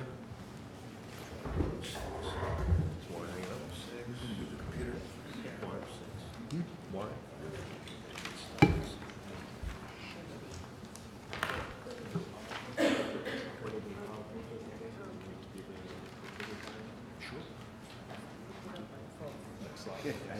Okay, we all set? Let's go.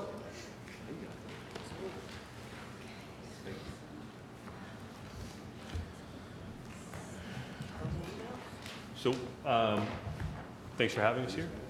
Craig is going to give a short presentation about the beach.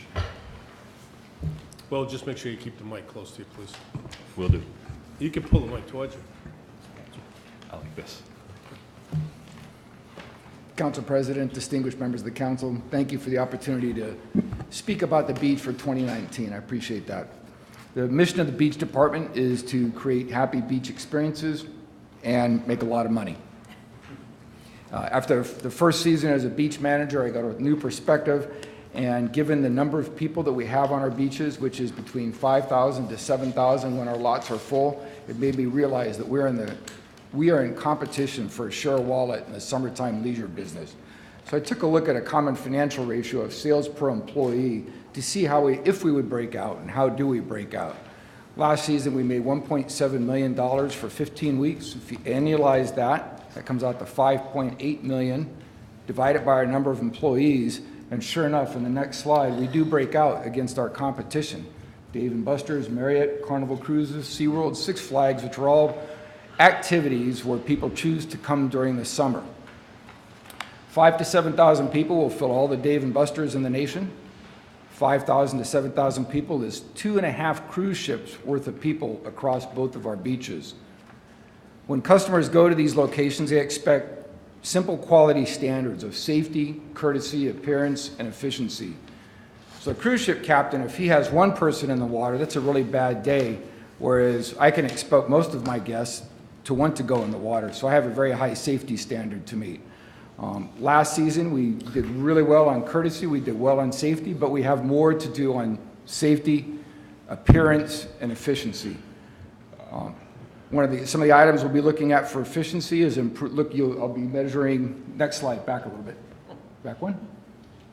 Yeah, so my 3 initiatives for this year, back one, there we go. Safety, appearance, and efficiency. I'll be looking at the number of seconds per car to get in the main lot. I measured this last year. A good gate attendant could do a car in 9 to 12 seconds. I'll be looking at the number of minutes per pass sold and number of passes sold per hour at the gazebo so that we can improve our productivity, fill our lots quicker, and reduce the lines. Next slide, please.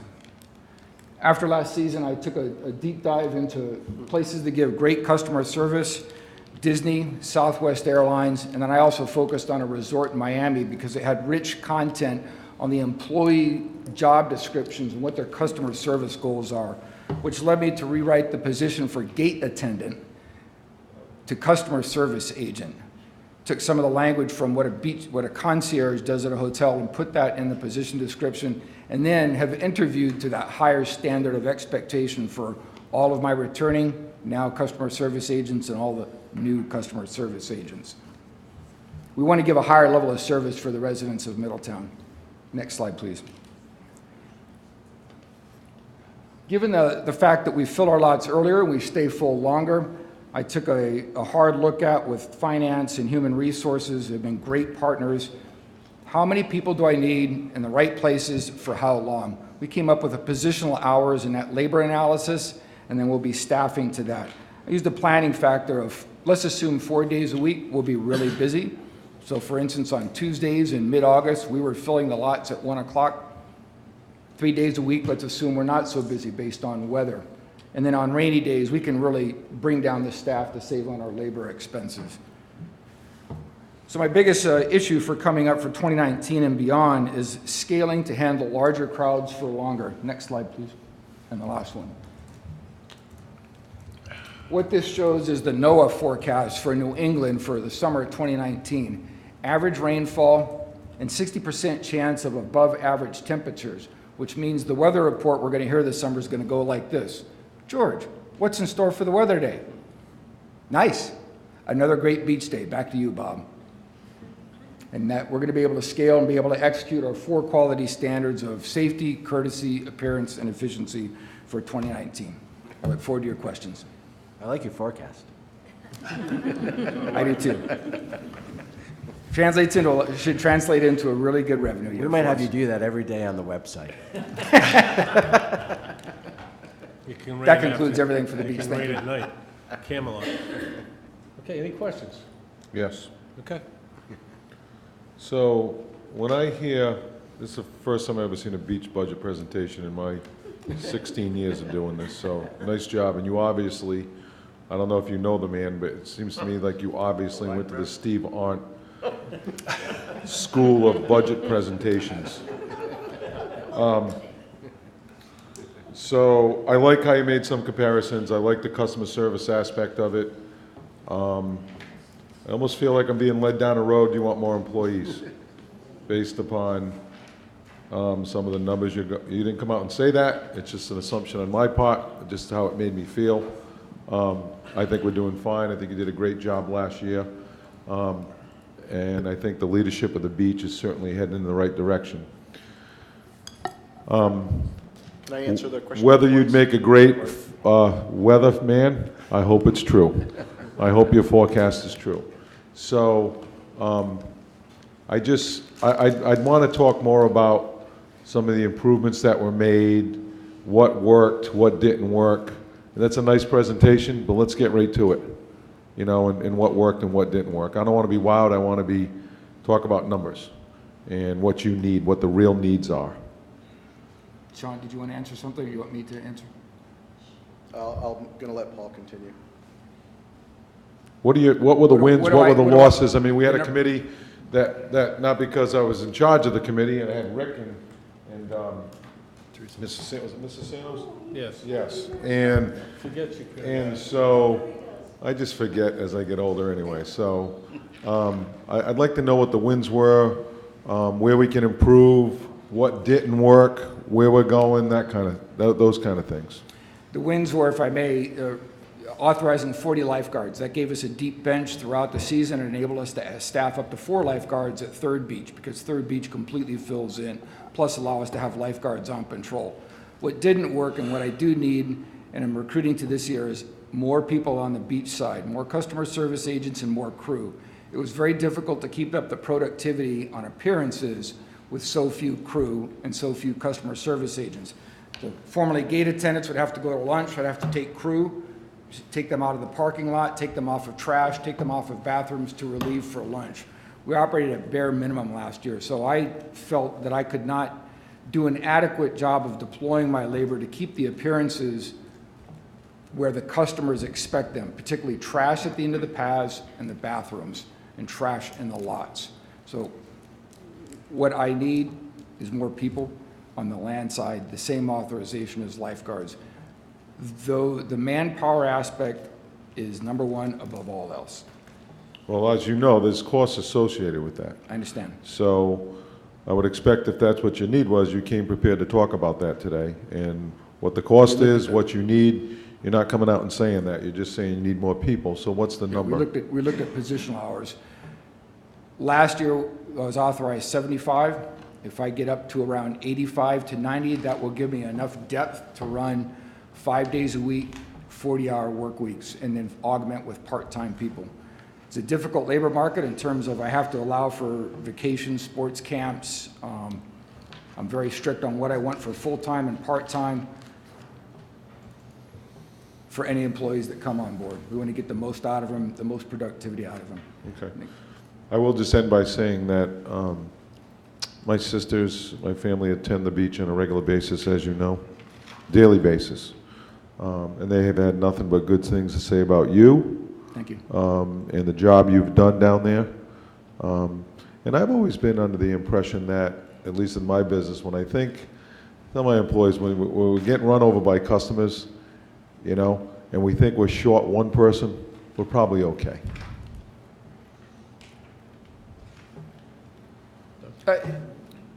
We needed more people last year. Okay. Okay, back to your lifeguards. You have 40 people lifeguarding? That's what I'm recruiting to this year. We're getting close to that. It's a. What did you have last year? 40. Okay, and you want to increase that? No, maintain that. No, I understand that. Yes, sir. Okay, so in your lifeguards now, to maintain the lifeguards, or to keep the lifeguards, they're on salary, correct? Hourly. They're not a salary. We're not guaranteeing them any minimum wage, any minimum hours down there? That discontinued a number of years ago. Oh, did it? It did. Well, that's a good thing. Yep, so. That's a good thing. Just on the lifeguard program, if I can just interject, so two things happen within the budget with lifeguards. One is, and this is one of the initiatives from the committee and from the council, we do review the salaries, but the state did increase wages that are paid to lifeguards, relatively a significant increase. As we called around, basically everybody followed suit. So we do have an increase in hourly wages being paid to lifeguards in this budget. The second issue, which Craig is managing right now, is because of the drowning that took place in Warwick in 2016, the trust is requiring the town to participate in a Red Cross program, which will evaluate not only the staff, but will also evaluate our ability to respond to objects in the water. We basically, I want to say, is it a 30-second, it's a minute and a half. It's a minute and a half response. The time standard response was determined to be facility specific. Yeah, so as we go through that process, that's going to probably dictate whether there's a change in the number of lifeguard stands we have or not. But again, that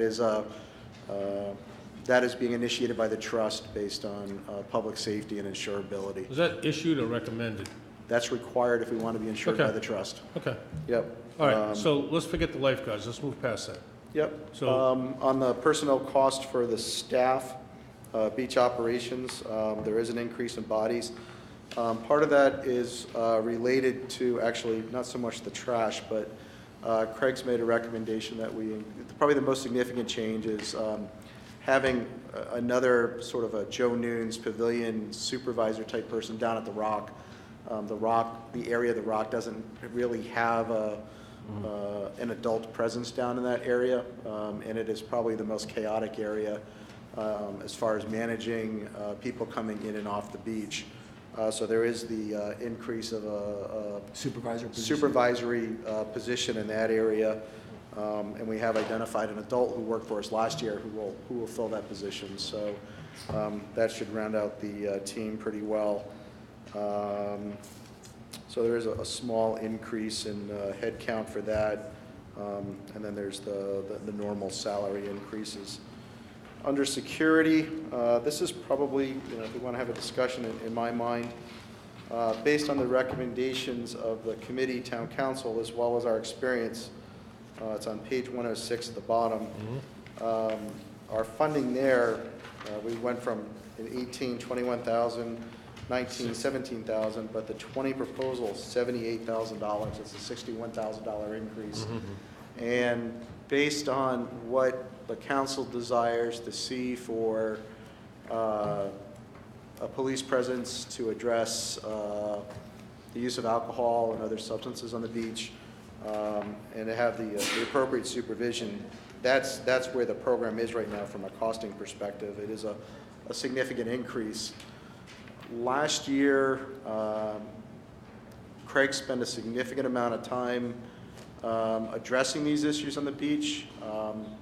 I think early on in the season, the discussion was that because of people's intoxication and the attitudes of the people we were dealing with, and they're not from Middletown, it's mostly people from out of town, it's best described as it was dangerous. Craig nor the lifeguards or the beach staff are trained to confront the people while they're intoxicated or near growing towards their intoxication. So we ended up basically coming up with a patrol protocol as well as having a supervisor to get the resources of the beach when we needed it. But there is an increased cost to having that person down there. My own observation, and I think Craig would agree, the beginning of the season didn't go well because we didn't have the right resource or the right program. Once we did get our arms around it by the end of the season, we still had an alcohol problem on the beach. I'd say but it improved greatly. It improved significantly. When we had the subcommittee review on July 13th, and you had asked me about this, I said the number of incidents is going in the right direction. They're decreasing, but on July 13th, I wasn't ready to declare victory yet as the police continued to calibrate their patrol presence, like Sean had said, and patrol with vigor and diplomacy The incidents went to zero. And it was a much more peaceful season from the second half of July to the end of July. So I What think, happened to the first half? The first half, there was a significant amount of heavy drinking on the beach. I had, when lifeguards would go to address it, I had lifeguards be verbally and physically threatened. I had to call the police to protect them. I was threatened when I would address it tactfully with people.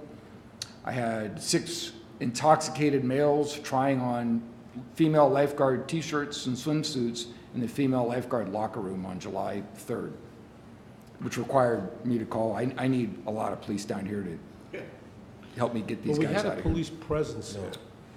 We didn't have one before, prior to that? it's July the, co- 3rd. it's the, Wait, co- wait, whoa, whoa, let me ask you a couple of questions. Prior to that, we didn't? We Before had July a police, 13th? there was a police presence and a large focus was on traffic, and then I would ask the special patrol officers for their help to come onto the beach to help me deal with the alcohol problem. Or Sean advised me when there was a shortage, call the station on the phone and ask for a unit to come down. Based on the incidents and the amp up of the intoxicated people, that was a long wait for a patrol unit to show up. Seems like everything in Middletown is response time now. That's the whole thing. And I can appreciate that, okay? But at the same token, I don't know if sometimes we're overcautious of that and we start building empires that we really can't afford or should be affording, okay? 1 minute, let me finish. Okay, so I'm gonna go back to the original question I asked you before we went off on a tangent. So you wanna go from, with the exception of, now the 40 lifeguards, were they in your 75 Yes. original head count numbers? So you wanna Yes. go to 90 people now? 40 lifeguards, and then we need to go to 90. And 50 staff Yes. members? You wanna go to 90 people, Yes. correct? So 40 and 50 is 90, correct? Yes. Okay, I just said that. So, but, so have we done any math on this, with the additional costs that are associated with this? Yes, and that And they was- are what? What's the percentage that increases? That isn't, Mark, can you help me on the budget? So for beach operations, for the regular salaries, it's increasing 4% on page 104. We're at 17,800. Lifeguards, 36,000. No, just tell me what the difference is. If we had 75 people last year, 18,000. there's an $18,000 swing? $18,000 for beach operations, $36,000 for lifeguards.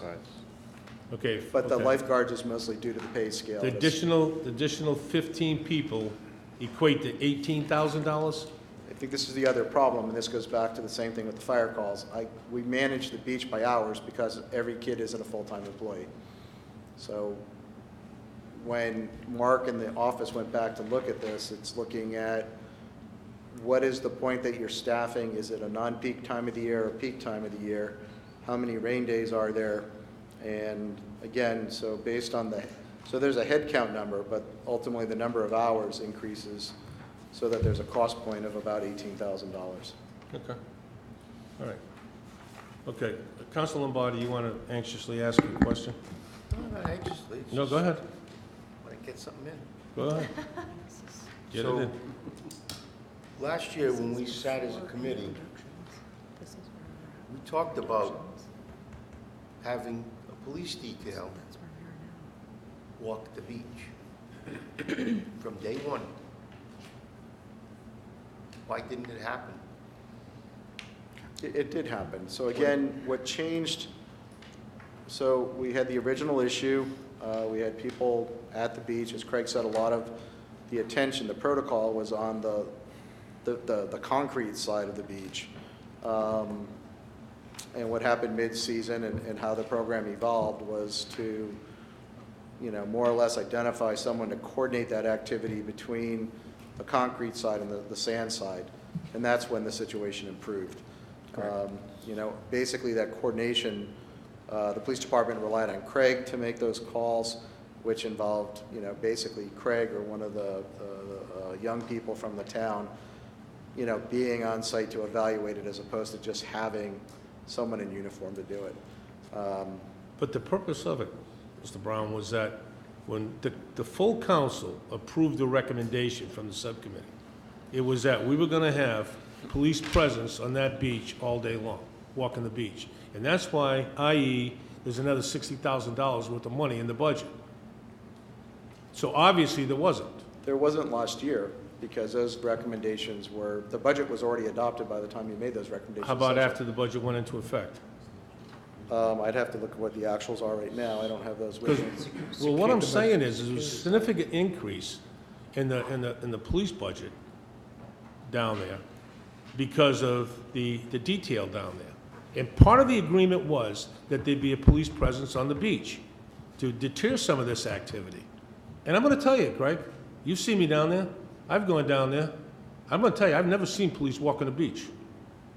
Same here. I've never seen it walk on the beach. I've seen them in the parking lot. I've never seen them walk on the beach. So who do I hang that on? The police department or you for managing it? I don't know. I don't manage the police department. Understood that, but you manage the beach. Correct. But this is why I don't understand, because if we have a police presence on that beach, like we're supposed to have, I'm gonna tell you, I got more calls last year about alcohol on that beach than I've ever had on that beach. Ever had on that beach. It was almost like we were selling alcohol at the beach. That's how many calls I got. You know, I had a lifeguard complain to me. A lifeguard, one of your lifeguards complained to me and said, you know something, Mr. Sylvia? I feel threatened down here because there's no help down here. Correct. But we paid an additional $60,000 for a police presence down there last year? Doesn't add up, Craig. Just doesn't add up.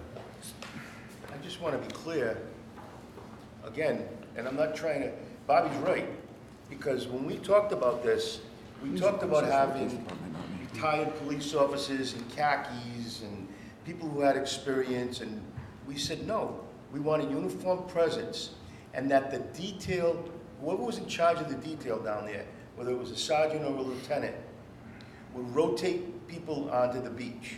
So there wasn't the same people walking the beach all the time. You'd have people out there for traffic, and that's what we talked about. I clearly remember it, that there was going to be a police presence on the beach. We even talked about the uniform, because they didn't want them in shorts and in a summer-type detail uniform. I remember that clearly. I don't know who made that decision, but we'll have them in a comfortable uniform, walking the beach. And I'm going to agree with Bobby. I spent a lot of time on the beach. And I can't remember one walking by me, and I go down all the way to the other, about stand 1 and stand 2. I'm away from there. So, Greg, I'm not trying to beat you up, or anybody else at this point. But to say that there was a problem down there tells me that somebody didn't follow the direction that we wanted to happen down there. Bobby's right.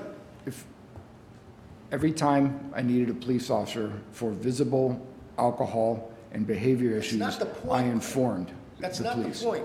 The point is, somebody was supposed to make sure there was a police officer or officers walking that beach all the time. And you don't manage the police detail, I get it. And the discussion we had was that the lieutenant or the sergeant who was in charge of the detail was going to make sure that there was a police presence on the beach. And we talked about the Rock. We talked about it being Dodge City down there, because it is. And we also talked about, I heard the same complaint from a lifeguard. So Said again, it was in fear for his safety. when the problem was identified, we met with Chief Basari, the protocol was changed, and it was addressed. But Sean, the point is that we shouldn't have had to identify a problem. We wanted it to happen from day one, and it wouldn't have been a problem. It was addressed, and by the end of the year, the objective was achieved. My complaint is, my complaint is this: we funded it, it didn't happen. No? Again, President? No? Okay. no. Okay, Mr. President, can I just make a clarification? go ahead. So you didn't have a police officer at the beginning of the season up till July 3rd, but you did from that point? No, that's not true. Oh, That's a false statement. Okay, so I It's a guess I total just, It was additional policing. There's policemen down the beach the entire time that beach is open. Whether their presence is in a parking lot, directing traffic. How much traffic do you direct after you close the beach? So, Zero is that answer. Wait a minute, Mr. Brown. yes, sir. It's my statement very simply is this. If we're gonna pay people to work the beach and get a paycheck, but we want them to work, and we want them to do what they're supposed to be doing. Not standing around in clusters, whether it's your people, it's police people, or it's anybody. Not standing, you know, you look at our cost of supervision down that beach, it's astronomical. Right. Look at it, it's astronomical. Look at the people that supervise that beach. You got a couple of them sitting to your left that join in with you on this. They have a piece of it. And I'm not saying Tommy has a whole piece of it, but he has a piece of it. Certainly Will has a piece of it, okay? And I'm saying the bang has to be there for the buck. I agree. So it wasn't there last year at the end of the day, my opinion. Okay, Mr. Brown, I know you want to correct some of my statements. I don't want to correct them. I'm going to restate. You want to clarify them. I want to Okay. restate that once we knew we had an issue, we met with the police chief, we changed the protocol, the situation improved. There were police officers, and then, you know, resolving the issue, the protocol originally was that the senior officer who was assigned the details of the police was supposed to coordinate activity across the entire facility. That didn't happen. And the change that was made is that someone on the detail, you know, had to be designated, report to the beach manager, stay at the pavilion, and then coordinate those activities of the officers that are down there. Once that occurred, the situation improved. It really was a matter of having that, you know, that one person understanding that they were in fact the officer in charge. It's an issue of Gotcha. supervision. Gotcha. And again, you know, as far as Craig or the staff trying to resolve this, it really came down to changing the culture at the police department to do their job differently and to fall in line with what the council's goals were. Which So- also falls in line, I don't know how many times I had to call you last year, and I know you saw my I number, you're love to probably hear from cringing. you. But I used to call every 15 minutes because my personal cell phone number must have got passed out to everybody on Indian Avenue. So every time there was a parking issue was down me. there, I'm sure it was. But what I'm saying is, and my logic to Mr. Brown was, Mr. Brown, well, yeah, I know who you gave it to. But my statement to Mr. Brown was, listen, we have all these parking complaints, all these issues, people screaming on Indian Avenue, okay? How far is Taggart's Ferry from Second Beach or from Third Beach? You mean the area car can't take a swing over there and tag a couple tickets on people? No. Everything down there last year, my opinion, got compounded. It got compounded and compounded. So, enough of that. Go ahead. I'm gonna interrupt you now when you're talking. Go ahead. I was just trying to help you. Yeah, you were helping me. So hopefully this is corrected. One of the issues that was addressed before you were brought on as the beach manager was, when we were having our meetings, was we had the police department in, we had the former beach manager in, we have everybody in, right? So we're trying to figure out what we're gonna do and with the alcohol issue, and it was brought up that the patrolman, I mean, the sergeant or lieutenant, whoever was in charge, what we got out of it was they weren't listening to the beach manager because they didn't work for the beach manager. So as Sean said, we had to change that culture. Probably cultures don't change just like that, unfortunately. Even though we say do it, sometimes it just doesn't get done, and to our dismay. So hopefully it's fixed, right? One thing I will not support, I'm not gonna support a lot supervisor at every lot we have. Not gonna do it because that's the direction we're going. Not gonna support additional staff. I will support the increase in the security because that's what the council approved. If we're gonna do that, I mean, like Bob says, we're building an empire. When I worked at the beach, you probably don't want to hear it, there was 60 employees. That's it. There's no more people on that beach now than there was then. And so we just always going to be able to do more, asked to do more with less. And if you're the guy that can do that, fantastic. I think you can. Okay. So, Councilor Toronto, do you want to? This is more towards the CIP. I see in here we've got the parking lot. I know we talked about that at a town council meeting. Is that, I mean, that's 1.2 million is what we're looking there. Is that, obviously you're looking for approval on that. You want to discuss the estimate, how we derived at that? So that project Can you includes... grab one of the others? Thank you. That project includes repaving of the entire main lot. We're looking at some of the traffic improvements, the entrance, drop-off areas, safety, pedestrian crossings throughout the whole beach area. So that's the scope of the work. So what initiated that project? I know that we talked about this a few years ago when we authorized $400,000 to repave the parking lot, or we were just gonna put some type of coating on it so we didn't have to put filter systems throughout the whole parking lot. And now it seems like we're going more towards the filtration systems and, you know, water runoff plans and just a big project down there. And I don't know if that's the right thing to do. What we've done so far is we've taken a look at, you know, the condition of it, of the parking surface right now, and obviously it's stressed. It needs some attention. We did get borings. We have some borings done, so we're going to be able to evaluate the subbase material and, you know, further refine that scope that we have in front of us right now. But what initiated this project to do that? I mean, we approved $400,000 to put a binding of some sort on it. It was a project approved, and now that, I don't know where that project ended up, but now you're in front of us asking for $1.2 million, and that's a lot of money. So the project, and we talked about this last time, so Tom did work with a number of vendors. A number of test treatments were put down in areas of the parking lot to see how they would hold up, whether we would have any, you know, get any longevity out of them. And I'll let Tom talk to it, but the bottom line result was, I think we felt like we'd be throwing away money at that point. Yeah, so what we did, as Sean mentioned, we actually took 2 test areas in the parking lot, and we tried these treatments that these companies had come to us with. And overall, we just really weren't satisfied that for $400,000, we were going to get our money's worth based on the current condition of the beach, the surface. And, you know, so again, so we had to go back and reevaluate what the best plan of action is. We didn't want to spend $400,000 and just waste the money if we didn't feel that this product was actually going to be beneficial to us long term.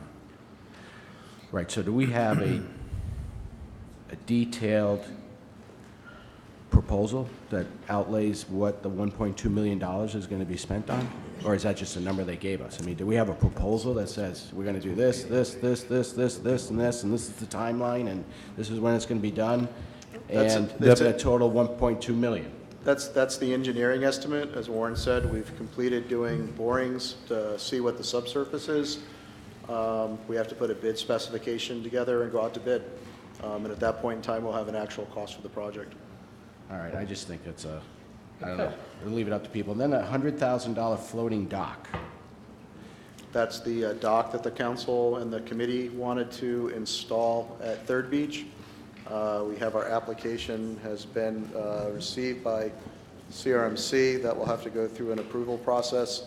But the cost of the floating, what do we call it, Paul? A floating pier, a floating It's a dock. floating dock. Can't say pier. Touch and go. Floating dock is roughly $100,000. I know that when we had Steve Pont in front of us, and he's the one that brought it up from a safety perspective, because you know, just trying to tie it to that telephone pole that it's been down there for years at the left-hand side of the boat ramp, just isn't safe. So, but I mean, I don't know where that estimate came from, but I know that he gave us an estimate of like $30,000-$40,000 of a dock. I don't know, you know, and he looked into it, so I don't know where we're getting $100,000 from. And I'm not saying he's right or you're right. I'm just saying there's a big gap there between what he said it would cost versus what we're seeing on paper right now. Absolutely. So We did look at the vendor that Steve had been talking to. We got prices from him. We looked at his product. You know, it is less expensive, but I think for what the scope that we're going to be looking for down there is a fixed pier that's going to go over the beach portion. Then you're going to need a ramp to go down to a floating system with something that you can, you know, pull a boat up to, load, unload from. So This was not a fixed pier. It was a floating dock that would be taken in and out of the water seasonally. Sure, understood, but to get out to the floating pier, you still have to cross the tidal zone, you still have to cross the beach somehow. You know, you've got to have a way to get out into the water. That's where the fixed pier comes across the beach. Unless you want to just take the floats and lay them within the tidal area where you have wave generation, you have, you know, weather events. This was just designed for people to safely get on their boat or tie up their boat while they were backing their trailer down, because the testimony was that if you're by yourself and you need somewhere to tie your boat where it's not going back and forth like this when it's tied to that one pole on a windy day, or you got some current in there or whatever's going on, and then you got to go get your truck and trailer and back it down. This was designed for that. That's all that was discussed. So whatever you guys think is best. I only listened to the testimony, but all I'm saying, it's a pretty big change from, I think if you're going to modify approval, maybe you should come for amended approval. Sure.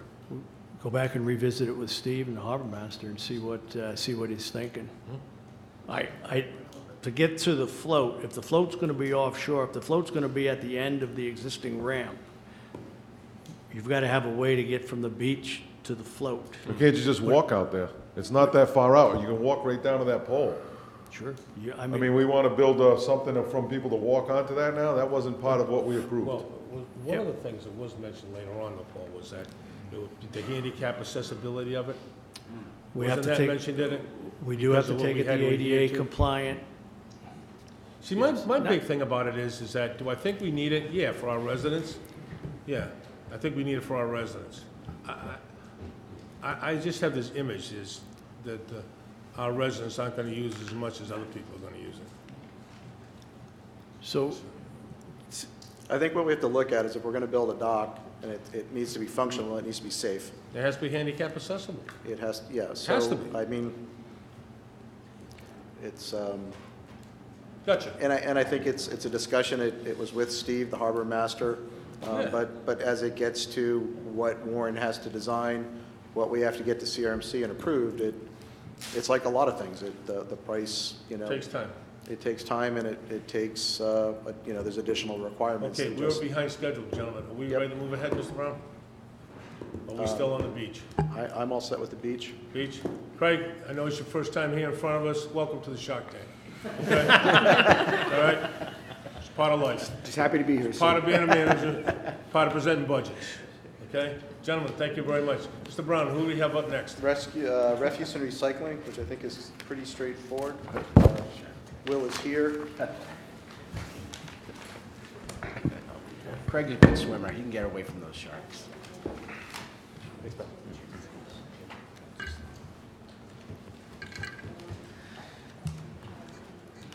Good afternoon. Trash and recycling program, just have some quick talking points. Just a note that the Pay As You Throw program is moving along 11 and a half years after its implementation. Our current Holiday Public Services will start their 6th year in Middletown, starting in July. Pay As You Throw subscription rates have been creeping up every year. We're on pace to do that again this year. Right now, we have 4,340 households that are participating as of last Thursday. In 2017, we had 4,368, and in 2018, we had 4,392. So it's, that trend is just always upswing. Pay As You Throw sales, or Pay As You Throw bag sales. Just a quick 8-month snapshot. We've sold 546 33-gallon pay-as-you-throw bag, or cases of bags. We've sold 134 cases of the 15-gallon bags, and we've sold 2 cases of the 8-gallon bags. Just like to recognize the pay-as-you-throw retailers, because they are the ones that are selling the bags as a service to the community. So, and they don't profit off those bags. Trash and recycling numbers. We have a diversion rate. We have a recycling rate around 38%, a diversion rate just around 50%. That's with tipping 2,728 tons of municipal solid waste at the landfill, 1,614 tons of recycling, and about 1,100 tons of yard waste. Notable events that we have are bulk amnesty days that are popular with residents. We have 4 of those each year, and we service about a little over 300 people, households per event at those. Well, they are very popular with residents. They extremely are. Is there any way to do more of those? I know it's a time-consuming thing, and I know it's associated cost, but a lot of people really appreciate it. They really do. They do. Positive feedback. We, because we use the beach as a venue, we're not able to do any in the summertime. Gotcha. In the wintertime, it's tough because I have Public Works that helps staff the events. And if we have a storm event, then they're unable to help. I mean, like, especially like, March, April, really banging those months up, even May, banging those months out hard. We had one in March, we had one, and we're having one next weekend, May 4th. Yeah, May 4th, absolutely. And so, that's sort of the 2 cusps, sort of the bookends of our possible season. We had one earlier in March. Is it possible to do maybe another one in May, towards the end? I know you're getting ready for the beach and stuff, but people love it. Yeah, people do love it. And the biggest complaint I hear is that I missed it. I didn't see it. Yeah. I heard about it, but I missed it. When's there going to be another one? So. We certainly can look at it, absolutely. But I'll tell you, customer service, big time. With the residents. And that's with the Public Works guys do a fantastic job down there on those days, and that's a really it's a nice time for them to interact with the yeah, they do. With the public. They do a good job down there. They really do. Yep. Director's done a good job mentoring those people down there. Does, great job. And then textile recycling, the Simple Recycling Program, the pink bag program that started late last year. We've already diverted over 9 tons of textiles out of the waste stream, and so the town of Middletown does get a check for that. I think it's $20 per ton. So it's small revenue, and then we save on the tipping because we're not tipping that in the landfill. Good. That's all I have for you. If you have any questions, I'd be happy to. No, I don't have any questions. Councilor Santos. Mr. Cronin, with Stop and Shop being closed, was there any problem with residents getting their bags? No reports that I heard. Okay, that's number 1. And, Number 2. our vendor reached out and contacted shops, let them know that there was a strike happening at Stop and Shop, and they were able to make an order. And so the vendor basically took steps to make sure that there wouldn't be a run or Question number 2. You're having a, what do you call it? I'm getting tired. bulk amnesty day? Yeah, Yep. the bulk. Have you thought about having a shredding day down the beach? Yeah, absolutely. Well, the problem with that is that the vendors that offer shredding can't guarantee that they'll have a truck there for the entire time period that we want to have. So, and this is a problem that the state has with their shredding events. It's a first come, first serve service. The way I structure the amnesty days is I schedule people throughout the day for the 6 or 7 hours that we're open. And so if you come at 12 o'clock with your couch and your box of material to be shredded, that truck may have filled up and left the site.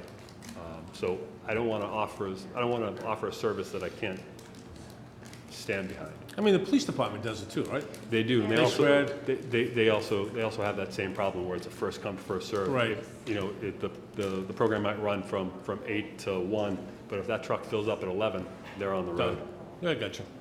Now, would it be a truck that a person can watch the papers being shredded? No, They the dump way. it in and you walk away? That's right, yeah. No way. No, So why can't they have more than one truck?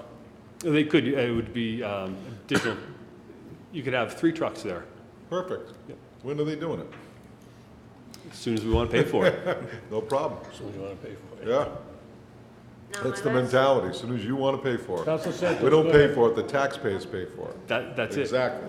My last question. There are local places that do offer, I think Staples offers a shredding service, and there are the, Well, how does Carty get it all the time? what is who? Carty's furniture store. Pays for it. They pay for it? Yeah. Okay. The My Mark- last question. The pink bag, are you still, is that ongoing? Yeah, absolutely. And we have pink bags available at Public Works. If people need them, feel free to stop by. A case of them, happy to give them out. Okay, thank you very much. That's the end for me. Yeah, the pink bag is, I've run into people, they see it and they're like, oh, how do I get involved with that? So I just think we got to find a way to re-energize that one more time, you know? Absolutely. I don't know how we do it, I but could ask the vendor to do another mailing. a lot of people are seeing it now. They're Yeah. like, oh, that's great. Yeah, So what- I just wanted to add to what she said. But I do composting. Yes. It's a big endeavor at the state level at this point, because there's been some visits up to Johnston and how long that landfill is going to last. Yeah. And you've seen the problems we're having in China right now, where they're not accepting the United States trash at this time, so it's becoming a big issue across the nation. And there's some standards in regards to recycling, and I think we need to educate people in Middletown of what is recyclable and what's not, because I was surprised. I mean, just a water bottle, the bottle is recyclable, but the cap's not. So when you throw in the recycle bin, you should be throwing the cap in the trash and the plastic bottle in the recycle. Yeah, Rhode Island Resource Recovery does allow the caps to be recycled to keep I the don't- cap on. So I don't know if we can maybe educate people a little bit on that, because it is going to become more of an issue. Yep. I'm not sure what our charges, what's going to happen to our costs to work with the current company for doing disposal. Waste Management seems to have a run on a lot of land across the nation, so I'm assuming their pricing is going to maybe stay a little bit more competitive.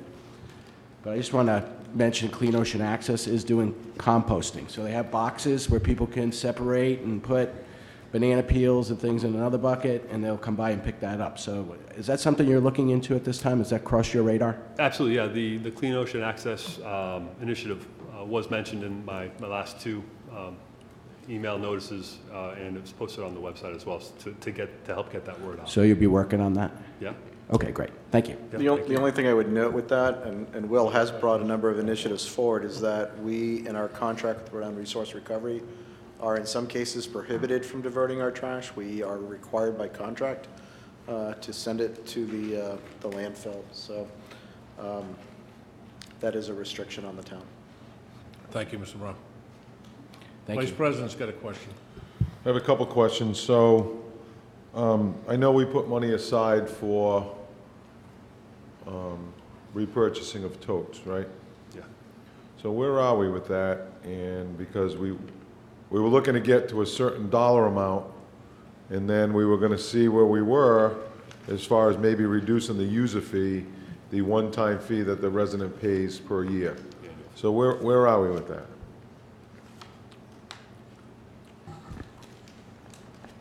You mean what's left what's remaining in the budget that can go towards it? No, the retained earnings. Retained The- earnings? Replacement. The reserve. In the meantime, I'll ask the next question. So have we considered commercial having to recycle? Because I know, I work for O'Reilly Auto Parts, and I know in the state of Massachusetts, Friday, they alerted me a couple of weeks ago saying there's a new state law that your business must recycle. So I got a second dumpster just for cardboards, and they gave me a list of stuff we could and could not put in there. So I don't understand why, we should maybe look at something like that, because if we're gonna have this issue at Johnson landfill, why aren't we doing everything we can to divert, the pink bag, you said 9 tons. Imagine what would generate around here as far as commercial goes. So they are required under state law to recycle. They just don't. DEM does not enforce it. So is that something we should take on? Again, this goes back to how, this is cost. I guess we can, I think, adopt something locally, but then we have to pay to, we have to allocate resources to enforce it. I think the right answer is we would want to talk to our legislators and require them. I don't want it to have anything to do with the state, Sean, because I understand, but I'm things just. don't either cost more or they don't get done. I know, it's sort of, it's creating a service that someone else should be providing. We're trying not to continue to burden the taxpayer. That's I understand that, but in the long run, it's going to cost everybody more money. I mean, if we have to, this trash has to be diverted or disposed of out of town, these tipping rates are gonna go through the roof. Right. So either we do it now and get more longevity out of Johnston, the Rhode Island Resource Recovery, or we pay. We'd have to introduce ordinances to cover that, so we could find somebody and collect some revenue for it. Mr. President, in Councilor addition to enforcement or to supplement enforcement, perhaps we could be creative with an incentive for commercial properties to recycle and utilize that methodology. Recycle or pay a fine, there's the incentive. If there's no enforcement, we don't have the manpower. So, The fund, yes. fund balance is 540,000. So where does that put us as far as, I know we were looking for a certain dollar amount to be able to replace totes, because think about it. This program is 11 years old already. So I know my totes could probably go they're inside, so I wheel them out and, wheel them back in that night. But 540. I don't know. I mean, I'm not sure what the projected longevity and what the total dollar amount we're looking for replacement. I know at one point, initially it was going to cost us $750,000. That's when we started the program back in 2007 or 2008. I'm sure there's increased cost to that, but that was buying all the totes. And I'm sure we're not going to need to buy all totes. And I know they agreed to give them all to us. Remember, Sean? Because we went up there and had meetings with them, and we worked out a deal where we forewent our recycling dividends for the first 4 years. That's what allowed them to give us the totes for zero. So I'm looking to see what point we're at with reducing the user rate. The 140, we reduced it once or twice. Now we're down to $141 a year. Anything we can do to help the residents, I know that, and I guess my question is, are we there yet? Because that's what the purpose of it was. According to the budget, there's 19,000 left in the net contingency, which would be the difference of what would be added to the fund balance. So there's really not much that's being added to this point to the fund balance. So are we there? Yeah, there should be a replacement schedule for the totes, so it's not all in 1 year, is what you're saying. Yeah, and I think it's not just, Sean, correct me if I'm wrong, I don't think it was just also for replacement of totes. I think it was also for, we get down the road, there's some fund balance there for, the next time we go out for contract. So we're prepared for that, where, we don't have to come up with additional money. We planned for that. It's for totes and rate stabilization. Right. I mean, I think generally, like Mark said, we're at a point, we're not contributing to the reserves as we had in the past because the tipping rate has increased.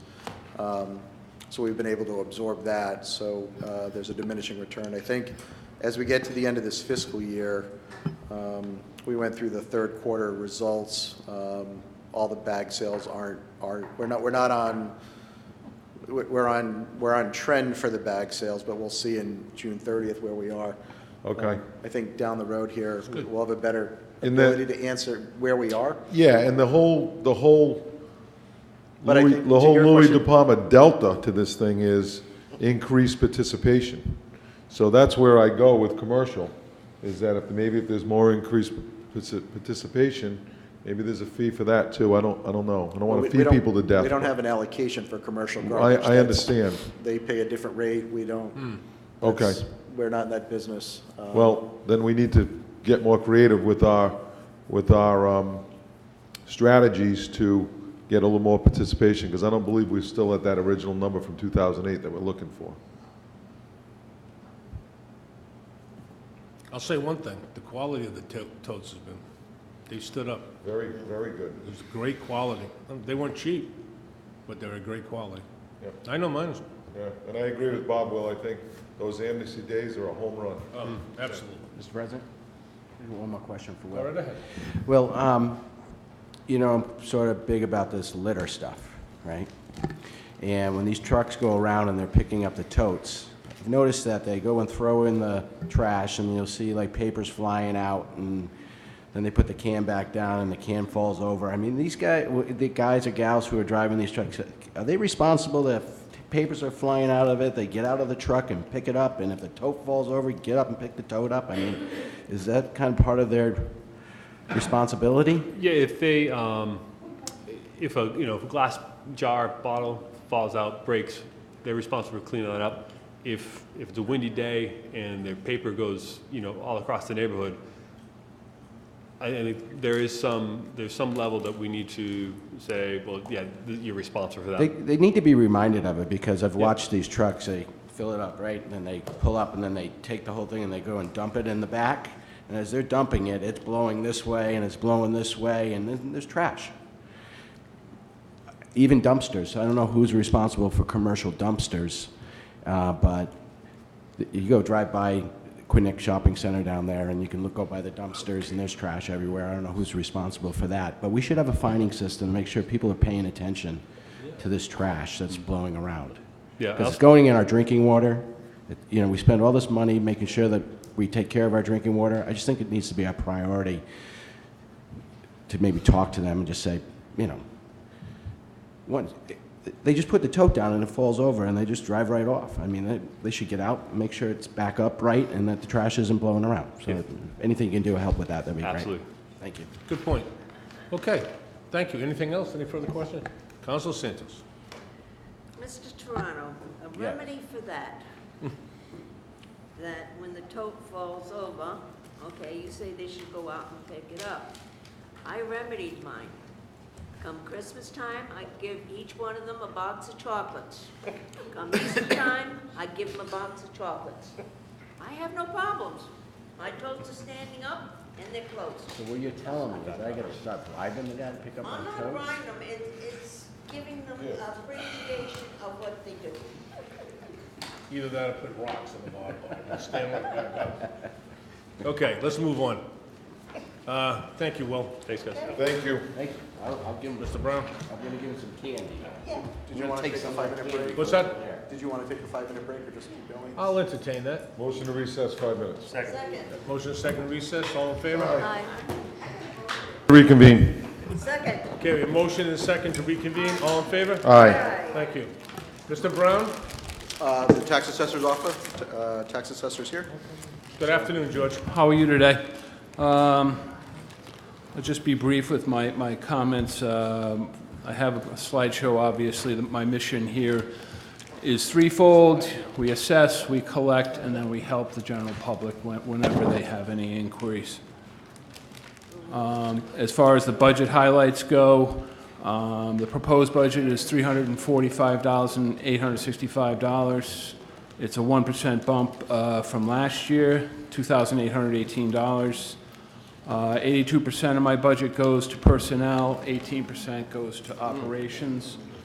As far as the slight increase goes, we've seen an increase with printing, mailing, and advertising. Those have all increased dramatically.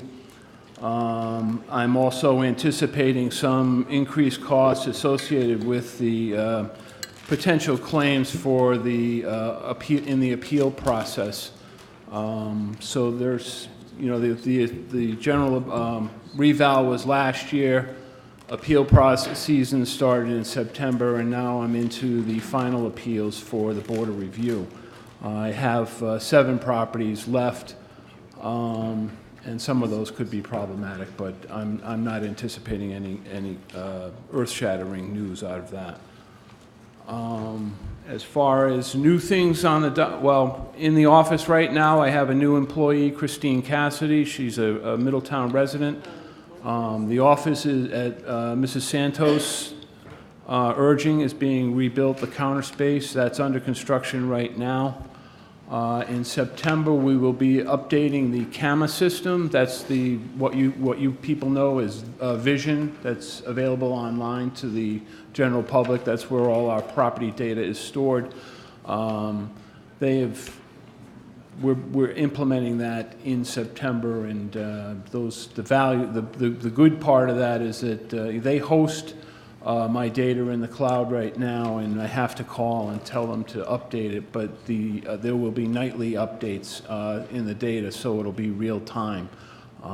When sales are entered into my system, they'll be pushed out to the cloud, and when there are any kind of changes in the system, they'll be pushed out to the cloud immediately. Right now, we're working on implementing the senior exemption program.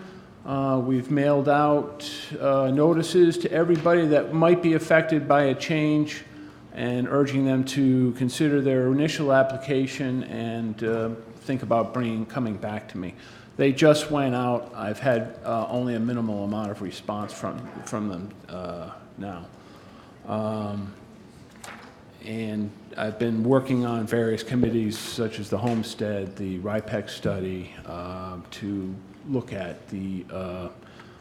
how we're assessing and taxing. And I'd like to go out. The IAAO is sponsoring International Association of Assessing Officers is sponsoring its annual meeting, and this issue is going to be on in 4 or 5 different workshops, so I'm considering going out there to Niagara Falls in September. But given the amount of discussion that we've had around this, I think it would be beneficial to see what some professionals are saying about it and what other communities around the country are doing about it at this time. I think that's a very wise move, Judge. It looked like a good agenda from my perspective. In the future, the next reval is coming up again next year. It'll be a statistical reval versus the complete reval that we went through at the end of 2017. The other software package that I use, which is tax administration and collections, that's being redesigned by Vision right now, and Barbara Fenlon from the finance office and I are a part of a work group that are helping design and hopefully implement that. And that should be coming online 2020 or 2021. And that's it for my... Okay. Any questions? Yes, please. Councilor Santos. Mr. George, how are we doing with the tax sale, especially the senior? What step are we on? I think you and I have spoken, and we're writing letters to the 5 or 6 people that are on the list. Okay. And I have not heard any response from them yet. You have not, have you talked to them personally? I know you said that you wanted the senior.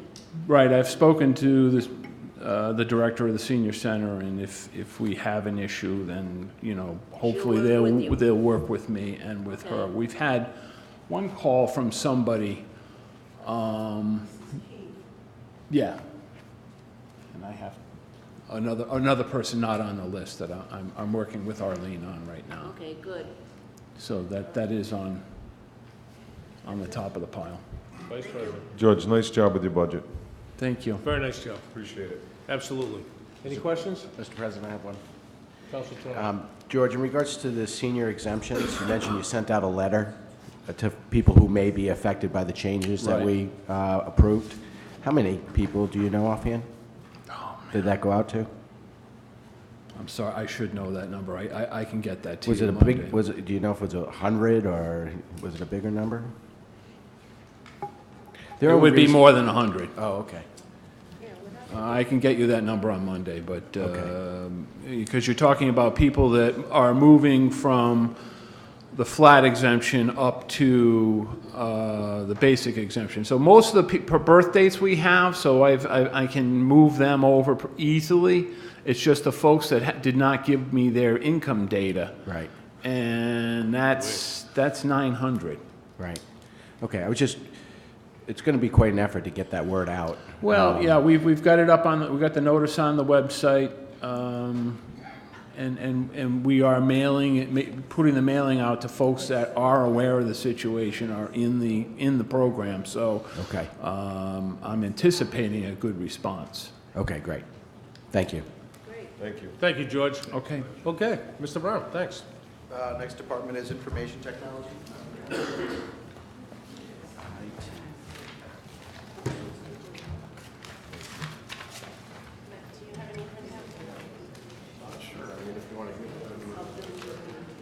No problem. It was Matt who picked it off my computer. He was upstairs in my office trying to use my PC. He's probably going to print this. He's sitting in my chair. Yeah, How can you put PCs? Oh, sorry.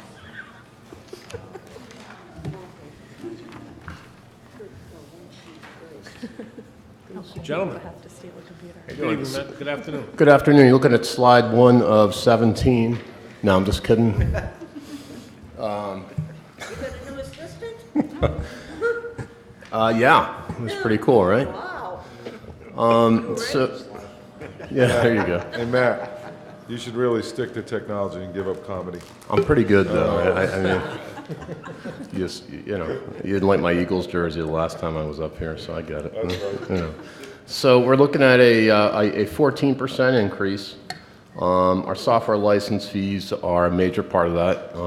You'll see industry standards show license updates, usually around 18%. So we have a 14% increase there for software license. It's quite a bit of money. I can go down the list here. I don't know if you'd like me to just summarize all my increases or how you'd like to approach this. Why don't we do this, Matt? It might be easier because some of us have looked this over. Maybe some of us can start with some questions and see, you know. Yeah. So what you have on your slides up there and on the screen are a summary of all the applications that we use. We describe our mission there. We have a lot of devices we manage day to day and every day. And there's 2 of us, so we're doing our best, and we actually do a pretty good job. So, How big is your department?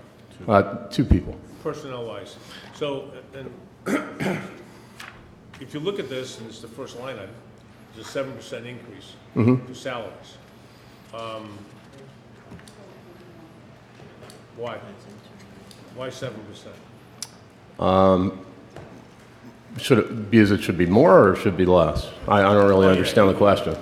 So 7% is not sustainable for any department. Imagine if every department put 7%. True, but we're not the same as every department, I guess. So That's what every department That's what every department says Every too. department says the well, same. I mean, you know, if there needs to be a change there, we'll have to figure it out then. Well, how do you justify the 7% to me? So basically Okay. basically, I'll just let you know okay. So the increase for 7%, his budget does include a summer intern this year, where last year it did not include one. So why do we need a summer intern? Okay, pass the buck, you got it. Yeah, because of the workload. And I think what you'll find is in most IT departments across the country, the average budget rate for relative to regular general fund budget is 3%. We're way below that. And our salaries are way below it too. I do have the statistics to show, I just didn't bring that today. Why do we need a summer intern then? Because of the workload. We have a heavy workload, and we bring in people to educate them. These are usually Middletown graduates that were with me in the cyber program. I bring them on for about $17. Is it $17 an hour? $15 an hour. We give them about up to 20 hours a week during their summer period. Is this the first year you've done this? No, this is the second time. Yeah. My point being, it's an overall salary increase of 7%. Right. And I think the issue is it hasn't been budgeted for in the past. I think the intern has been in to do different tasks, and it's just, because of the small dollar amount, it just hasn't risen So to a where level. we pay it from? His department? What's that? Do we pay it out of the IT department? Yes. We probably have in the past, yeah. Yes. So this intern, and how many hours is this intern going to work over the summer? Up to 20 hours a week. For how many weeks? 12 weeks, 10 weeks, So 12 weeks, 20 hours a week. $3,000. And it's going to raise the overall salaries up by 7%. I'd have to ask Mark what else is including it. There's got to be, I guess, longevity. There could be, That's just the salary line. So it's 420 hours that's budgeted at $15 an hour for the intern. There's no benefits at 20 hours a week, correct? No. There's no benefits. $19 an hour. That's just the salary line, yeah.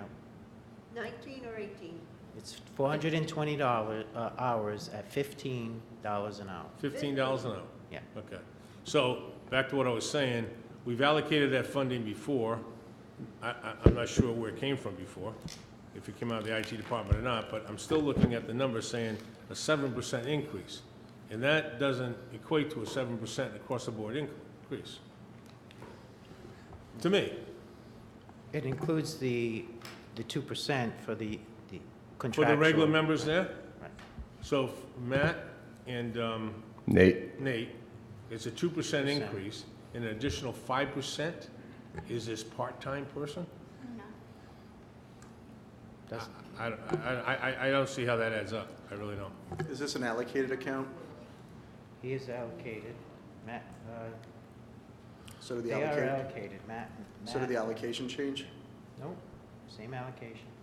All right, something you want to answer later, let's not stay on it today, but maybe you can send us an email and just break that down, because just doing the math, Mr. Braun, in my head, We'll reconcile it and get it to the 7% council. seems like a crazy upkick, especially if it's 2%. You see what I'm saying? Oh, no, I totally understand. Yeah, we'll figure, okay. I'll work with Sean and Mark on that. Okay, perfect, thank you. And the other thing that I noticed is just, the only other increase that I noticed is that services, other professional services, substantial increase there. So professional service or? 53406, line item, 53406, services dash other professional. I'm looking at other technical services, so bear with me here. If you look up, are you 163, page 163? 53406, you said? Yep. Oh, I see it, yeah. Oh, yeah, other technical services, I have that as, or I'm sorry, professional service. These are consulting services when we need them. Beyond what happened recently, last year, we had a little bit of a disaster. I had to get consulting services. That's not included in here. That was covered by the insurance at the time. This is regular consulting services, whether it's web development. Gotcha. Whether. Do you foresee something happening? What I'm asking that is that, because you're going from, $2,000 the prior year, you're jumping up to $8,000 this year. The $6,000 increase, or 300%. We are moving to more hosted platforms, and to do that requires some consulting services that are out of our control. It could be at the vendor. Some of those are hard to estimate. I think they're going to be under some of these numbers, to be honest with you, but for conservative reasons, I'd like to put it where it is. For instance, we're going to be moving to the CAMA database on a hosted platform. There's going to be a conversion with that. I've done about 300 conversions. I know they're not fun, and we need to buffer that a little bit with some money. That's one of the main reasons I have a little bit more money in there for this upcoming year. Okay.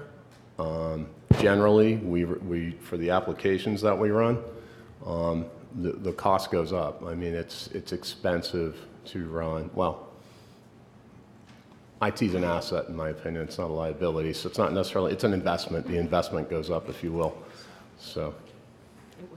Okay, my other question is just two other points, if you could help me out with these. Sure. Is that conference workshops, we went from an allocation of $1,600 a year, we jumped it up to 30. Is there some school you got lined up or some conference you see? Yes, so for Nate and myself, there's an educational component in there. We saved $6,000 on the wireless communications, and I know this isn't the way you think of budgets, or I should think of budgets maybe, but that $6,000 came from an educational conference talking to other people about how we can allocate our wireless communications. So that communications line actually went down $6,000. I tried to offset it with more education so we can get better at identifying those opportunities. But you see the jump? I do, yeah. Because it jumps Yeah. right out at you. It Oh, really does. absolutely, yeah. Yeah, the percentage definitely jumps out, no Okay, question. and the other thing is that the small equipment purchase general, you have a piece of equipment in mind that you're gonna be purchasing? We're going to go ahead and update the PCs at the senior center. Okay, So, so we're going from $5,000 the prior year to $16,000? yeah, to update the PCs there, it's going to be about $12,000. Okay. Yeah. That's justifiable. Sure. Okay, but I'm just saying, those are the things, the numbers that kind of tweak out at you, jump right The up. percentages are high, I understand. Okay. All right, anybody else want to ask? Councilor Toronto? Hey, Matt. Hey. I would agree, two people in your department is, you guys are busy, I know you are. And we have a lot of systems that you're supporting and all that good stuff. We talked about OpenGov, you know, that project, and we have a website that I know people are trying to stay up on and so on. So what is the strategy for our website? I mean, I know our departments are responsible for their own pages. That's right. How much assistance do we give them to help them keep those current? Well, it's really up to them. So let me just take a step back. So the website itself is reviewed by a lot of my peers, and we've had a lot of success with it. We really don't get a lot of complaints, which is great. We've added the scheduling, the calendar. That's helped out a little bit. As far as the content management on that website, which is the engine that allows the department heads to go ahead and update their respective site, I think everybody's fairly well fluent in it. I think it's a matter of keeping it updated. Yeah. So I don't know if it's a training thing. I don't know if. Yeah, I've that's the spent answer. time on the website. I just think Yeah. some departments do better jobs than other departments, you know. Absolutely, in regards to yeah. Updating. And I mean, their things, most current post is 15, you know, so it's like, okay. And there's been times we've gone out and we've noticed that the state site isn't communicating with our website. Correct, yeah. And you don't know that until someone calls you and tells you that that's happening. Pretty much, So when I asked, I said, does someone look at this on a daily basis and make sure it's communicating? They're not, but Not that's really, good. no. You know, that's one of our top vehicles to get the word out to our people, especially the younger folks who go there. And No question. so I think we've got to make that a priority to make sure that the information we're pushing out is accurate and that people are monitoring this site on a regular basis. That's just my opinion. Yeah, so the way you do that is you actually set up alerts. There's no real alerts we can build into that coming from the state. And to have someone actually sit there and monitor that on a real consistent basis, I don't know how cost effective that's going to be as far as a personnel cost, but you know, we can discuss that, I guess. I mean, for the amount that it happens, do you feel like it happens a lot? I just think in a business that Yeah. most businesses, and I know I'm told we're not a business, but Oh, yeah, we have no, I people who gotcha. monitor their website every day, you know, and make sure that it's Right. communicating and it's accurate and people are keeping it Oh, updated for sure. and continually looking at the next step of what we want to use it for and how Right. do we get out to people. So, and I just think that's a form of vehicle. Like, No doubt, yeah. does Middletown have a Facebook account? Does it have a Twitter account? I mean, and who's going to manage these things going forward? That's just the way it's going. And we can say, that's not, you know, we're not going to put any resources towards it, but I think we should. Well, That's just my thought. No, I totally agree. We do leverage social media, Facebook and Twitter, so we've been doing that since the inception of the new site, which has been really good. So if you actually push something to the news and updates portion of the homepage, it will actually automatically dole that out to Twitter and Facebook. Okay. Yeah, And I see, like, in your capital improvement, sure. I see 106,000, and one of them is Middletown Police Department workstation replacement. Right. So I was just interested how that falls under your budget, you know, and same with the senior center, it sounds like that's falling under your budget. Wouldn't that fall under their budget? So a while ago, that's how it used to work, and now we consolidate our IT expenditures under the IT department, just Okay. for continuity. Okay. So the PD and the senior center would fall under my budget. Okay, great, thank you. Yep. Just real quick, Matt, I mean, I understand that you guys do a great job, but 14% increase is not sustainable. Okay. It's just not. I mean, I don't know how else. I know from your perspective, that's your need. I understand that, respect that. But if we had to go 14% across budget, across every department,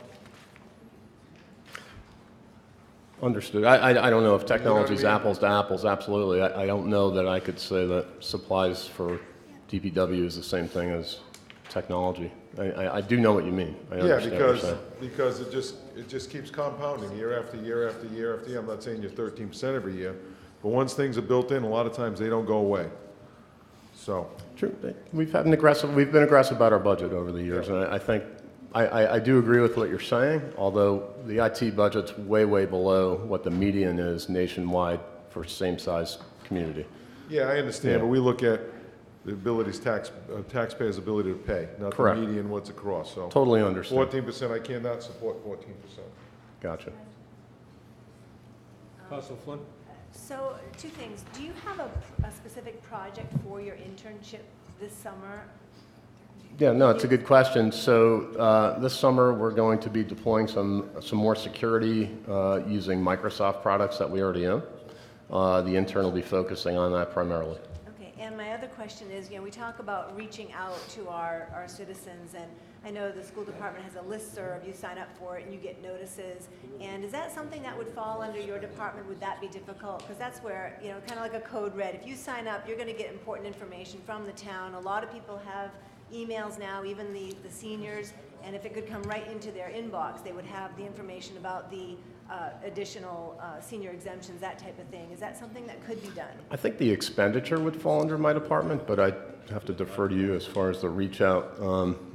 As far as the setup for a listserv, I don't know that that would fit with the town as it does with the school, Yeah. The issue is just getting people to sign up for a listserv and managing it over time. We do have a list that we use for refuse and recycling that gets refreshed each year with people when they sign up. But for some of these other topics, it would be a matter of whether someone wanted to sign up and get information that way. So I guess instead of making it a topic-specific issue like recycling, to if information on the town notices, like with the tax exemption type of things, but maybe to be pursued another time. I don't want to take up budget time, but. Sure. Good point. Okay, any other questions? Matt, thank you very much. Thanks, Matt. You bet. Take care. Thank you. Thank you, sir. Mr. Brown? Jack Kane, Building Department.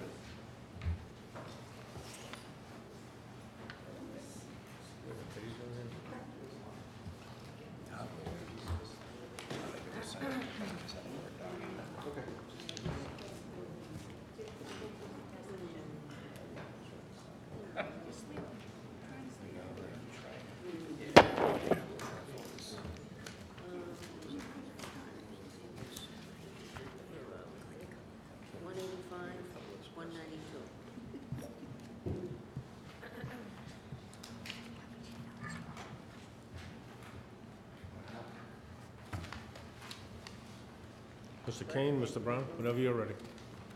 Good afternoon. How are you today?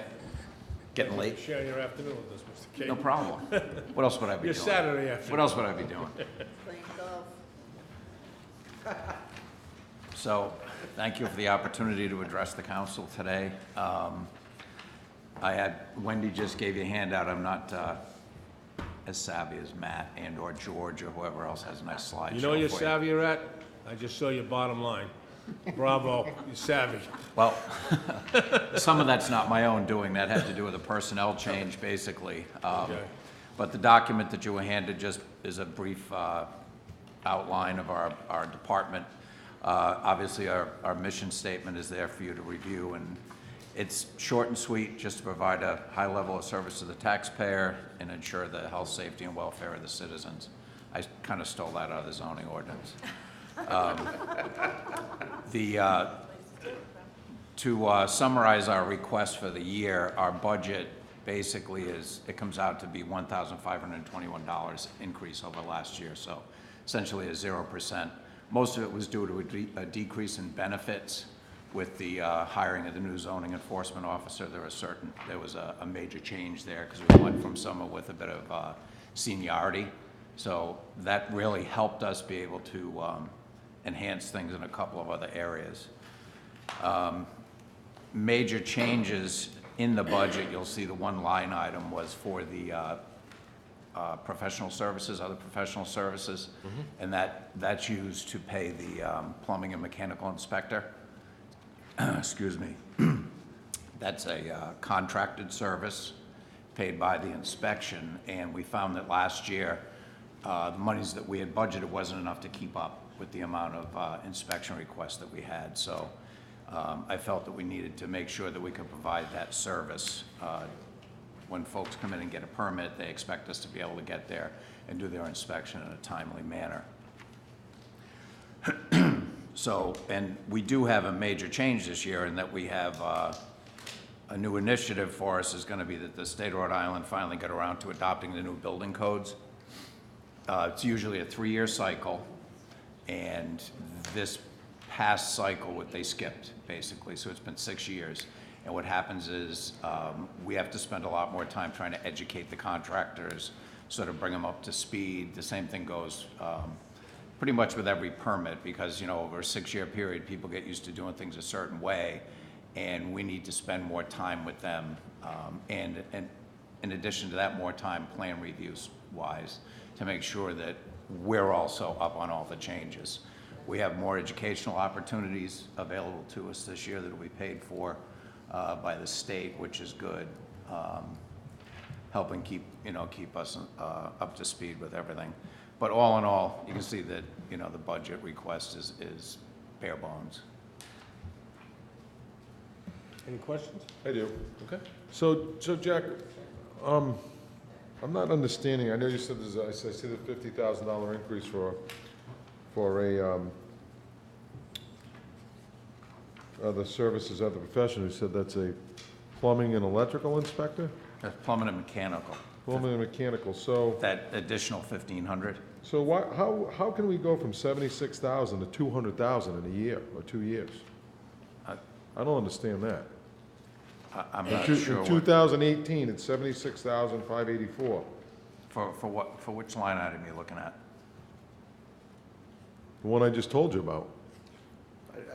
The mechanical and plumbing. It's going from 18,500 to 20,000. It's a $1,500 increase. It's 1,500. Didn't you say that was services other professional? Services other professional the request is for 20,000. Last year it was 18,500. My book says 200,000. Page 187?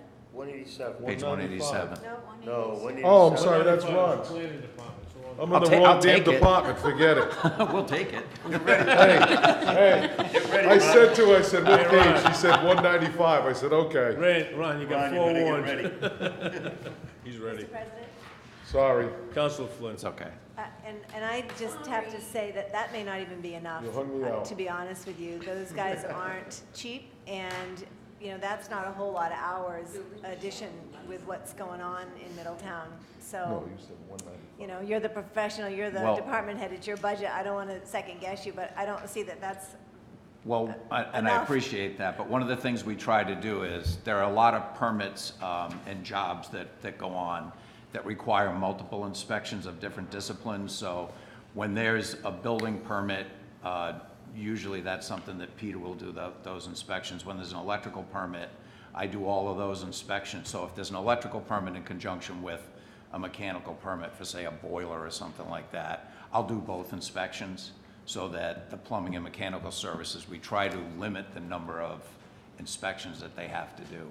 I probably do a third of the plumbing and mechanical inspections, along, you know, in conjunction with other visits to job sites to try to keep that cost down.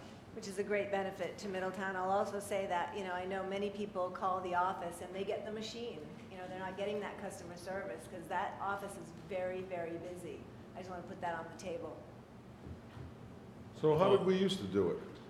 Well, this is the third year using the contracted services, and before it was completely up to me to do every one of the inspections, and it got to the point with just the complexity of a lot of the new systems that are out there, and just it became a time issue of being able to provide the service. The state of Rhode Island requires that you have a licensed plumbing and mechanical person doing inspections, and we were not in compliance for a really long time. So what most communities the size of Middletown do is they use a part-time, usually contracted inspector. Very few towns our size would have a full-time plumbing and mechanical inspector. Would it be beneficial to maybe partner with other communities? Well, actually, the gentleman that we use also does inspections for the town of Tiverton, and he fills in with Portsmouth.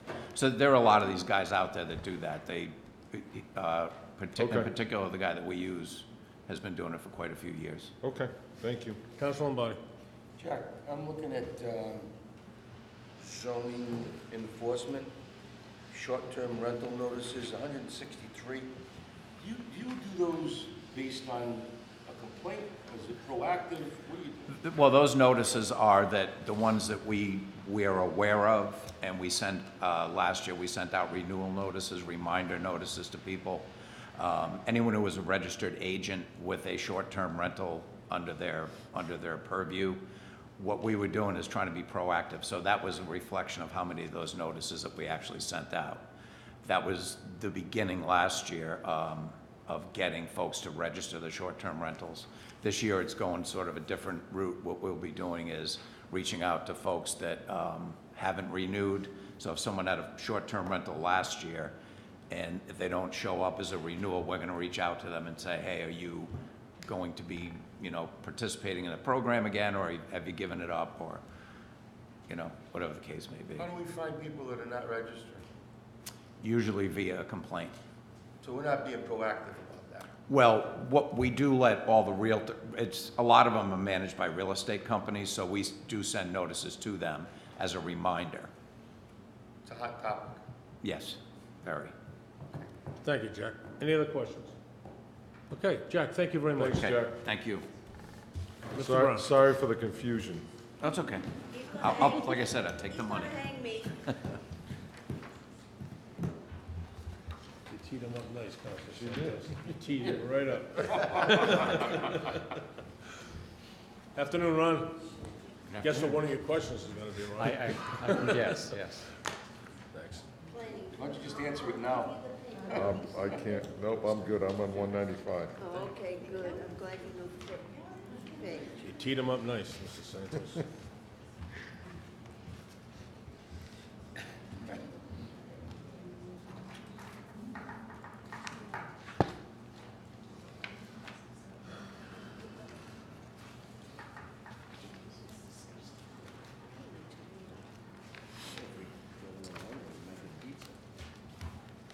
In your dreams.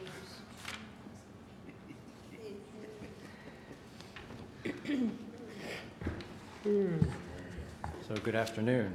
I'll just run through a quick presentation for you and then be happy to answer your questions. Mission statement of the department, I'm not going to read it. It's obviously to serve the residents of Middletown. The department functions, there's three major areas that the planning department functions in: short and long range planning. And short range planning is typically what I refer to as plan reviews, assisting the planning board and reviewing applications for developments and subdivisions. Long range planning are things like zoning amendments, implementation of the comprehensive plan, updating plans, that sort of thing. Economic development is the second major function within the department. I serve as the staff person to the town's Economic Development Advisory Committee. We're also becoming more active on a regular basis now with the regional economic development effort, which you may know as Connect Greater Newport. Ashley Medeiros is a staff person for that group, and the MEDAC and myself are working very closely with Ashley and her efforts. As I think you know, there's a business walk coming up on May 7th where representatives from the town of Middletown, as well as the other participating towns, will be out that morning visiting businesses, communicating with the business folks, learning more about what their issues are, what their needs are. So that's something that will continue. That's just one example of what our regional economic development effort will be. And then the third major area within the planning department is the GIS, Geographic Information System. The major push for that is getting information out to the public. You may be familiar with and have used the WebGIS, which is available through the town website, which offers a wealth of information to the public. We're also responsible for producing maps for various departments, including the assessor's maps, maps for the clerk, including canvassing and that sort of thing. So mapping is a big part of what we do as well. The major initiatives for the upcoming year include the continued implementation of the town's comprehensive plan. I think you have a handout which includes an attachment with the comprehensive plan items that we are working on. The planning board has made some efforts or made some strides in implementing several of the items from the comprehensive plan, and of course continue to work through that list of comprehensive plan items. Second initiative would be completing the transfer and implementation of Navy lands, and a big part of that, as we've talked about before, is West Main Coddington redevelopment area, ongoing discussion and planning for how that property will be redeveloped. And I know you're familiar with it, but for those who might not be, there's the 3 acres of Navy land that the town acquired recently, as well as the abutting town-owned land, the ball field, library, and JFK School. That amounts to about 15 acres of land altogether, which is ripe for redevelopment, and that's, again, an initiative what we've been working on and will continue to work on, and that gets to the $50,000 question, which I'll talk a little bit about more in a bit. Shoreline Park, which we're all very excited about. Of course, it's been pushed back a year or two because of remediation efforts on that property. The Navy continues to do remediation in coordination with DEM. When that remediation is done, they'll be ready to issue the property or transfer the property to the town.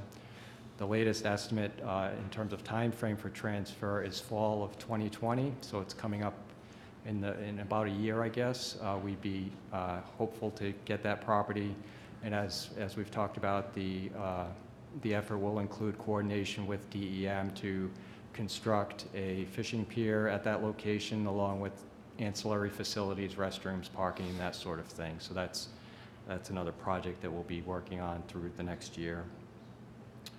And then, of course, continued implementation of the Atlantic Beach District Master Plan. And that includes, as you're well aware, the ongoing effort to draft a zoning overlay district. The planning board is working through that currently, and we will be having something over the summer to present to the town council for adoption. The intersection safety improvements are underway, as you know. That's a DOT project to improve a couple of the intersections down there. And then the third part is streetscape improvements, and that would be the sidewalks and street trees and that sort of thing that we would hope to get on the state's transportation improvement program. We currently have our engineering consultant assisting with the design. Once we have that design ready to go, we'll be able to talk, I guess, more closely with DOT about getting that project on the state tip. Where we are with that at the moment, too, is working with National Grid to get a cost estimate and design for the undergrounding of utilities, so that when the streetscapes project is ready to go, if the town does decide to proceed with the undergrounding, both of those projects, the undergrounding and the streetscapes, would happen at the same time. In terms of the budget request for the coming year, it's a request of an increase of about $40,000, 11%, and the bulk of that, actually all of that, is that $50,000 increase within the consulting budget. And that would bring up to $150,000 the effort towards implementing the West Main Coddington project. We had a meeting earlier this week with a local commercial real estate expert to talk about options and I guess a path forward for how that property will be redeveloped. what was suggested, and I think we still have to talk some more about that, is a need to get a better feel for how we're going to relocate the existing facilities, namely the library and the recreational facility. Those have to be relocated off of that property, or decisions have to be made about those two portions of the property before we can obviously redevelop the site. And then another portion of the funding would go towards the design and drafting of the zoning regulations that would cover not only those 14 acres, but we've talked about this in the past too, where the idea would be to have an area, a special district that would cover the town-owned property as well as the surrounding area, the properties across West Main Road, and branching out and have a cohesive zoning regulation and design standards that would, in the future, as properties get redeveloped, have that area of town be a cohesive, attractive part of town. So that's, again, part of that funding would go towards developing those standards, zoning standards and design requirements. The CIP projects that are tied to my budget include, again, the West Main Coddington, so that 150 is within the CIP. Undergrounding of utilities, so what we're underway with right now is National Grid is doing the feasibility study, which you agreed to fund, which will give us a plus or minus 25% estimate to do the undergrounding of the utilities. Once we get that number and that feasibility study back, the town has to make another decision to proceed to full design, and it's anticipated that that full design will be in the range of about $100,000.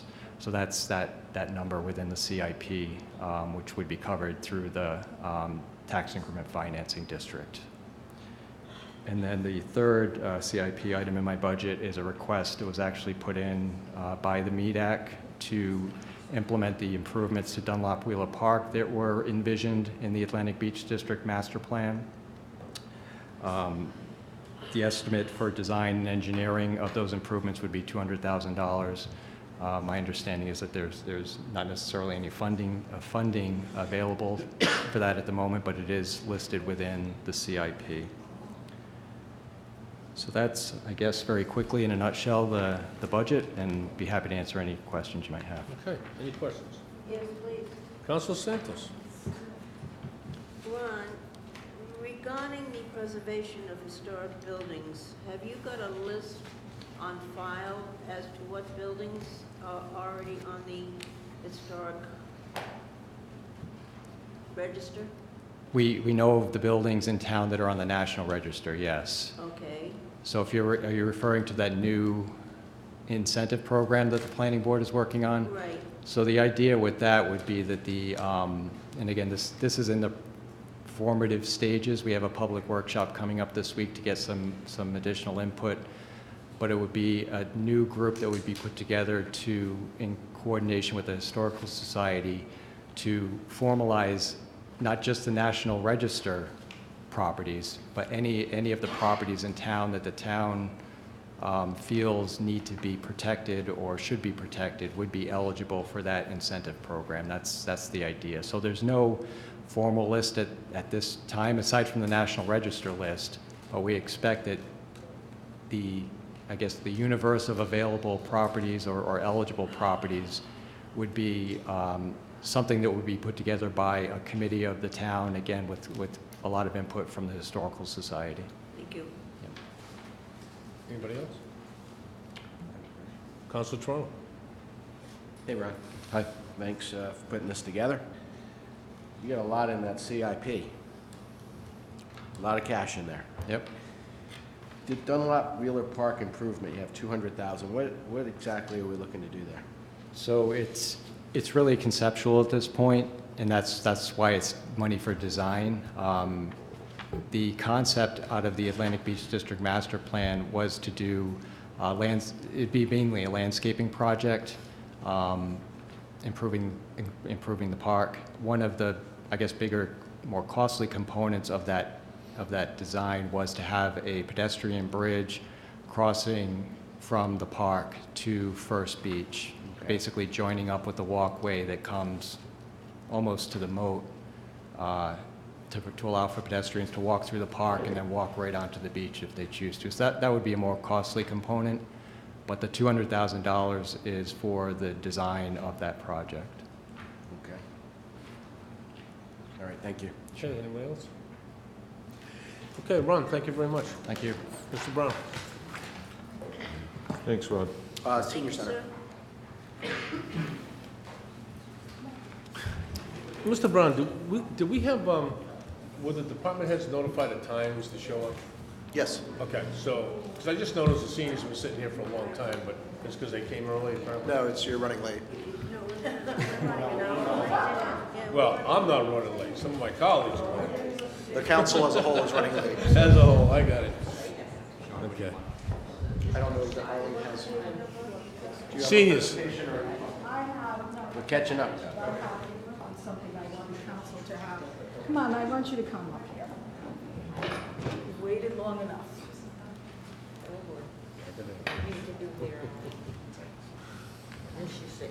She's got to sit there with the mic. This is our board of directors, Good afternoon, ladies. small group, but I want to introduce them to you because we have 3 new members that have brought a wealth of experience and knowledge. It's really exciting to the board.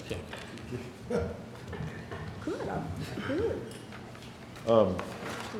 Mr. President, I'm going to recuse myself because for obvious reasons, my sister in the department, so, I mean, I'll vote on the total budget, but Understood. I think the play it safe. Okay. I'd like to introduce Teresa Lacerda. Teresa? She's, lives on Green End Avenue. Olga Probert, who's been with the board since the very beginning, She's been with you from probably. day one, Wouldn't know yeah. what to do without her. Yeah. And works at the center on a daily basis. Marion Rodriguez, no relation whatsoever. Hey, Mary. But happy to have her on board. She works at the center also. And Angeline, come on, Angelina Diamandis is a new member along with Liz LaPierre, who's a new- Angelina, I think you dropped your glove or hat or something over there. Come on, Angie. Just sit down. Okay, if I must.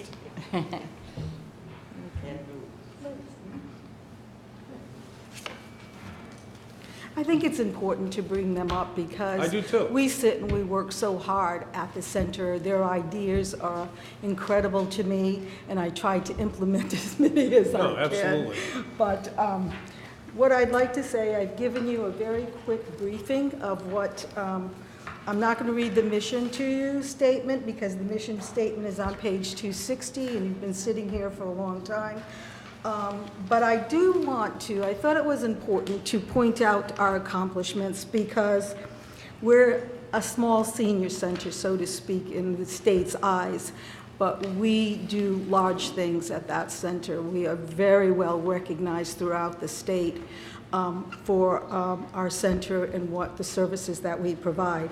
But I would like to point out the needs assessment survey that we developed has been requested by local communities, the state of Rhode Island, and the congressman wanted to take, he couldn't believe that we put together, he said, that cost a fortune to do. You really did that? And we said, yes. And he wanted a copy of it. So it's a huge accomplishment. We refer to it always now because it's such a tool for us. And so happy we completed it and we got the response that we hoped to get. And we're going to continue to work for that because that is going to be our Bible from now on. It has so much information that the seniors within the community supplied us. These aren't our suggestions or our thoughts. These are the seniors in the community, what they felt their needs are in the future and how to best have the town provide those for them. I want to point out that our budget, and we also advocated for a van last year. You were kind enough to approve it with the help of the Betty donation. And that will be forthcoming. We thought it would be in March, but we've been told it will not arrive until the later part of June. So we are looking forward to it. And that's fine because we are in the process as a board, now we have to establish policies for people that are going to be transported on the van. So we're establishing a policy handbook and trying to familiarize ourselves. This is a whole new avenue for us as far as scheduling, what the need is, and reminding everyone that there's 2 employees at the senior center.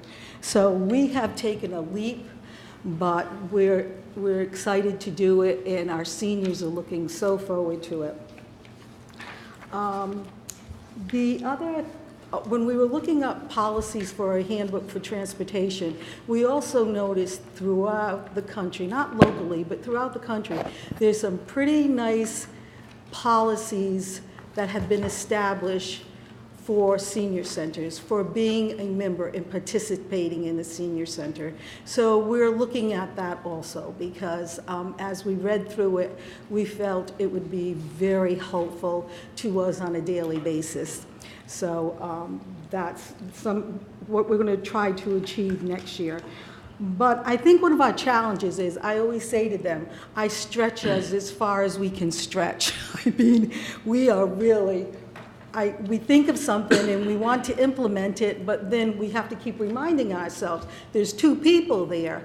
We have a vast amount of volunteers that contribute a ton of hours, but that they are volunteers, and that's not something that we can totally rely on. Our budget line has decreased, and basically, the operating portion of the budget increased by $2,306. The huge decrease comes in through the van that's not in the budget this year, and the CIP window, $55,000 window replacement that is not in this year's budget. I do want to say, though, Sean, that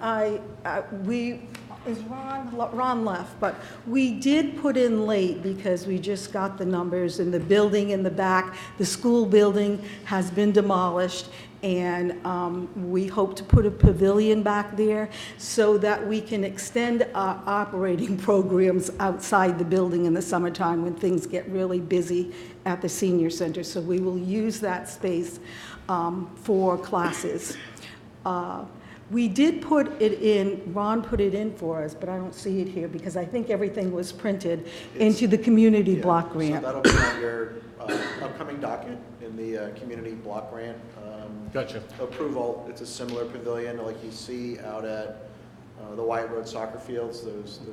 It's a prefabricated cedar, really nice. Nice looking. Gazebo, and we'd be able to put that on the concrete pad from where that building blew over. It'd be really nice. Arlene and the seniors have their garden right behind it, and then they would also be able to use the walking track and the other gazebo further on the property. So the facility has really been upgraded in the last number of years, thanks to the Betty Fund, in the CBG grants that we have. And I'm going to say also, our building is in really good shape, thanks to the CBGD grants that we've been able to utilize over the years.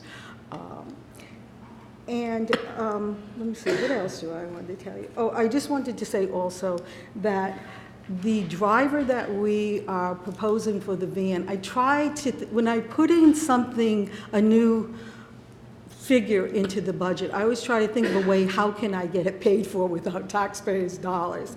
So we're going to take our senior state grant that increased last year for the first time from $6,000 to $13,000, and we're going to use that funding to pay for the driver.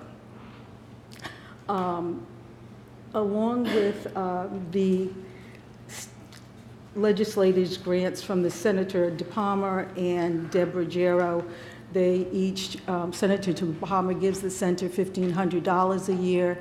Deborah Ruggiero gives us a check for $2,000 every year. So we will use that to offset any cost that the van's going to bring. Allocated by the state, correct?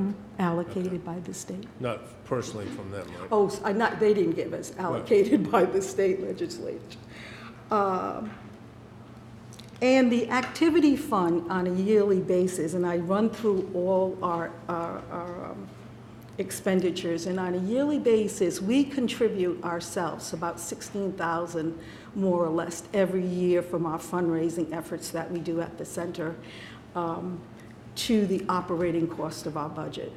So to reduce, and to bring in things that I don't think taxpayers should have to pay for. If I want to do, in other centers, they have a line item for events and costs for things like that. But I think it brings my people together. We work as a team, and they all feel like they're making a contribution, and that's why I love to do this fundraising for that purpose and for the purpose of not imposing on the taxpayers.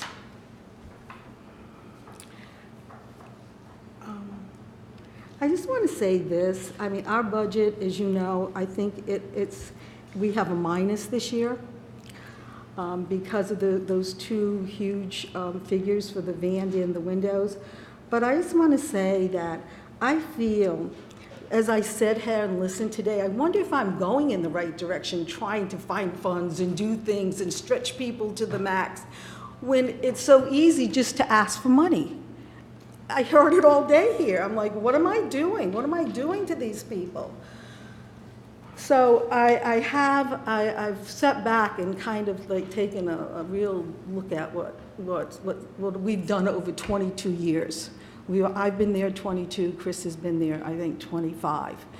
What we have been able to do with what we have and what we continue to, the services we continue to provide to not only, we are not only servicing the people that are our members, we are reaching out. My board will tell you every day there's people in my office that need help.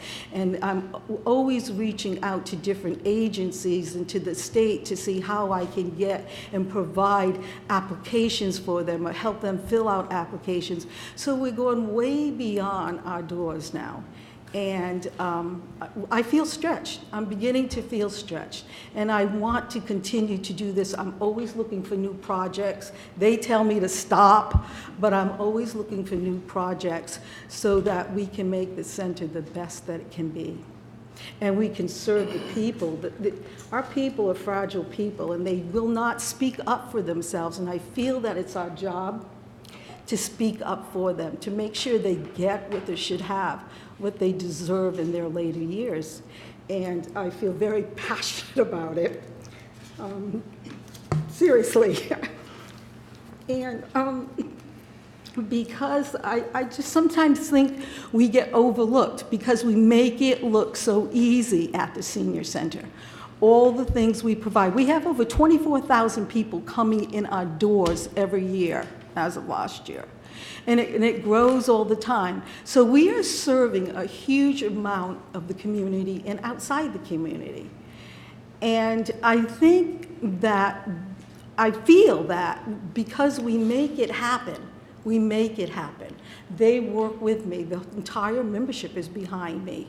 They work with me to allow this to happen. That we need to understand, and I extend it to you respectfully, we need to understand that we are serving with our heart and with the least amount of tax dollars of a town department. A very soon to be greater population of Middletown, because the senior population of Middletown is growing and throughout the country, as you know. But we are serving that population, and we really do an incredible job, and I owe it to my board, I owe it to my membership, and I owe it to Chris. Thank you, Arlene. And I think, in all fairness, the council over the years has recognized that. And I think the council over the years has stepped up and gone, and you know, you came in here with valid requests, whether it was from a canopy, over a walk area, to something that had to be done at the senior center, or just to a walking track. I think the council has recognized this. Those are amenities, and yes. Certainly has, you know, out of respect for our seniors, and out of the love that we have for the city and town that they left us, that that they gave to us, that we've always, always, always, in our minds, have recognized that and have tried to pay them back as best we could. Well, if you look at the last page of this thing, I did state, the Board of Directors, Chris and I thank you for your support of the Senior Center and your continued consideration and compassion this council has demonstrated by addressing and understanding the needs of our senior population in Middletown. And we appreciate And I that. certainly think you have. But you know, we don't do it for the recognition, we're doing it because we want to do it. We do it because we believe we should do it. And I know I'm speaking for all my colleagues when I say that.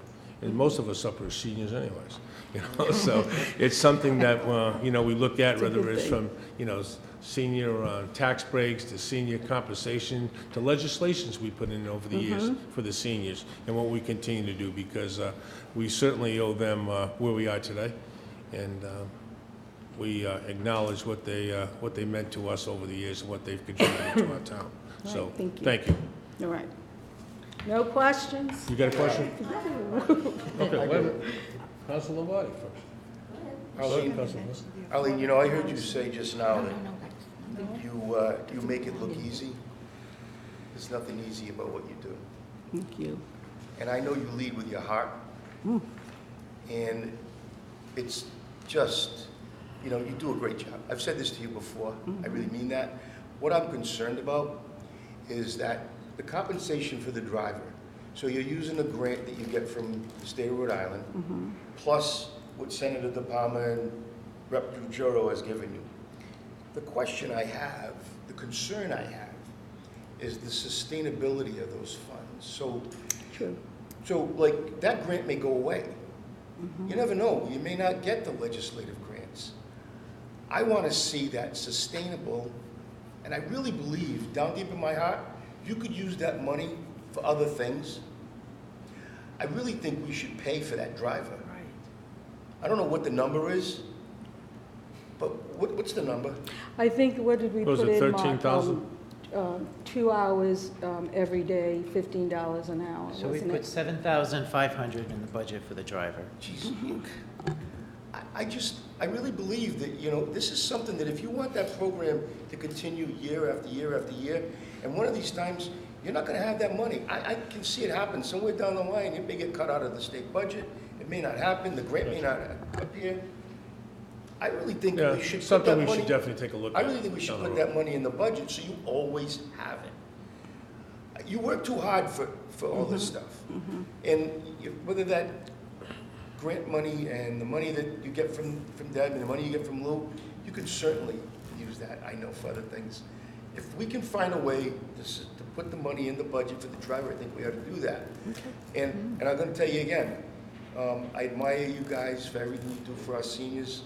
My mom is a senior, you know, and we're all there at home, you know. So really, I want to thank every one of you for what you do for our seniors. And Arlene, you know, I mean that with all my heart. Thank you very much. Arlene, what are you replacing in the kitchen? What equipment? Do you recall? It's $27,250 under capital improvements. The 3 appliances in the kitchen that you're replacing. She wants to know which appliances. The what? The appliances in the kitchen? Oh, I don't know if we're going to get 3 out of that, Sean, but we will definitely get, our refrigerator in the kitchen is 13 years old, and it is leaking now. We have pans in the shelves to try to catch it, the dripping, so we definitely need the new refrigerator. They're all the equipment except for the dishwasher's over 20 years old. But the stove was new too when it was renovated. So they're all about the same age. We were trying to capture everything at the same time. But I think, I think we can slide this year, I'm hoping, with the stove. But the refrigerator definitely has to be replaced because I don't think the state inspectors are How going to. big of a refrigerator are you talking? Big. It's a big one. Yes, yeah. Okay, wow. Okay, all right. The other thing, Arlene, overtime pay. Who gets overtime pay? Chris? What'd she say? Overtime pay. Oh, Chris does. Chris has to, look at, there's 2 people. Two people in the building. And we are a hands-on. We have never had, knock on wood, please, an accident or somebody seriously hurt at the center. We are out, when I'm not answering that phone, we are always, both of us, out on the floor all day long, just to make sure that everything's safe and it's okay. He checks the building often, I thought he too. wasn't, like you are. Salary. Salary. Salary. Salary. He's a union employee. Oh, Okay. okay. I wish I was. Any other questions? Arlene, ladies, thank you very much. Thank you. Mr. Brown. Middletown Prevention Coalition tonight.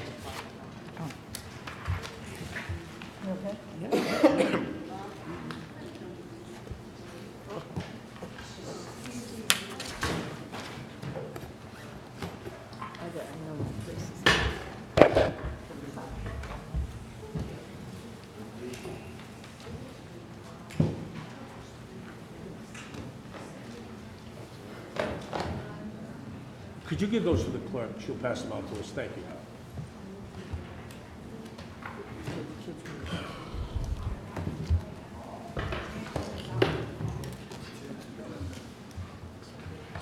Yeah. Sean, this is Sue. Sean. Karen. Karen, we're using this one. This one. Better? So, speak right into it.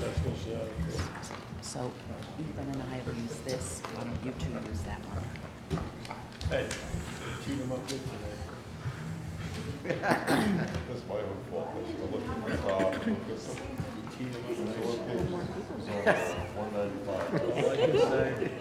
It's okay. Right on. Lori? Hello. Good afternoon. Tom Lyons, our chair, is going to kick off some quick introductions. Good Then we'll afternoon, start.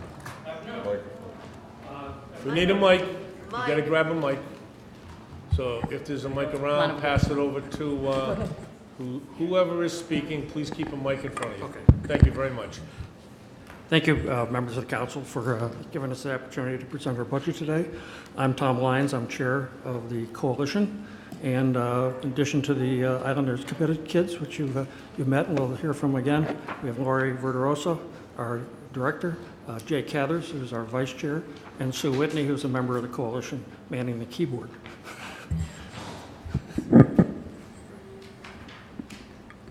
So, good afternoon, everyone. You've got a packet of handouts that correspond to our slides, so you can look either place. The first slide addresses our vision and mission. I think you're familiar with that. The goals also to reduce youth substance use in the town of Middletown. The difference is a focus that we've added the last 2 years, and that is to promote health and wellness, with the philosophy being that if kids are healthy, they're going to make healthy decisions, they're going to feel good about themselves, and one of those decisions is going to be not to use substances. Next slide. 2019 was a tremendous year for both the coalition and for Islanders Committed, our youth committee. We had many successful programs, many successful events. The Islanders Committed Youth, to my right, are going to talk about that in a minute. So our philosophy essentially for 2020 is not to, if it's not broken, don't fix it. We're going to take some of our accomplishments, our successes from 2019, and roll them into 2020. First and foremost, one of the foundation initiatives that we do is to train the kids. We train them to be leaders and to be community change agents. Listed there are some of the summer, mostly summer, some of them are through the school year, youth leadership retreats that we have sent them to and will continue to send them to. I'm going to pass it over to Rachel Kerr and Ethan Baldwin, who will speak about some of those programs. Hello. Firstly, the Lunch and Learns. So we learned a lot of critical health and wellness information from the Life of an Athlete retreat. So we developed the Lunch and Learn series, which are sessions during lunch to spread awareness about topics like sleep, yoga, and stress management. Our classmates and teachers love it, and the teachers often bring entire classes. We would love to bring it down to grade A because it's essential to start young. It's been overwhelmingly positive and one of the most popular initiatives that we have created. Secondly, the Project Purple initiative. So this year's Project Purple was by far the best, and I'm sure you've noticed the purple everywhere.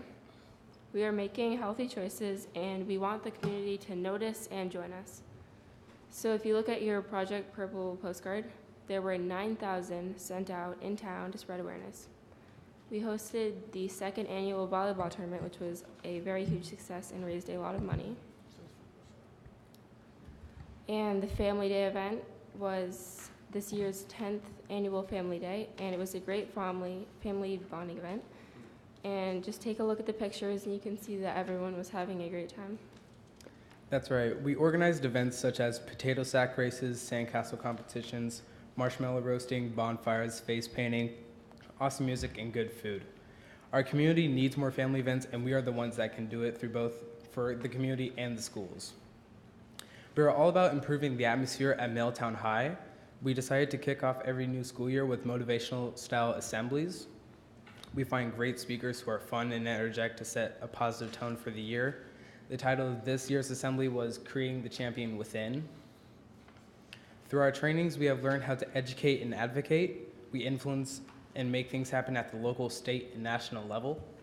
We presented information to our Rhode Island and Washington legislative delegation, and we have spoken to you before on topics like vaping and the flavors of different vapes. We need to continue and design and implement these initiatives.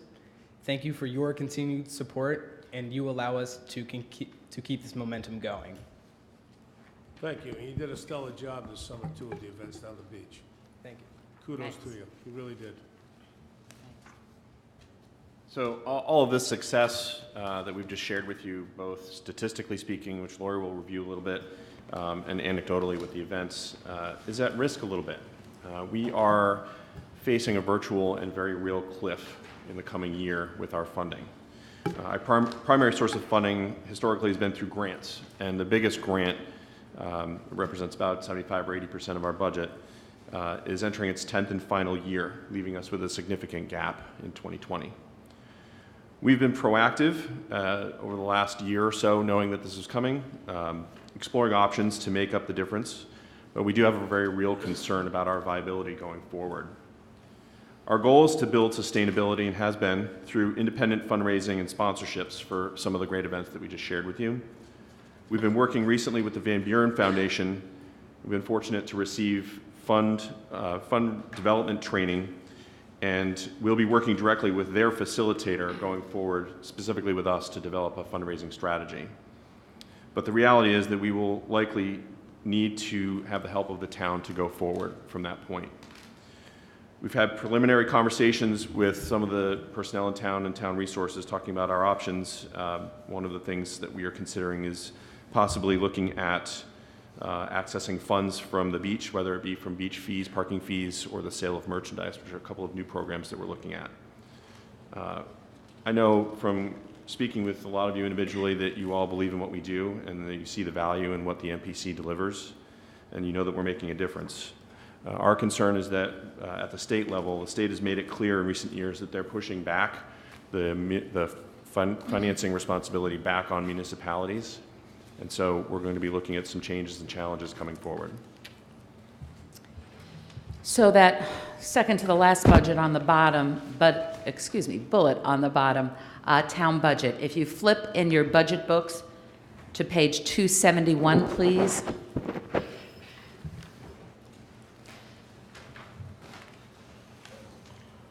On the bottom there in that table, you asked to know our 2019 budget. You see our amended budget there, 19,775.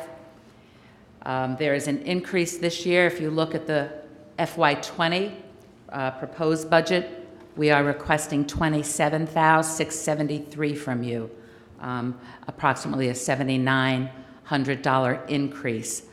The reason for that increase is this. When we looked at our data, our middle school data, we were really alarmed. There have been significant increases, so much so that this year's data showed that our 8th grade data for certain substances is higher than our 9th grade data. That was true last year when they were 7th graders as well. We realize the need that we need to bring programming down to the middle school. The bulk of our programming is at the high school. We have seen, you have heard some of the programmatic successes. We have also had data successes there as well. I'll share with you our vaping data, our electronic nicotine delivery systems data. For past 30-day use during the 2016-17 school year, it was 19.6%, which at the time was higher than state averages. We were one of the first communities in the state to try to get ahead and look at our data. This past year, our vaping data was 15.2%. We have lowered it through the educational interventions. We've shared information, purchased resources for the health teachers, and also the topics for our substance use and student wellness policy presentations for the students and the parents was vaping. We would like to believe that we were in large part a part of that decrease. We believe that we can do some of those same things down at the middle school. We need your help to be able to do that. The middle school position will be approximately $5,600. It's just a part-time position. It's only 5 hours a week. The balance of that, approximately $7,900, is for the match required by RISAPA, our RISAPA funding. I think the bottom line, as it says on the bottom of that slide there, it's really all about the kids. That's our bottom line. It is about creating a community where our kids can thrive, and our plan is to go at it from a health and wellness perspective. That Lunch and Learn series that Rachel mentioned has been overwhelmingly successful. As she mentioned, the teachers are bringing full classes down. There's been great feedback. Barbara Morris-Silva is going to focus us. She was going to do it this year on our Healthy Kids segment. She just usually goes out and does that on a Thursday, and Lunch and Learns are on a Wednesday. So hopefully next year, the beginning of the year, she'll catch one of the earlier ones and we'll move it to a Wednesday so she can have a photographer. But we'd like to bring that down to Gaudet as well. So many thanks for your time and your commitment. All right, thank you very much. Sure. Any councilors like to ask any questions? Councilor Toronto.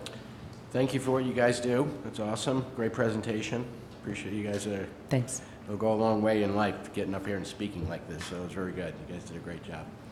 I guess I have a question in regards to the involvement of the teachers and from the school standpoint. How involved are they with you on a, say, daily, weekly basis? In terms of helping to facilitate some of those programs? Right. Probably not a lot. The student assistance counselor, we pay the student assistance counselor a stipend. She helps with the Islanders Committed kids as an advisor over there. The librarian, Dave Fontaine, the assistant principal, were trained at the Life of the Athlete program a couple of years back. Right. They're helpful and supportive. I think the teachers help us in terms of advertising and marketing some of the things. They identify students that we can recruit for Islanders Committed. So those are the main roles. And do you, because I know it's for parents as well, right? Educating parents on what's going on. The substance use and student wellness policy presentations are. So do you keep stats in regards to, this is how many members we have in this year, how many parents participated, how many students participated, and do you have those numbers? The athletic director has those numbers. We get them from her when we need to submit them for our federal reporting. Okay. Because the parents need to sign off that they have attended, they have read, they understand, and they support that policy. Right, and that's where they come and they have to watch that presentation to participate Correct. in the sports. Correct. Yes. And so I just think from a support standpoint, you know, the student body, you know, from the seniors and the juniors, they all have student bodies and presidents, and yes. You have teachers. Are those people engaged with you on a regular basis? It's a funny question that you asked, Dennis. We have reached out to collaborate with some of those other student organizations. A lot of the students up at the high school see our Islanders Committed kids as those goody two-shoes drug prevention kids. We are trying to change that norm, which is why we're moving also in that health and wellness direction, to attract their participation.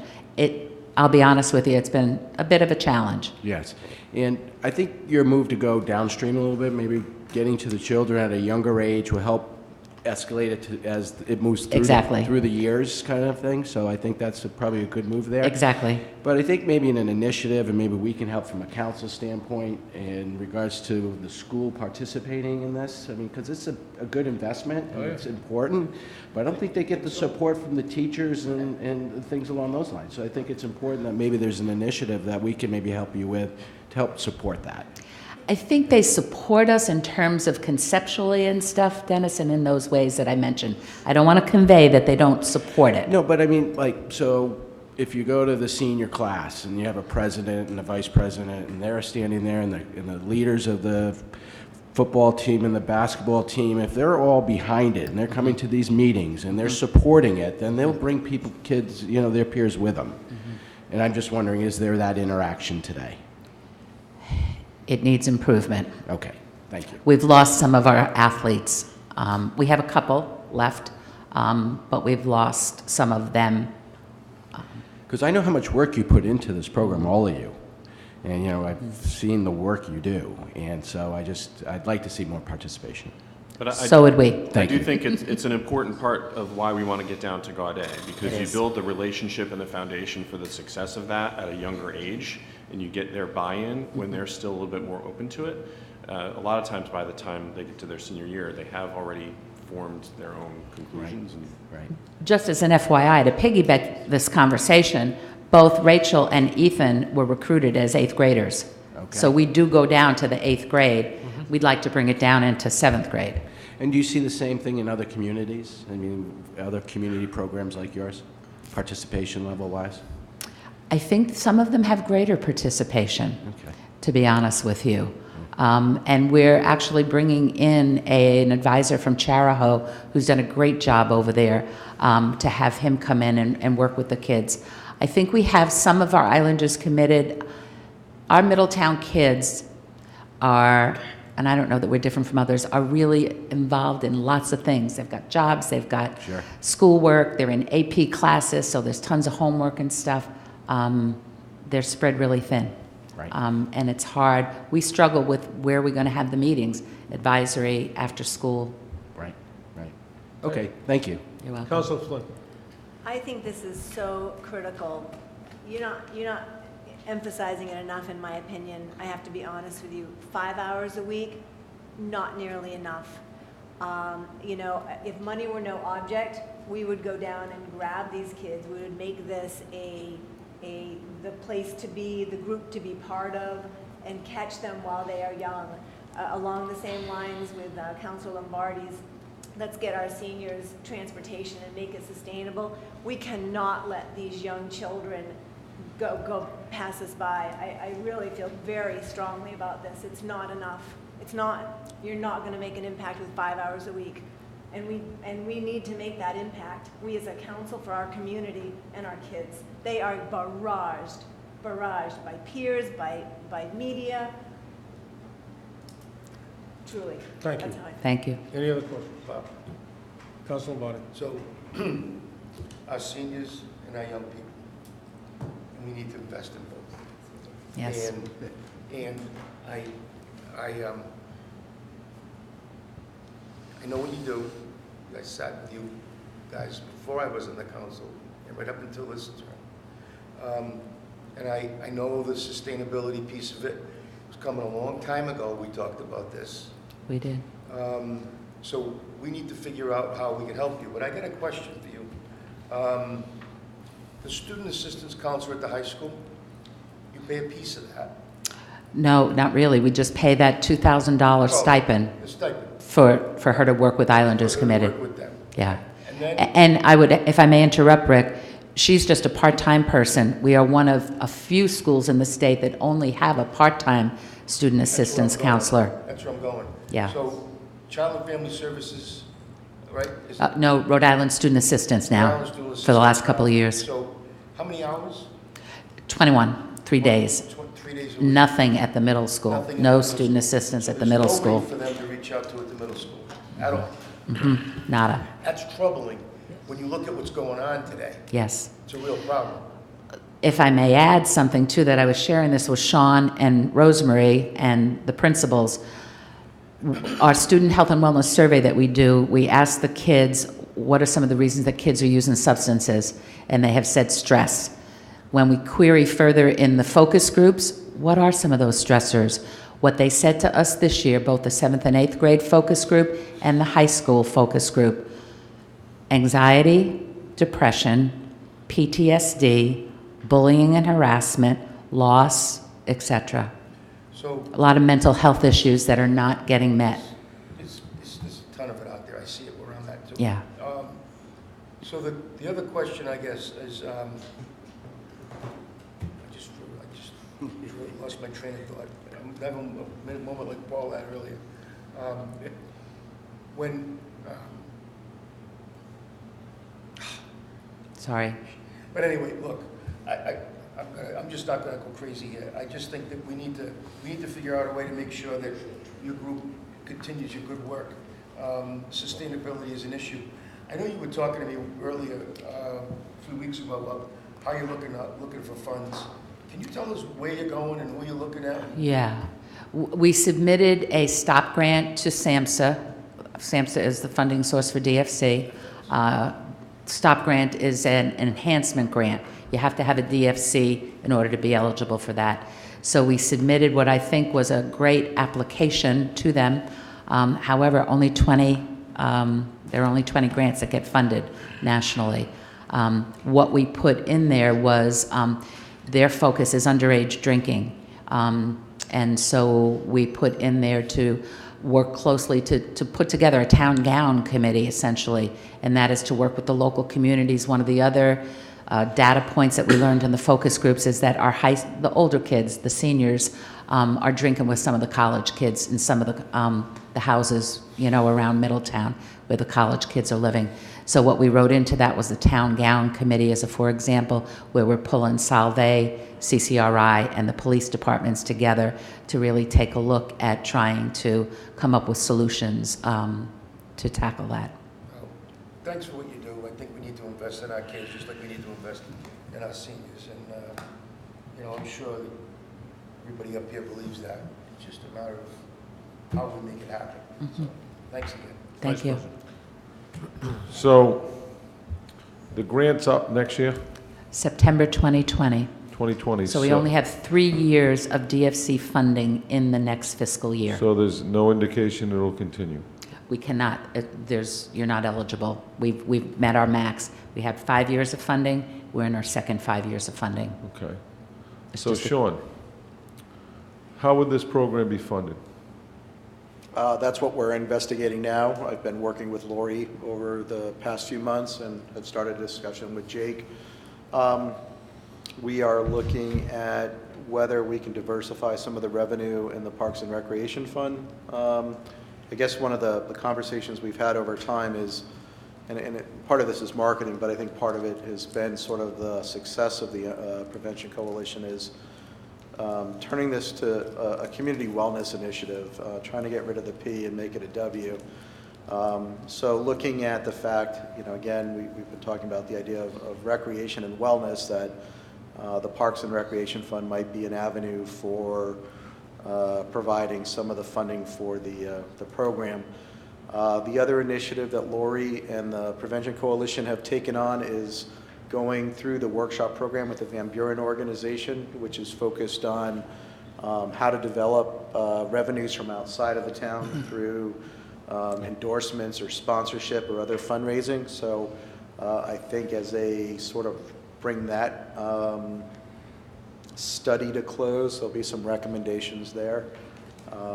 From my own standpoint, my goal would be to try to identify something in the next 3 to 6 months as far as how we are going to proceed. The need is there. That's not going to go away, and I believe that we are all supportive of what needs to get done.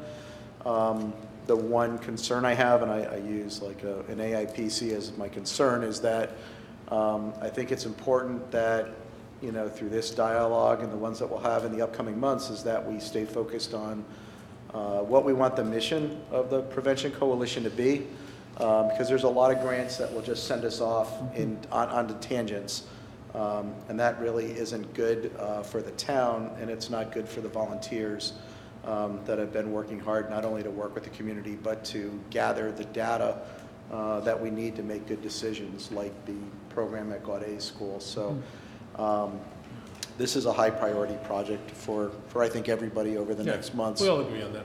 Yep. Thank you. Lloyd, just thinking out of the box a little bit when Sure. talking about, historically, one of the most sought after town jobs for kids in the summertime that go to Middletown High School is working down the beach. Yes. Maybe we ought to think about how we can make a commitment with the kids that are working down the beach, like a prerequisite that they have to be part of or be associated with the teen coalition. Or attend X amount of sessions or something. Maybe it would make it, maybe it would pull them in a little bit. Maybe, instead of us segregating, maybe we'd be bringing everybody together and say, listen, you want to work down the beach this summer? You have to attend X amount of these sessions. Right. I think it's something that would be worth exploring.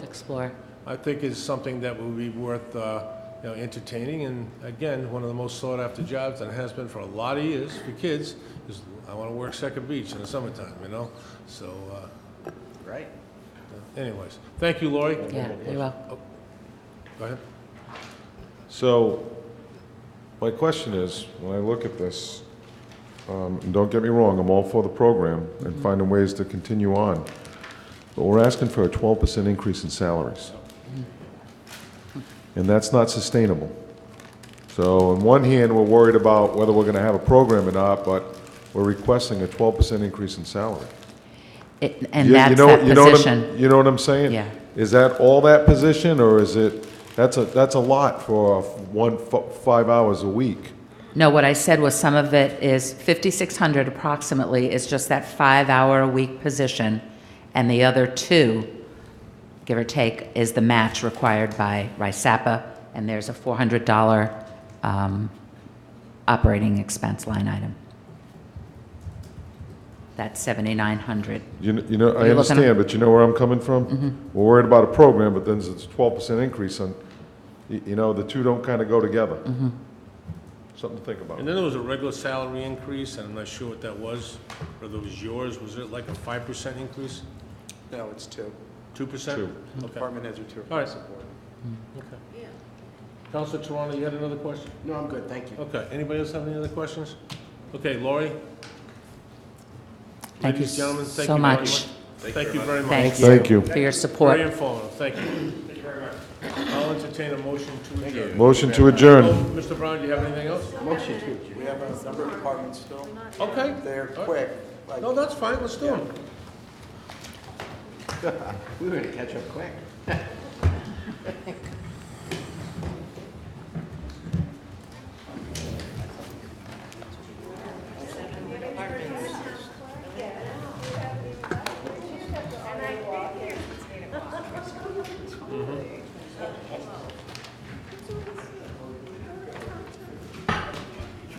Okay, let's get ready to move on.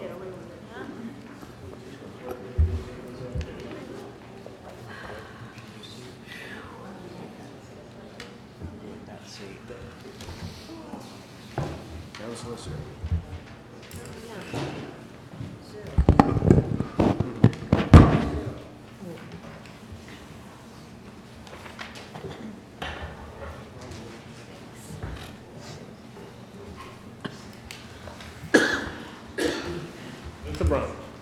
The next budget is the town council, solicitor, and boards and committees.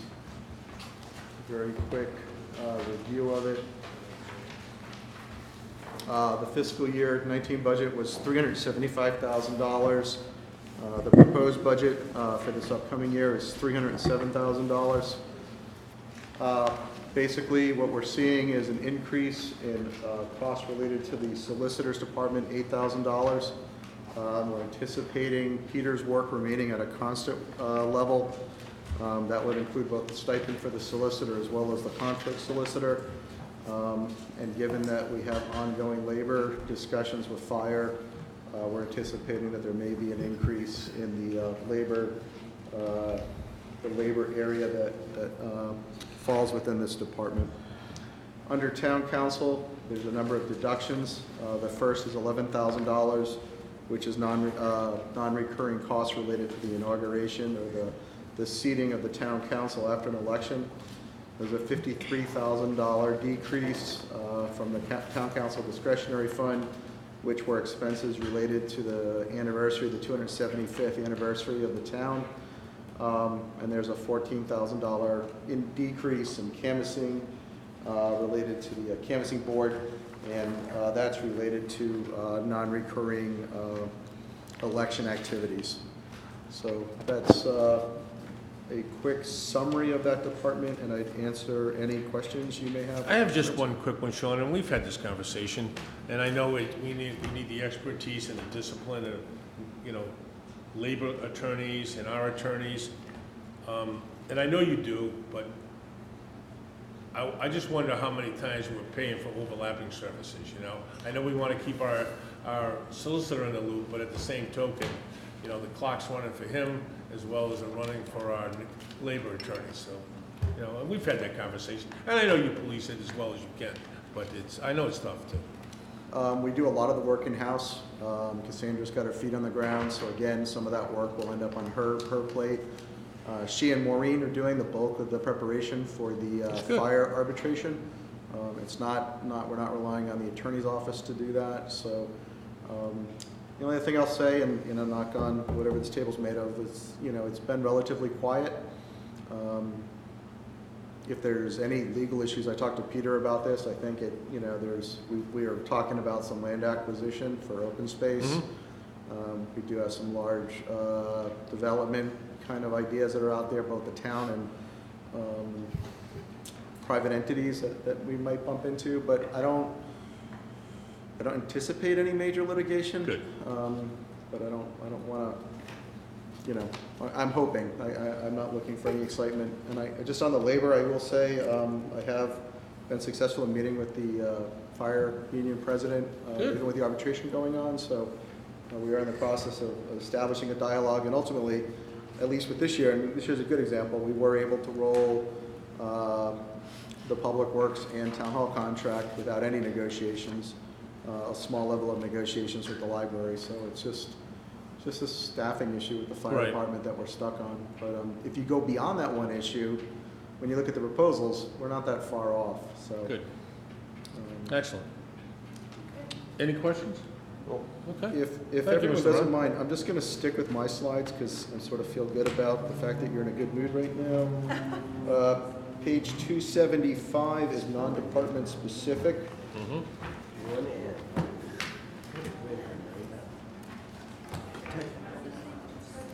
275. 275, non-department specific.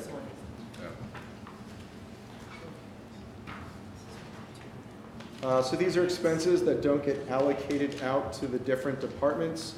In fiscal year 19, the budget was, and this is $34,120,000. In fiscal year 20, it's $35,561,000. Same format, the discussion as I did last time. The additions to this fund, the contingency fund is increasing $159,000. A portion of that is related to what we would see as the settlement of, hopefully, the fire contract, and I would feel better about discussing the details about that in executive session. Also in this number is the contingency amount that the town council president talked about, including in contingency, which would be under the control of the town council and used for expenses that come up during the year that weren't included in the budget discussions now.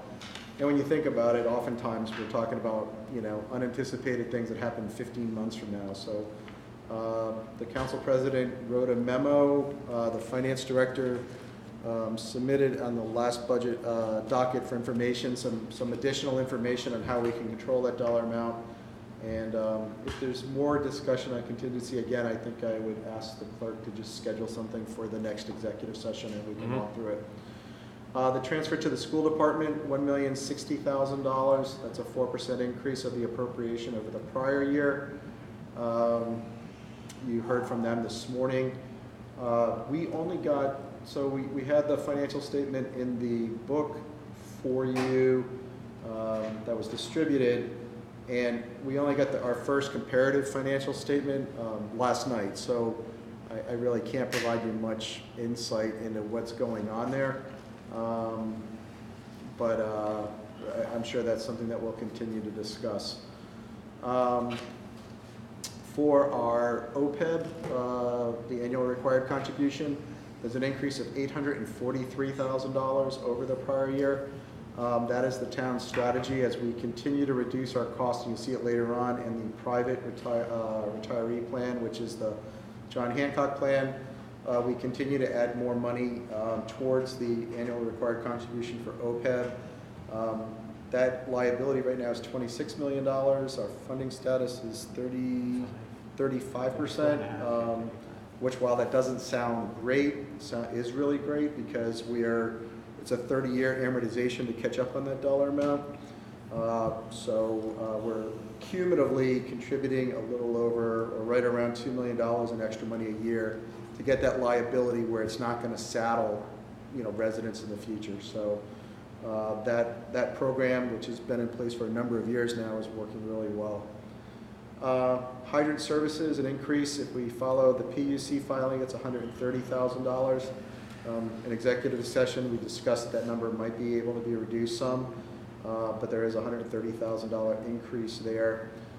This is probably the big item, that we're managing or need to discuss is the transfer out to the tax incremental financing fund for Lower Quinnick Avenue. It's $418,000, and when you look at the property taxes, it's basically that number, the $418,000 and the $1,060,000 from the school department that is being proposed to increase the tax rate, so the $1.4 million. Data processing, an increase of $27,000. We spent a good 6 weeks working with, what is the consultant that we were using?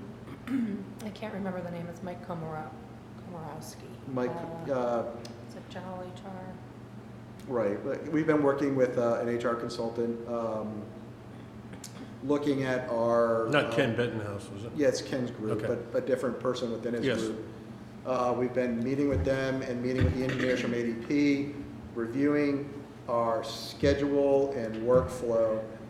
We do have to change up a level from the ADP product that we're using right now to another level product. And the increased cost associated with that is $27,000. But to get a program that actually will track the 24-hour nature of the town, the different schedules we have, it's the option that we have to take if we want to get the accountability control that was discussed by the council a couple months ago. So that's a $27,000 increase. There's a $39,000 increase in the transfer out to the Capital Improvement Special Revenue Fund. That's the annual contribution we make towards the capital improvement program. By ordinance, we increase our annual contribution by the proposed increase in the tax rate so that the fund grows proportionately over time, so we sort of are able to maintain our buying power. So those are the increases. On the decreasing side, there's one big one, $1.2 million. We have only 4 active employees.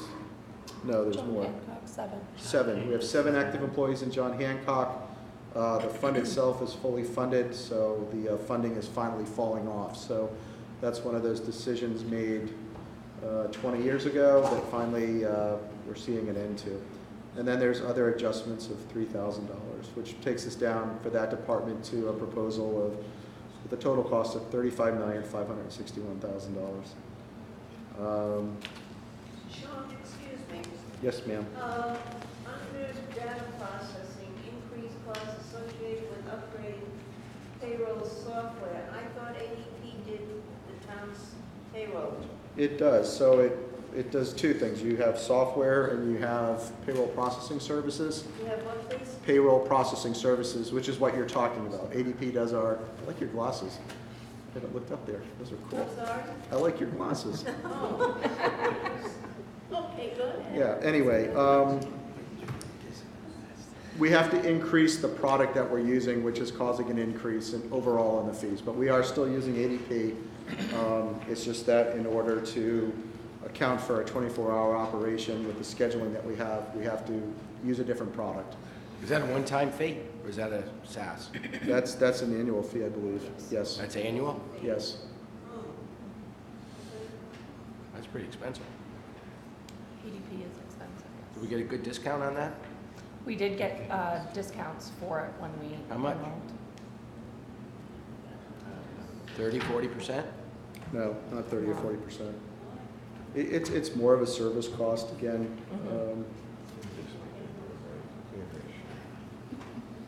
Can I just clarify what I heard? The 27,000 is an annual fee? Right, it's a service fee, so we pay a certain amount of money each year for the software, as well as... Like a licensing fee, kind of? It's a subscription, so A if we subscription stop fee? paying it, you stop using the software. So And we're going to pay that every year?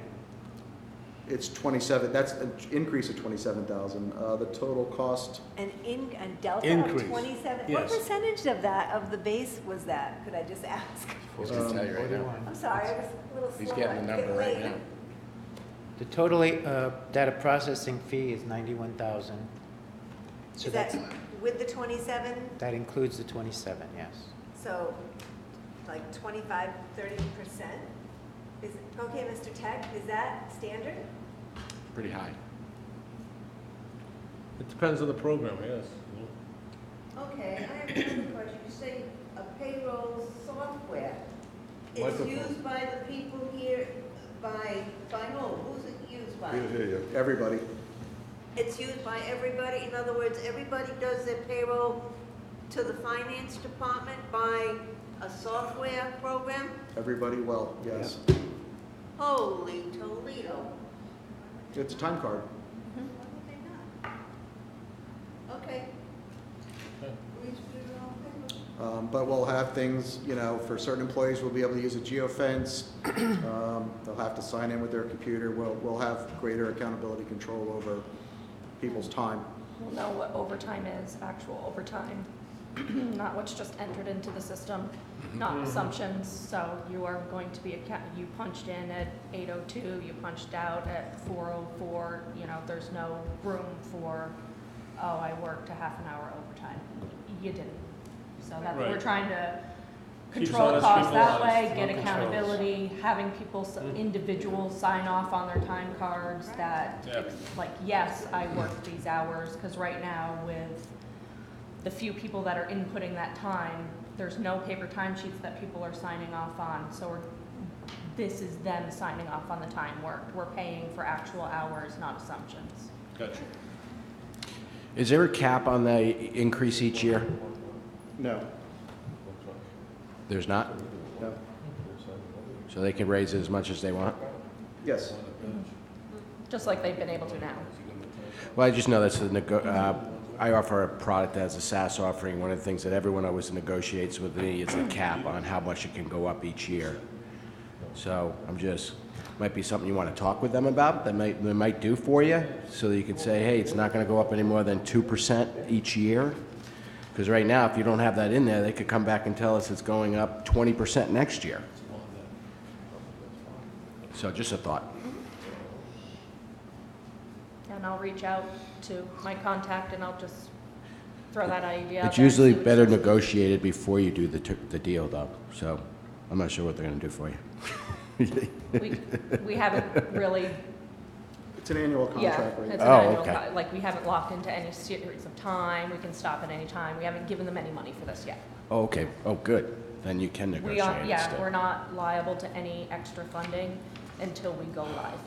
Which Oh, was- good. So we get to test it, we get to make sure it's working, we get to play with the work rules, try to get longevity, trying to get those bonuses, those hours worked and stuff.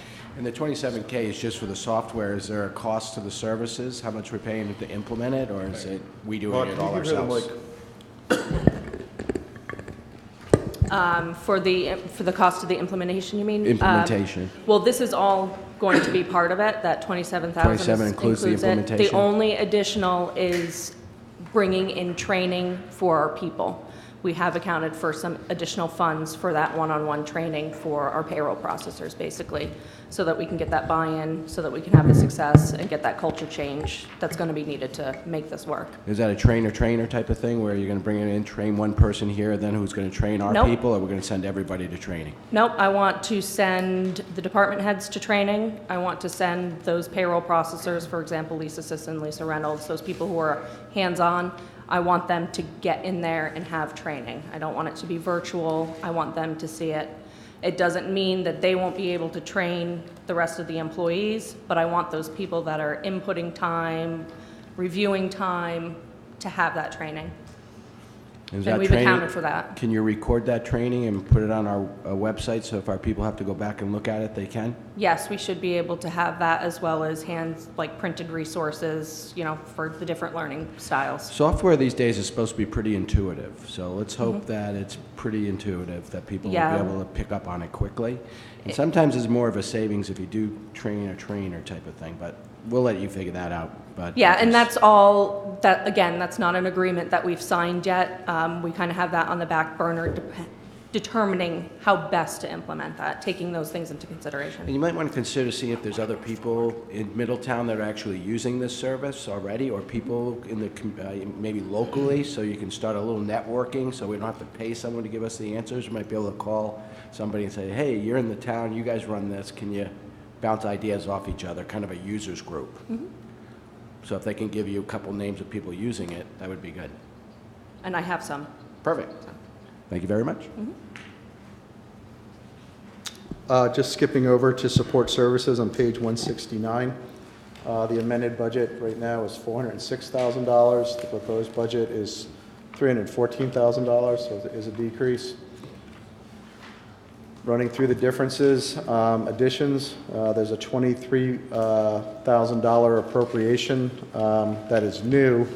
As we completed the Jacobs report, there's a number of maintenance items that need to be addressed in our historical properties, Paradise School, Witherby School, the windmill, those type of things. And what we did is we basically calculated a $23,000 accrual to take care of those issues over the next 5 years. So that would be the first dollar amount necessary for that. If you think along the time during the year, we routinely get requests for maintenance items from the Historical Society where we contribute. We're basically trying to recognize the need to provide capital assistance and budget that within the annual budget so that we're getting to it. We have a $7,000 projected increase in maintenance for the JFK building, which encompasses both repairs and alarms. And then on the Joel Peckham School, we see a deduction of $4,000, which is a line item, $4,000 in repairs. Town Hall, there's a $120,000 reduction, which is non-recurring capital improvements that had previously been approved by the town council. And then there's other adjustments of $2,000, which takes us to the $314,000. Mr. Brown, Yes, ma'am. on this Jacobs report, they're all wet. First of all, they're telling the town, this council, that the Weatherby School and the Paradise School have gas furnaces. We don't. We have oil. I pay for the oil bill every month. Now, the society paid $1,900 for roof repairs to the east corner of Weatherby. We paid $1,800 plus materials we're going to replace the fence around Paradise School. We had $300 repairs to the oil tank at Weatherby, $443 to repair the furnace at Paradise, and we had to pay Paradise Cleaning and Restoration $1,700 after they pumped us out at Paradise. So we've done a number of repairs in the school. The only thing that the society wants to make sure that is done is the foundation around Paradise. That is deteriorating. The stones are falling apart. There's a big hole on the west side of Paradise School. Weatherby is concrete, is cement, so there's no problem there. But Paradise does have to be fixed, and we cannot afford it. And that's why we will begin to set aside money and make it part of the known budget of the town. But And- please, check that furnace on both the schools. They are not gas, they are oil. No, and I just, on the Jacobs report, there are a number of errors, and that's something that will improve over time. We've completed the first round of inspections. We have a report. As we go through this budget, we'll be able to make a number of updates, update the spreadsheet so that they can update the database so we can track our progress over a 5-year period, so that when we look at our building condition index in the same way we look at the road condition index, hopefully we'll see that our buildings are in better condition, or at least the same condition as they are right now, that we're not basically financing the town's operations by not taking care of our, whether it's a historical building or an operating building. And the 8 veins are being taken care of by the society. 6 of them are being repaired during this time. The society is paying for that. And that's awesome. So that's support services, so I thank you for letting me go out of order. So we will return to the town clerk. Oh, civic. Actually, it's fine, so it's finance. Finance is actually the next one, so. Right. Yeah.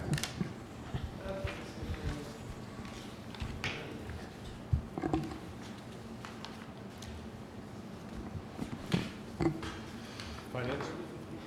Yep. So the mission of the Finance Office is to provide proactive financial and human resources management for the town, focused on knowledge, courtesy, and exceptional customer service. We also ensure appropriate policies and internal controls to safeguard the town's assets. Functional areas is the finance and accounting. We also do purchasing and human resources. Next slide. This year's proposed budget is $564,461. This is 2% lower than the prior year, so it's a reduction of Bravo. $9,810. You won the award today. Thank you. I had nothing to do with it, but it was, got the golden apple. Well, see that? you shaking the numbers. It's not over There yet. you go. Don't get all crazy, it's not over yet. Right. So finance is mostly service-related, it's mostly personnel. The reduction is basically the change in staff with health and benefits. Keep cutting, keep taking them away.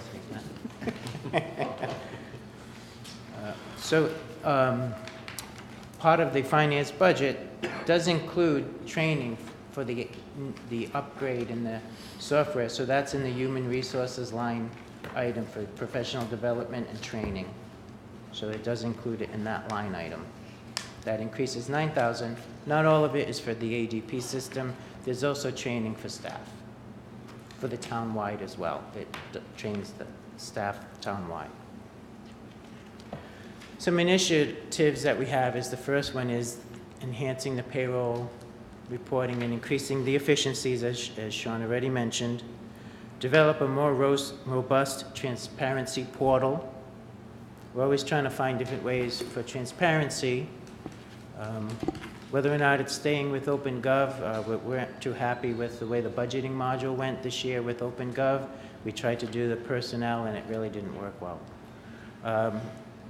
We're researching new enterprise resource planning for software for the accounting system. We've been told that Tyler Technologies is buying a lot of different software companies. Schools system is also owned by the same software company that we use, and they're buying up different ones, and they might not support us in the future. It's unknown at this point. So we will start looking at different options. We did have a meeting with Munis, which is also a Tyler Technology company, looking at different software, just in case that happens. We want to be prepared. And the last initiative is always, do we combine the town and school finance offices? That's always come up. If that's something that the council is interested in, we can start researching that and try to find out the best way to do it, because if that is what the council wants, we want it to work the best that it can. Opportunities and issues. George mentioned that he was doing the upgrade, so we have that as well, because there is a second phase, which is upgrading the rest of the technology for appraisals. And Tyler Technologies possibly is sunsetting the New World product. I just want to we don't know, we haven't had word on it, but it's a possibility. And the OpenGov product, it has limited functionality and reporting capabilities. Part of the budgeting module, you really can't get good reports from that. We've told them many times, and it seems like they're not interested in trying to improve that. Any questions? Yes. Mark, professional development training, you budgeted $98.50, $9,000 increase. That is part of the ADP training and townwide training. We lowered it the prior year because personnel was different. We didn't have a plan. So if you look at the prior year, it's hardly anything compared to 18 actuals. So that's a combination of budgeting to actuals. We didn't have a plan last year to train the townwide. So that's a combination of that and training for ADP townwide. So is that a training service that we're paying for? And that's why you put it in the budget? Or is it an For allocation? ADP, we are, but if we want to train employees, and Cass would have to train to keep, she's going for a certification, so she will have to have training as well to keep up her certifications. Mark, you have the town has a lot of software projects going on. I mean, just the idea that you gotta go out and look for a new ERP, I mean, that's a project in itself. Well, that's not right now, but I want it out there just in case. So who runs all the projects? I mean, it seems like we've got, George is running a software project, you're running software projects, Tom's running software projects. Who in the town is responsible for all these projects, or is every department responsible for their own? Departments are responsible, the department head. My concern there is, have they ever done it before? In Have some they ever cases, selected no. a software package and implemented it? I think what's happening, municipal software isn't really sexy. There's not a lot of choices without a heavy amount of customization. So as far as selecting software, there's fewer and fewer choices. As Mark said, pretty much the standard for GL is Munis. You're not going to go out and, a lot of these other software packages aren't configured for governmental accounting, especially for a community with only 16,000 people. So you're sort of gonna end up, especially in Rhode Island, getting QuickBooks for municipalities. Or you end up doing what Newport did, and you spend $2 million on something that you don't have the staff to support, and you don't have the organization ever use, what it's capable of doing. That's what Opal or Vision Software is. And then the other thing that's happening at the state level, so licensing permits are more or less going online through a portal that's constructed by the state. We're going through a process. The police chiefs have banded together, and they've selected a vendor to come under one software product for the entire state for their record management system. That seems to be the direction, as the cloud becomes better understood by the state and by the municipalities, to band together and purchase one decent piece of software that services I don't have a lot of everybody. faith in the state based on their success of their recent projects, so, that concerns me. But I don't know if in the town we should have, again, Matt is in charge of our IT infrastructure. And so, in a lot of, I keep saying in companies because I know that we're not a business, but someone was point person on all the software selection who understands it and negotiates the contracts and upgrades and making sure that each of these projects are in sync with each other, And there's usually one person who's responsible for this. They have a team underneath them. But I think when I see that one department's buying something, another department's buying something, another department's tying, a lot of times none of them communicate with each other. They don't know what Mark's doing, and Mark might not know what they're doing in the police station. And so I'm just wondering if we should have more of a definitive strategy and a structure to our technology. I know in the ADP implementation, I'm having Matt on the call. I'm having him involved in the process to make sure the logistics work. Because if the logistics work or network doesn't work, then the system's not going to work.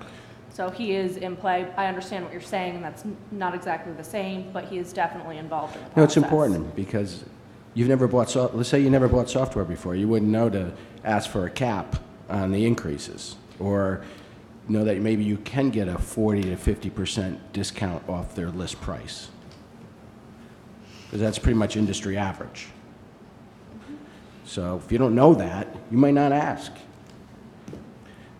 So I'm just saying that, just think of that through a little bit, that's all. Thanks. Good points. Anybody else? Mark, thank you very much. Thank you. And who's last but not least? Wendy? Mark, you do civic appropriations? Yep, so you have the handout, but I also have civic on here. Sean, what are they moving to with the police? Are they away from IMC, or what are they going to? They're going into the New World product that Providence uses. They go to New World? Which is funny, because you got, so Munis buys New World and wants to discontinue the GL, but the New World police module is outstanding, and that's what they want to move to. So. Munis was right about something, wasn't it? Yep. So the civic sheet is on that. Start talking. The civic appropriations. Summary sheet is being passed out by the town clerk. In the top section is the general fund, and the bottom section is the Parks and Recreation Fund.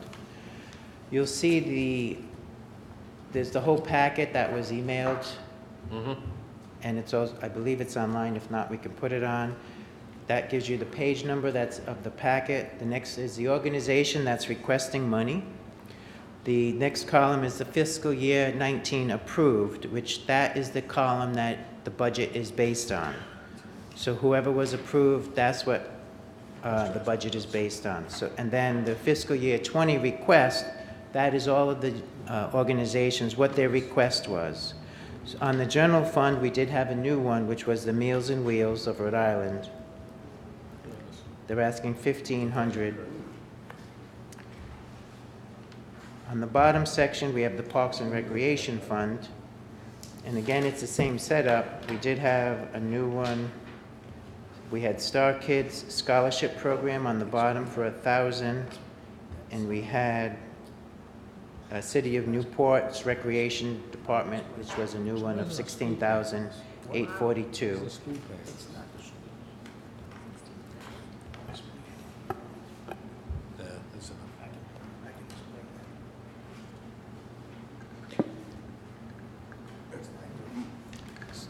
So the way it stands now, whatever was approved in the 19 is what's approved in the 20. So that would be up to the council to change anything that they would like. Because the ordinance that was in the budget book and that was stamped by the clerk includes the 19 approved number. So that's a 50%. So you're looking at $50,000 increase, which is close to a 20% over what was approved previously. So it's in the budget is the same as the prior year. Right, but if you the make requests came in the higher. requests Yes. are 20% higher. Yep. As Paul says, we can't, 20, that's pretty big. So, just talking to Bob about one of them. So what's the City of Newport Recreation? I mean, what? Can I explain that? What is that? I mean. Yep. Rick's going to explain it. So, Bob Lendrum, his son Kevin is a basketball coach, Middletown, I believe, and he's, they're Middletown residents. He runs a youth basketball program that's got a significant number of Middletown kids, but they run it out of the hut.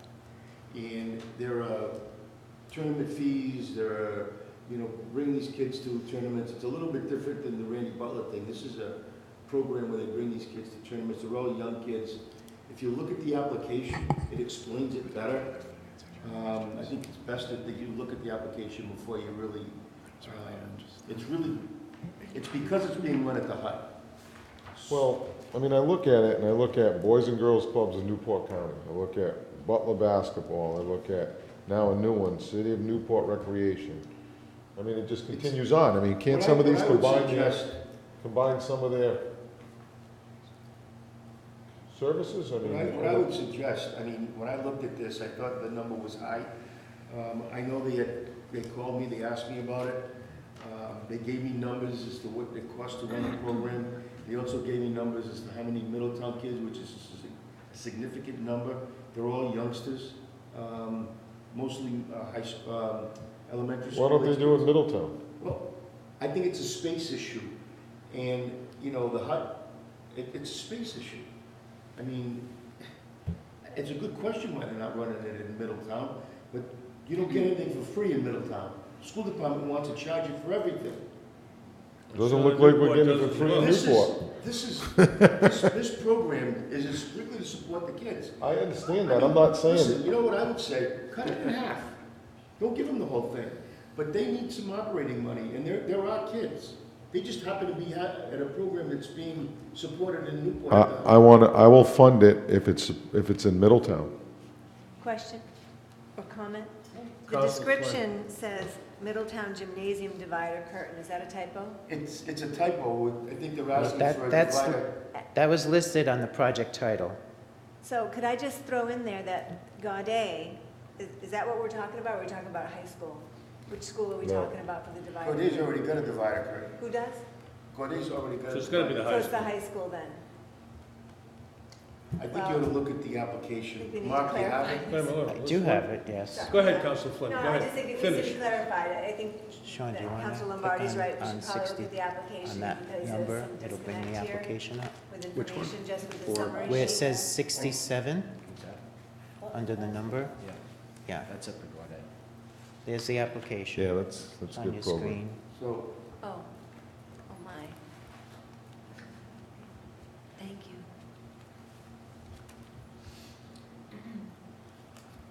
seeking gymnasium space to expand the basketball program as well as other leisure opportunities that Middletown residents utilize. See you, He's Tad. got numbers, or he had numbers in here. He has an invoice with that.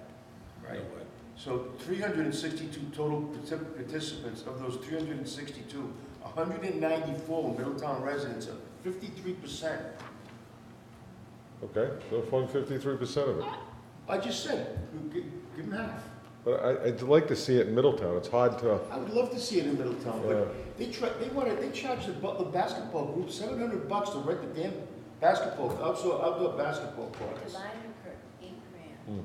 for the summer. I'm just getting a feeling, it's bad enough we got the state putting our hand in the pockets all Yeah, the time but for the money. school department charged them, changed Butler basketball $700 to use basketball courts that are not used in the summertime at all, and there are kids. And they're not all our kids. Some of those are Newport kids that are in Butler basketball. But for crying out loud, you can't get them to give you the basketball courts for free? what does, I agree with you. What, It is for the curtain. No, I know. The 16.8 that they're requesting is for the curtain. That's an invoice. It describes a curtain, a pretty fancy curtain. It's not one of those that you pull. It looks like an automatic one. So maybe we can adjust what they're Maybe. looking for. It could be. where is the curtain? I suggested half. Well, I don't know that they. Is the need to curtain in have a Middletown? fancy Is it a- curtain like that. Can you- Is it a Middletown curtain or a No, I can Newport read it. curtain? We can see it. Well, I can't my glass, but, the point of the matter is, it is, as you pointed out, Councilor Flynn, it's an invoice. Right. So for what the are we whole splitting month. hairs about programs? It's for a curtain. It is for a curtain. And it's just like, It's a fancy every time we curtain. turn around, we're subsidizing the schools on top of what we already subsidized. If they're gonna be charged, well, one moment.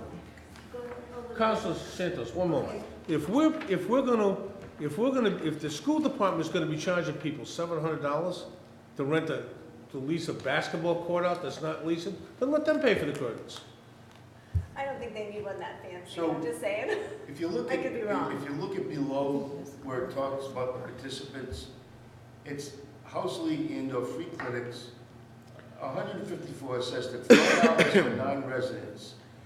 They collect $715 in total non-resident fees. They're charging the kids $5, okay? But then you've got Rhode Island Youth Basketball Association, and they go to 66 total competitive players from Middletown. They're taking these kids to tournaments, and that. What are we talking about right now? Are we gonna be all over the place? Are we talking about the curtain? Or are we talking about a basketball Well, I program? think what Councilor Lombardi is saying is they're giving so much, we're just gonna pay for a curtain that's gonna upgrade our school. No, it's not our school. It's not our school. It's the HUD. It's the Martin It Recreation says Center. Middletown Gymnasium divider curtain. I think we need to clarify that. Is it not gonna If be you in the go up middle? to It the doesn't first sound like page, it says it's I'm used. not paying for a curtain in Sean, if you the could go front. The whole thing, they want us to pay for the whole thing? Well, I think we need to reach out to them and find out where they want to But put you don't get it this. if you don't ask, right? What is it? In the section that says we are seeking assistance in one of two ways, it clarifies a little bit more of what they're looking for, I think. Where is it? In the middle there where it says we are seeking assistance in one of two ways, is there a school gymnasium that could be utilized? Second one, if there's no gymnasium, is the town willing to allocate funds to purchase the gym divider for the Martin Rec Center? So let's see if we can get a gym space in Middletown. Yeah, and go a day, At no cost. right. Well, there will be a cost, but Well, I think you're gonna have to pay maybe for a janitor probably. Because when the building's open, they require that. But I don't wanna see them do what they did to Butler basketball with the basketball courts. We ended up paying for that, by the way. That's right. We ended up paying for that in the Butler basketball, but we're paying that pay back. Do we have to decide this tonight? we don't. No, Oh, good. Well, then let's find out more information. thank you, Mrs. Von Miller. Yep. Thank you, Barbara. I wanna see if we can get the school at no cost, or at least the janitor. All right, we've talked about that. Let's move on. Mr. Brown? Town clerk? Maybe just, actually, before we move, Mr. President, so, Mr. President, Yes, Mr. Brown. as far as going through that list, and, I mean, we've done years where a subcommittee of the council would go through that and then advise the group, or, No, you know something, let's let the full council decide that. okay. You know, these subcommittees are getting worn out. You know, All let's right, get the so- feedback from everybody. If anyone has questions regarding the other applications, the sooner they can get them over, we can chase I them got you. down, Good or point. if someone wants to make the call themselves, we can divvy up the No, work. I think the questions ought to go to you. You ought to make the phone call. Okay. Let's disseminate it to one person. Sean, Yes, sir. I will also give you Bob Lindgren's information, because he's not on that application. I really think you should talk to Bob as well. Okay.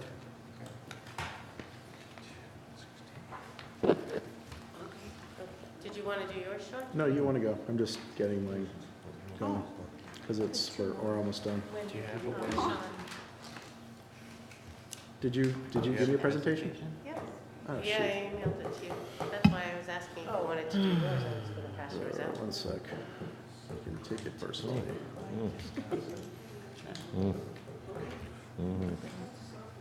Yep. Oh my God, it's gonna blow up. Thank you. I didn't enjoy it.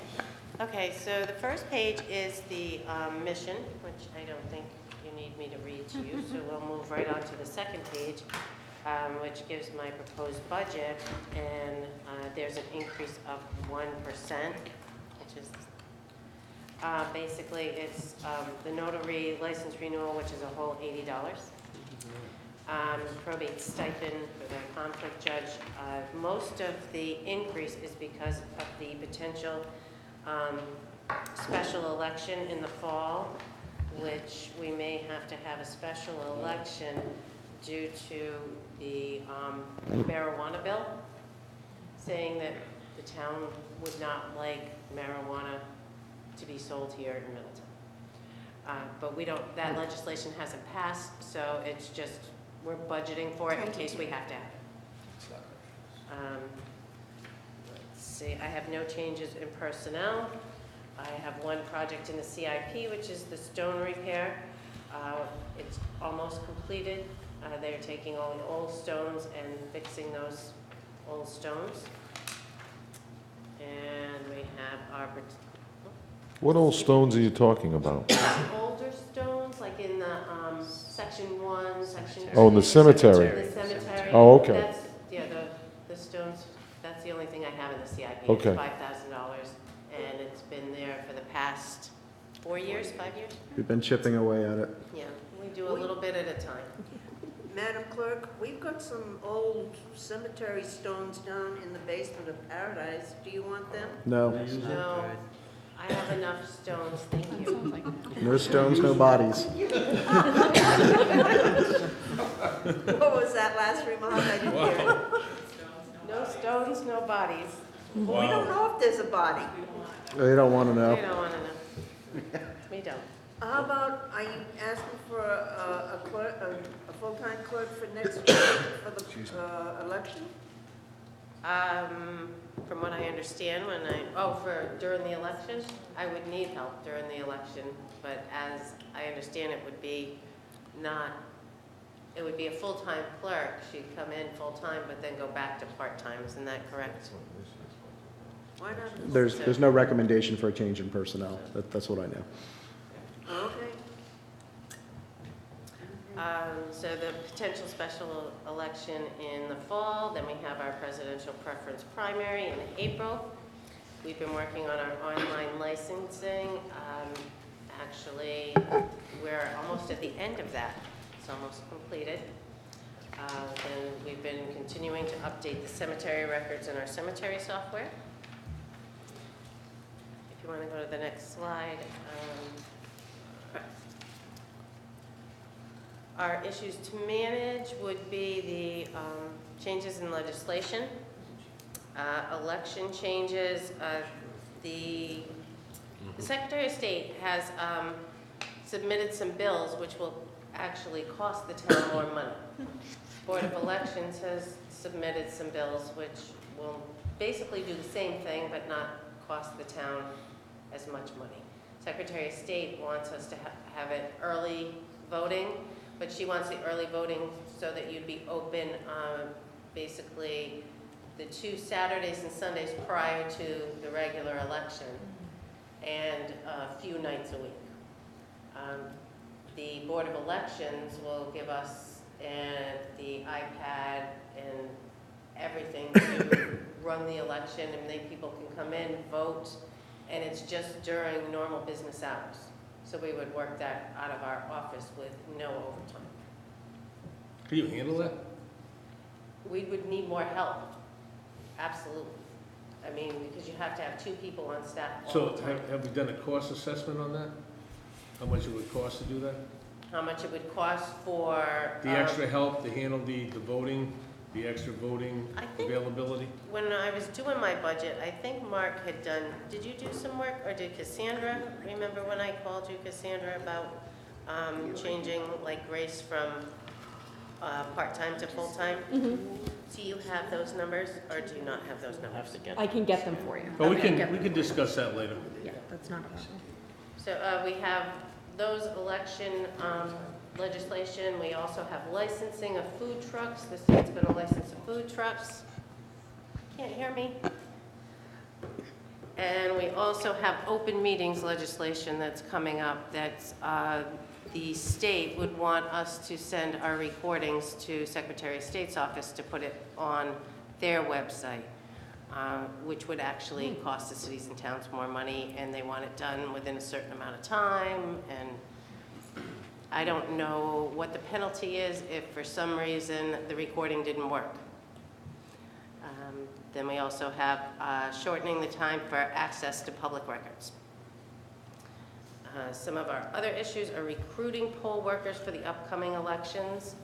It's not only their stipends, because their stipends it's not a lot of money for the day, but it's a long day for everybody.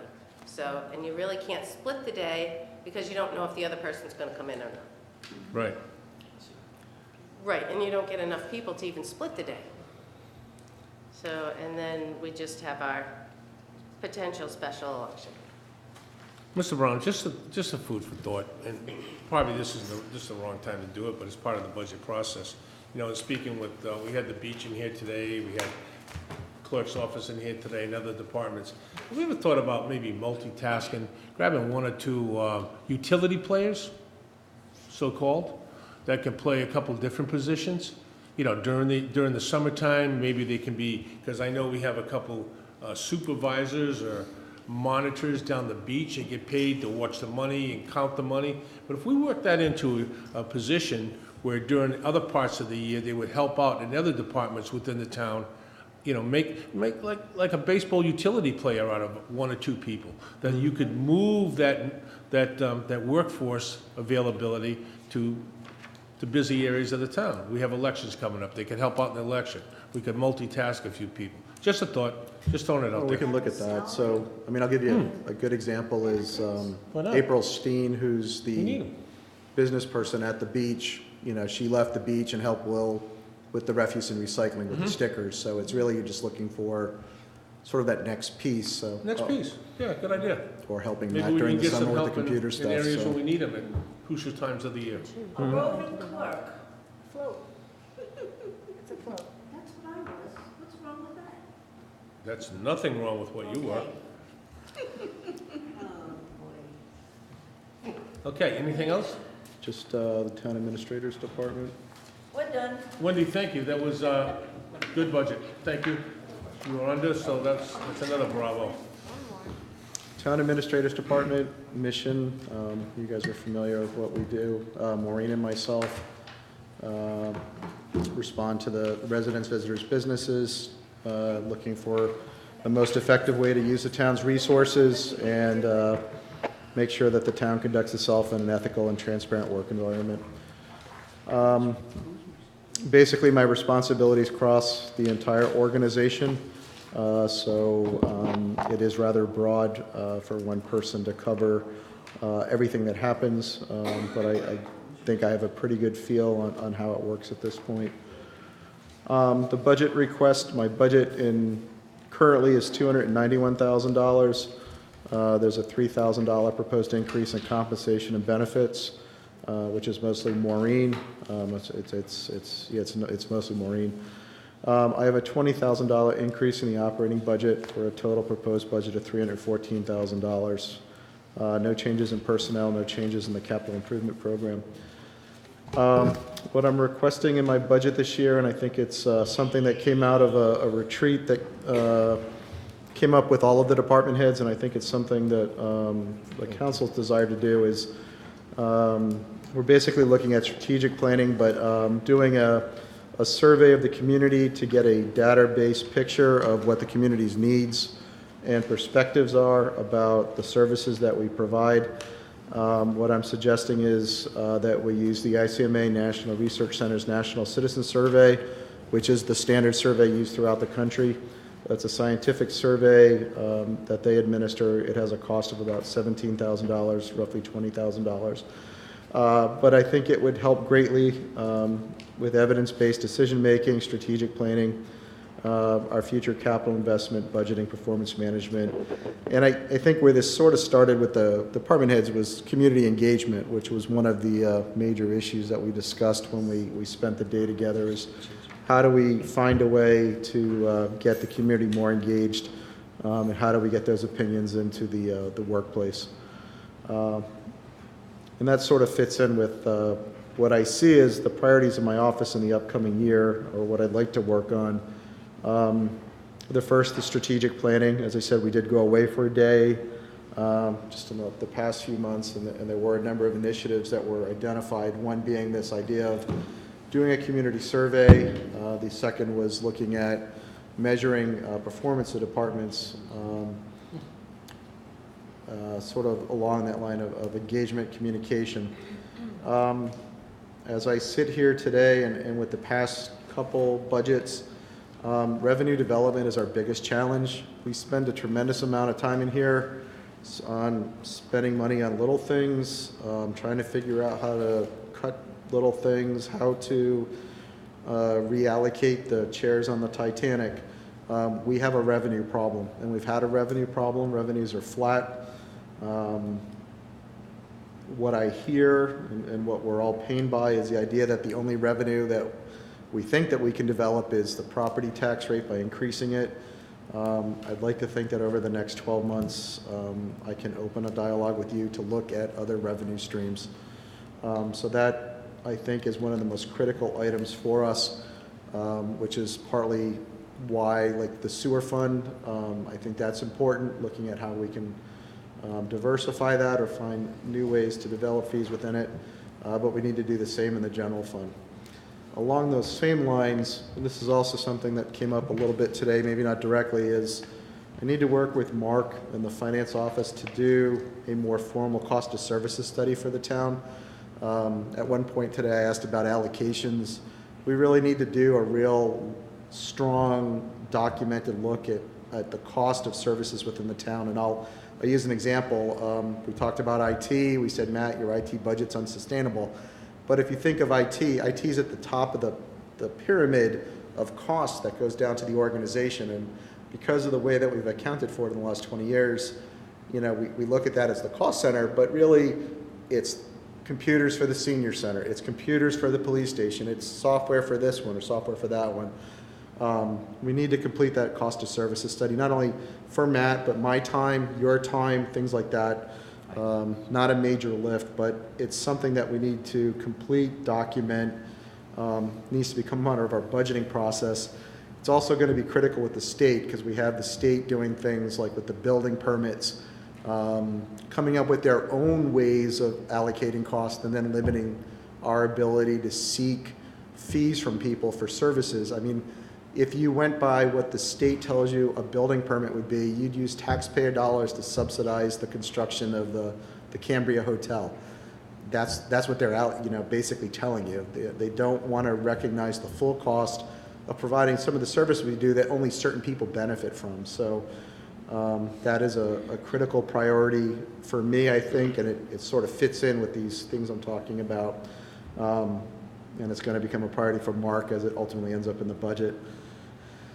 The last thing is this facilities planning. You know, I hear what Mrs. Santos says. The Jacobs report has issues, but more importantly, it does have a measure of all our town buildings, and it's a starting point for a bigger discussion. School department, you got a $10 million bond. There's only $6.3 million that still need to be spent. There's windows that were under budgeted by 80%. And they're at the end of their 5 years, which means they have to do another study. And while Lynn and I and Mark did a great job in, you know, squirreling away $200,000 a year over 5 years to make sure we could pave roads and fix $10 million worth of schools without increasing the tax rate, that isn't going to happen again. So we have to really look at what is our plan with facilities. What are we going to do with the JFK school? What are we going to do with the library? What do the schools need to do if we're not going to build a new high school, which I you know, Middletown blue and white, I get it. Then we need to look at what investments we make in our school buildings. If there's a grander plan, do we go to a K, you know, K through 6, a 7 through 12? I don't know what it is, but in that next $100,000 investment for the schools, I think the council and the town need to be more involved to pull this thing together so that we don't spend the next 10 years just sort of, fielding near this and fielding near that. We should come back with a plan that we all sort of agree with. So those are sort of ending the day off with what I think our 4 major priorities are. Strategic plan, revenue development, cost of services, and that's not only to do accounting, but also to reduce our cost of services. And the last is getting in touch with this facilities planning, because we've addressed our long-term liabilities all over the place, but we haven't tackled this idea of buildings. And I think there's some creative ways we can look at that. It's a long day. This Saturday is always a long day. Mark, myself, the staff know that you'll have questions, and we don't want anyone to hesitate coming in or submitting them to us. We have notes from today that Mark and I will combine and get the answers back to you. I think it's a good budget. I know there's a couple places where there's initiatives that are stalled, but I think we're at points where We need a little bit of time to reflect and figure out how to go forward. And I know at times there's parts of this discussion today that are frustrating or not frustrating, but I think every department head is committed to doing a good job. They're committed to hearing what you have to say and adjusting so that they do the right thing for the community. So I hope that came through today. It did. Your wrap-up came through very well. Again, I want to thank you, and I want to thank your whole team, all the department heads. I want to thank Mary Beth for spending the whole day with us. Mary Beth! Recording this, but, you know, thank everybody, my colleagues as well for sharing their Saturday on the benefit of our taxpayers. And I think we accomplished a lot out of this. I think this is going to open up some continued dialogue, and I think we're going to be better off for it in the end when we, you know, sign off on the final budget for the year. Sean, any answers coming back will be addressed to all the council members? Everyone will get the same information. Thank you. Thank you. All right. Okay, motion to adjourn. Amen, yes. Second. Motion to adjourn, all in favor? Aye. Okay, again, thank you, everybody. Thank you.